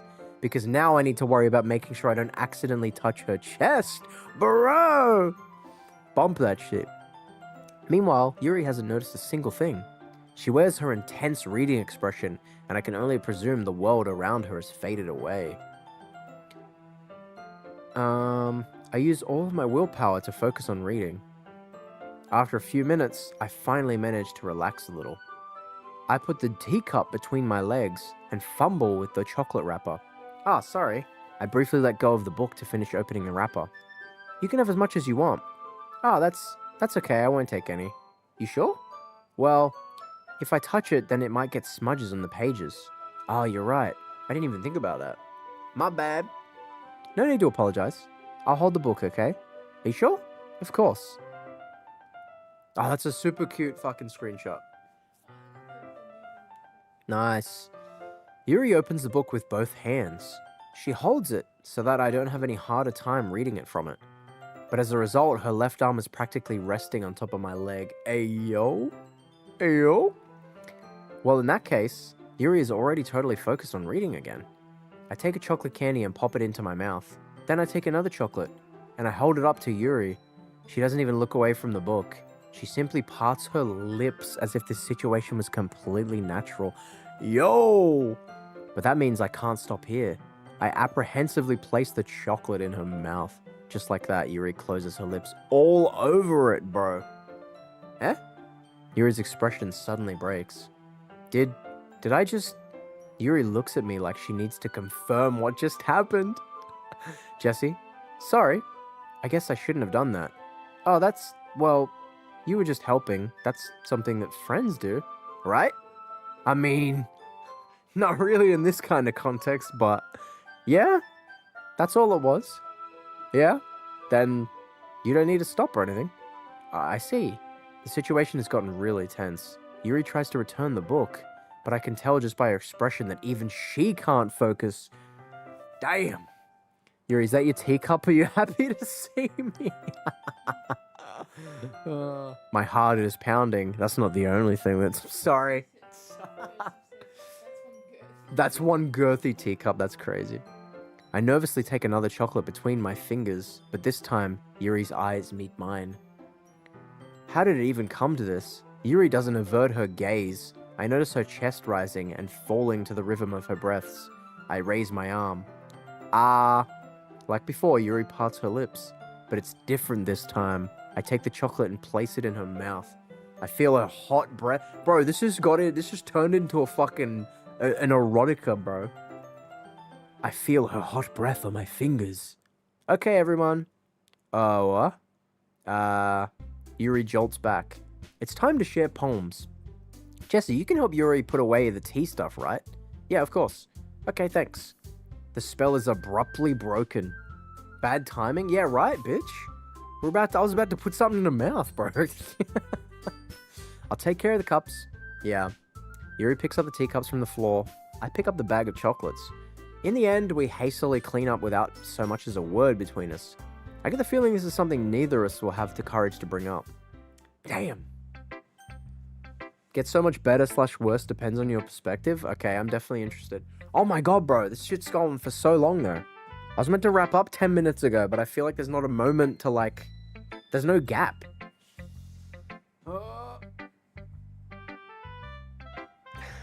Time to share poems just abruptly. Yeah, that bitch was jealous. Alright. Let's start with Monica. Fuck it. I usually leave her for last. Maybe this will get the bitch off my case. Just finish the game today. Bro, it's 11 o'clock. Have you thought about what you want to submit to perform at the festival? Well, being in this club is one thing, but performing in front of a bunch of people, I'll have to give some more thought. Oh, no pressure. I think after the palm stuff, it should be the ending soon. The ending of the game? What? The fuck are you talking about? But whatever you do, I'm sure it'll turn out great. It'll also make me happy to see. Anyway, let's take a look at today's poem. Sure. Nah, fam, it's 1 p.m. Oh, okay, well, we're sweet then. We can go for another 7 hours. Oh, the end of Act 1. Okay, cool. I let Monica take the poem I'm holding in my hands. This one's good. It feels like you're not only getting more comfortable with your style, but the imagery is better than the last one I read. Just wondering, but have you been finding inspiration in Yuri's writing style? Maybe. Been finding something. You know what I mean? 2 somethings. Yeah, I was putting some stuff in her mouth, so I guess I picked up some things, you know. You can't deny that she's talented in more ways than one. Totally. I think her poems are the most romantic. That's the best way to describe it. She's like a totally different person when she picks up a pen. I noticed that too. Or when she's talking about literature, it's like a light turns on inside her. I'd be a bit, it's not that close. You can always just say, wait, what? Ah, so the end of Act 1 isn't close to where I'm at. It's still like a decent amount. It feels weird just saving an ending stream here though. Like I was kind of waiting for a moment, like some sort of a little gap. You said that, bro. What? It's getting late. Sadly, it's hard to get much more personal conversation out of her. Trust me, I've tried. Who knows what goes on in that head of hers? I hope you don't mean that in a bad way. No, of course not. I just meant that I wish she didn't keep so much to herself. But still, defending her like that, you must be pretty into her. Huh? You completely misunderstood. Calm down, I'm kidding. Besides, I'm pretty sure she's already got a boyfriend. Wait, really? Yeah, a fictional one anyway. What? Why mention that? Monica kind of whispers that last part to me. It's just a hunch, but, well, there's not really anything wrong with that. Well, I know. I was just saying. Anyway, I'll share my poem with you now, alright? Alright. Okay. Say hi to Minecraft right now. Minecraft! How you doing, kitty? Next poem writing session would be a good stop over if you want. Okay. The poem writing is always the sort of natural stop. Okay. The lady who knows everything. An old tale tells of a lady who wanders Earth. The lady who knows everything. A beautiful lady who has found every answer, all meaning, all purpose, and all that was ever sought. And here I am, a feather, lost adrift the sky, victim of the currents of the wind. Day after day I search with little hope, knowing legends don't exist. But when all else failed me, when all others have turned away, the legend is all that remains, the last dim star glittering in the twilit sky, until one day the wind ceases to blow. I fall, and I fall, and fall, and fall even more, gentle as a feather. I dry, a dry quill, expressionless. But a hand catches me between my thumb and forefinger, the hand of a beautiful lady. I look at her eyes and find no end to her gaze. The lady who knows everything knows what I'm thinking. Before I can speak, she responds in a hollow voice. I have found every answer, all of which amount to nothing. There is no meaning, there is no purpose, and we seek only the impossible. I am not your legend. Your legend does not exist. And with a breath, she blows me back afloat, and I pick up a gust of wind. Deep! You know, I feel like learning and looking for answers are sorts of things that give life meaning. Not to get too philosophical or anything, but it was kind of on my mind, so that's why I wrote about it. I see. I never really put much thought into it. In a way, it's almost paradoxical, because if we had all the answers, wouldn't the world start to lose its meaning? You know, there's one thing I noticed. Seems like everyone in the club prefers writing about things that are more sad than happy. Are you surprised? I mean, if everything was okay, we wouldn't really have anything to write about, would we? Humans aren't two-dimensional creatures. I think you'd know better than anyone. I mean, you mean one-dimensional? Ah, yeah, that. Anyway, here's Monica's writing tip of the day. Are you ever too shy to share your writing because you're afraid it's not that good? It can really be disheartening to get lukewarm response to something you put so much into. But if you find other people who enjoy writing, then sharing becomes a lot easier. Because instead of just telling you that your writing is good or okay or bad, they want to focus more on everything that went into it and the things you can work on. It's much more encouraging that way, and it'll make you want to continue improving. It's almost like having your own little literature club, they said the thing, don't you think? That's my advice for today. Thanks for listening. Thanks for coming to my TED Talk. Okay. Jesse read so much today, he's gonna have nightmares of him reading books, yeah. Jesse, I'm drawing you as Sayori. Okay, cool. They said the thing, bruh. Who should I show my poem to next? Let's save Yuri for last. Oh, is Sayori just gonna be moody? It's nice, I guess. Come on, I can already tell you don't like it. Well, you don't need to worry about what I think. After all, you wrote this for someone else, didn't you? Oh my god, bro. All because I said I was gonna walk home with someone who asked. Probably Yuri. Huh? I didn't write this for anyone specifically. Maybe. That's not really what I meant though. But it's okay. You're making new friends just like I was hoping. That makes me really happy. And you're happy too, right? In this club? Well, of course I am. Good. That's all that matters to me. Thank you, Jesse. Sayori. Is there something wrong? Huh? No, nothing. I'm just a little tired today. Alright. Just tell me if you need anything. I will. Don't worry about me, okay? You can go play with everyone else now. Bro. She's not okay. No, she's going through it. If you insist. Yay. I'm gonna go home a little bit early today. Sayori. Tell Monica I wasn't feeling well, okay? I'll see you tomorrow. Before I can say anything else, Sayori cheerfully walks out of the classroom, humming to herself. Oh yeah, she didn't write a poem, eh? Don't they write them the night before? Oh, I guess I told her that yesterday, yeah. Damn, alright. Natsuki. Jessori? Natsuki, this one's alright. Alright. Yeah, doesn't blow me away. But there's nothing I really hate about it. It's just not really my style, I mean, that's fine. Come to think of it, this kind of reminds me of Sayori's poem from yesterday. You think so? Yeah, well, I guess if you've been friends for so long, you might be on the same wavelength. But you never really struck me as her type. Sayori has a type all of a sudden? Well, I don't know, but honestly, how can someone so, fluffy spend so much time with someone like you?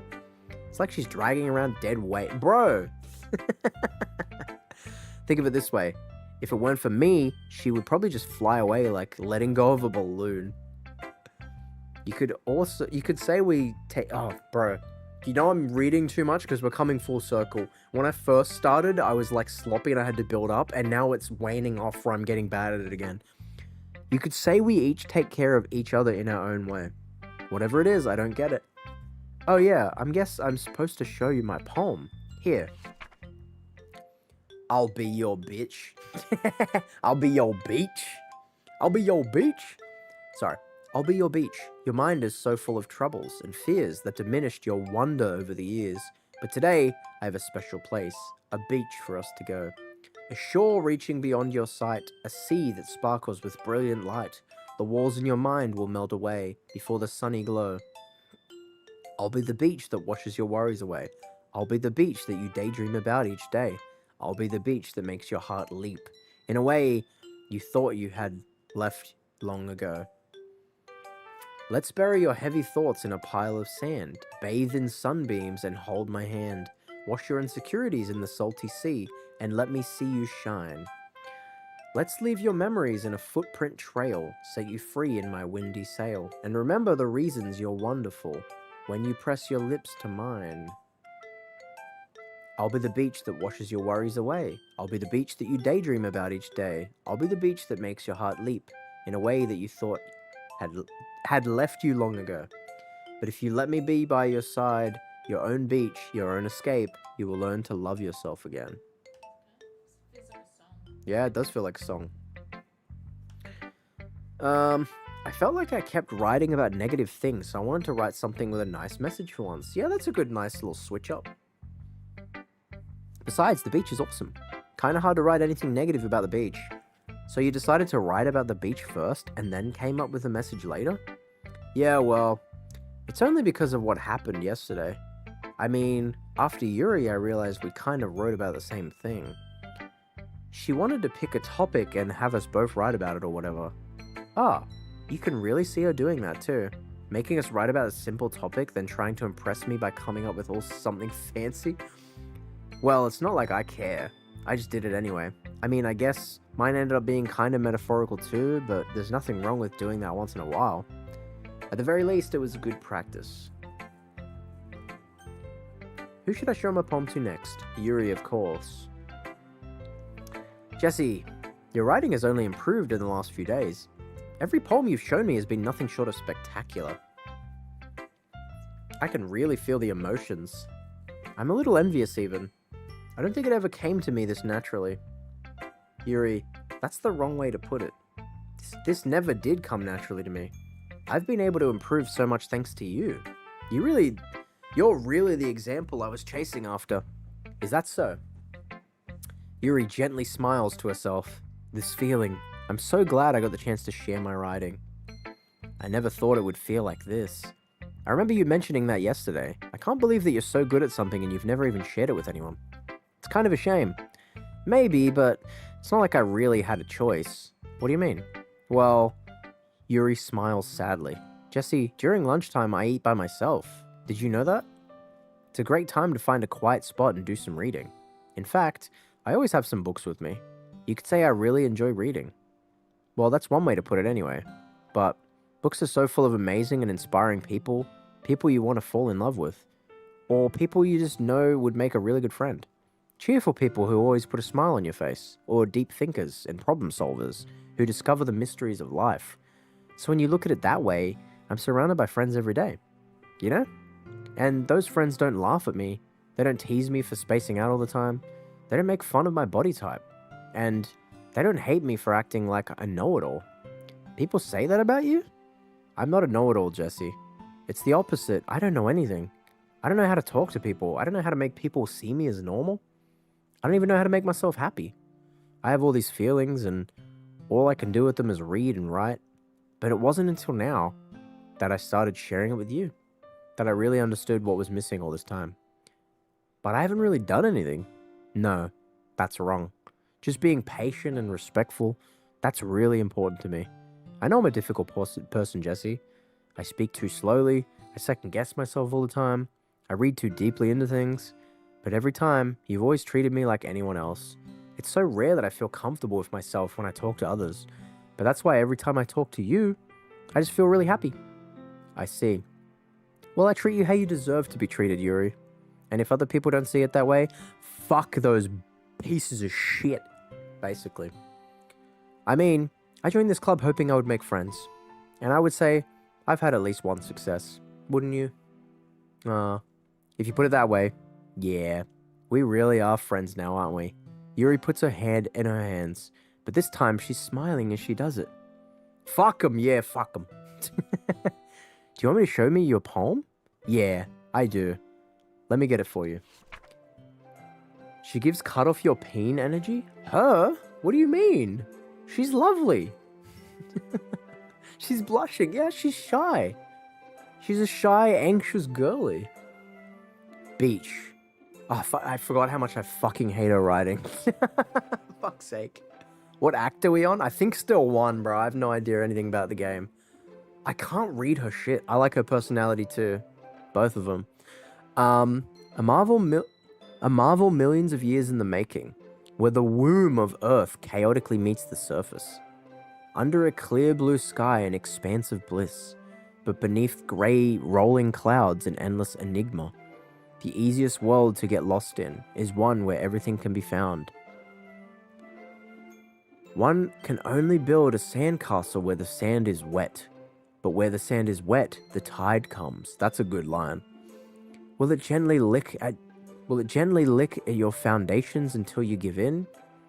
Or will a sudden wave send you crashing down in the blink of an eye? Either way, the outcome is the same, yet we still build sandcastles. I stand where the foam wraps around my ankles, where my toes squish into the sand. The salty air is therapeutic, the breeze is gentle yet powerful. I sink my toes into the ultimate boundary line tempted by the foamy tendrils. I turned back, turn back, and I abandoned my peace to a road at the shore. Drift forward, and I return to the earth forevermore. That's actually pretty good. I hate her handwriting, but that one was actually fire. That one was actually really good. I don't know if Jesse knows I'm a girl and a lesbian. There's no way I could have possibly known that, but like, hell yeah, fam. I didn't, now I do. Awesome. Sweet. I hope you're happy. Unfortunately, moniker's not an option. Okay. Cool. Alright.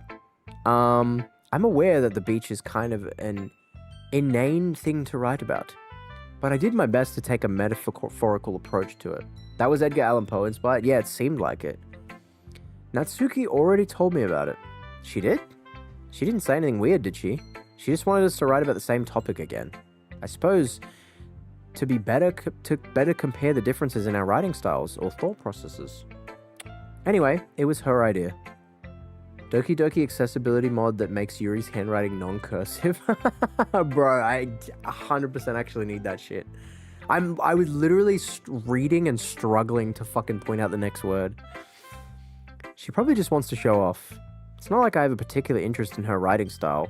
I just went with her request, but, well, I suppose it's not too bad to write about something simple on occasion. It can be refreshing, you know?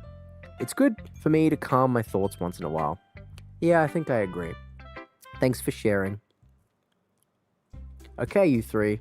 We're all done sharing poems, right? Why don't we start figuring out... Hold on a second. Is it just me, or did you say something strange just now? Huh? Something did sound a bit unusual. That's right. You deviated from your usual catchphrase when addressing the club. Catchphrase? I don't have a catchphrase. Why is the mood so weird today? Look, even Yuri isn't immune to it. Stagnating air is common, foreshadowing that something terrible is about to happen. Oh, fuck. In your books, maybe. Look, the only thing different is that Sayori isn't here. It seems you're right. Sigh. Sayori always helps lighten the mood a little bit, doesn't she? It's almost like everyone's balance is thrown off a little when she's not around. Where the heck did she run off to anyway? I thought she went to pee. Natsuki, please show some decency. Oh, come on. She actually wasn't feeling too well and went home early. Is that so? I hope she's alright. Seriously.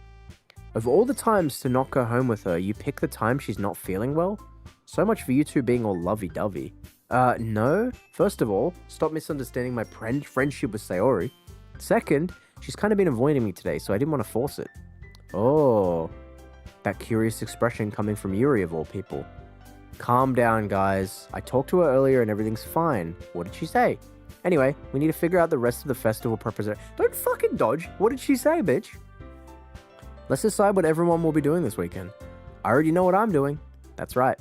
Natsuki will be making cupcakes, but we might need a lot of them and different flavors. Can you handle that all by yourself, Natsuki? Challenge accepted.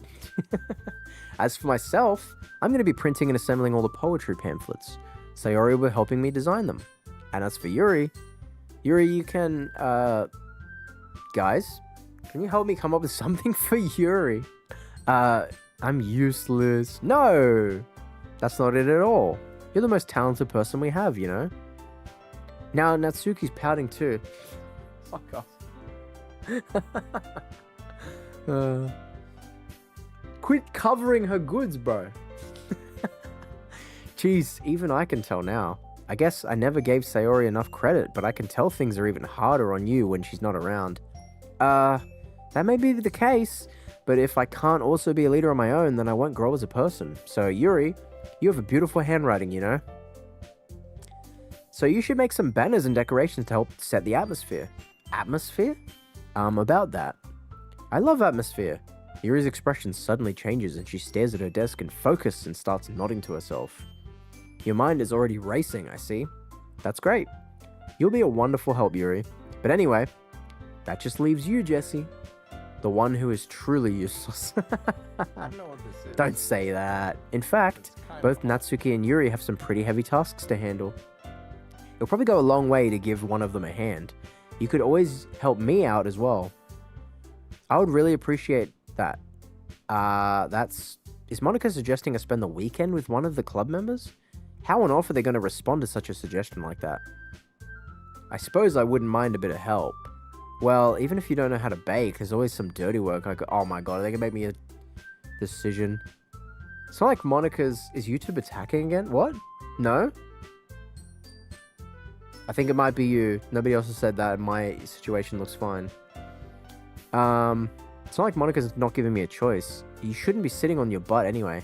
Natsuki tries to mumble a bunch of excuses. If I recall, Natsuki, you mentioned that you would like to handle the baking on your own. That's true. Jesse may not like to be around if you only make him out to be a nuisance. So therefore, he may be more suited to assisting with the decorations. Hold on, I've never said that. Fine here? YouTube is not attacking. Okay. Yeah, there's nothing on my end. Sounds more like you just making excuses for Jesse. What are you saying? It'll be extremely meticulous work. And baking isn't. What do you think? Guys, let's settle down for a moment. In the end, I think it's up to Jesse to decide how he'll like to contribute. Besides, he hasn't really gotten the chance. More water. Fuck's sake. Alright. Let me cook. I'm half an hour over budget on my fucking stream, alright? Trying to rush through. He hasn't really gotten the chance to spend any time with me yet, you know. So I'm sure he's interested in... You literally just said, I'm surprised as well. Sorry. I was just saying, though. Jeez. Can we settle this already? Yeah. Jesse, you're okay with this, right? In the end, it's up to you. Of course. Very well. In that case, everyone looks straight at me.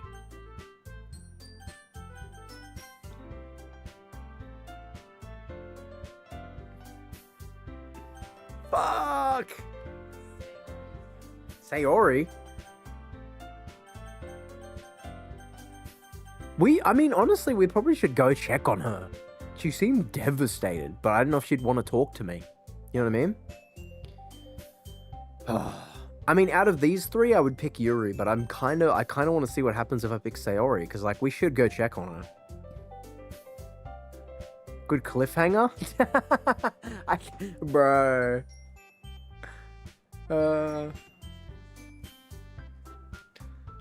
Well, I'm gonna wrap it up here, boys. I hope you enjoyed Doki Doki Literature Club. We are going to play it tomorrow on stream, so you're going to want to be here as soon as possible. Otherwise, you're going to miss whatever decision I make here. So, have a good one, everybody. I hope you've had a great time enjoying Doki Doki. We are playing it tomorrow, so be on stream. It'll be at 7 p.m. as it always is, so make sure you stay on the channel. Make sure you stay in Discord to get notifications.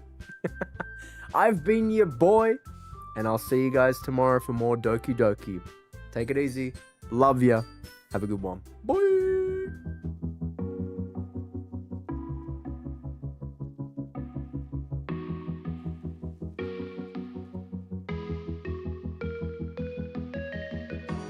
Freezing outside, a little bit high on the feeling. Can't seem to focus. In the corner of my best friend's sofa, you were getting by some rum and cola. Wasn't brave enough yet just to talk to you. Not a smooth talker under pressure. Sweaty palms ain't making it much better. Something about you feels so special. Pretty up from the minute that I met you.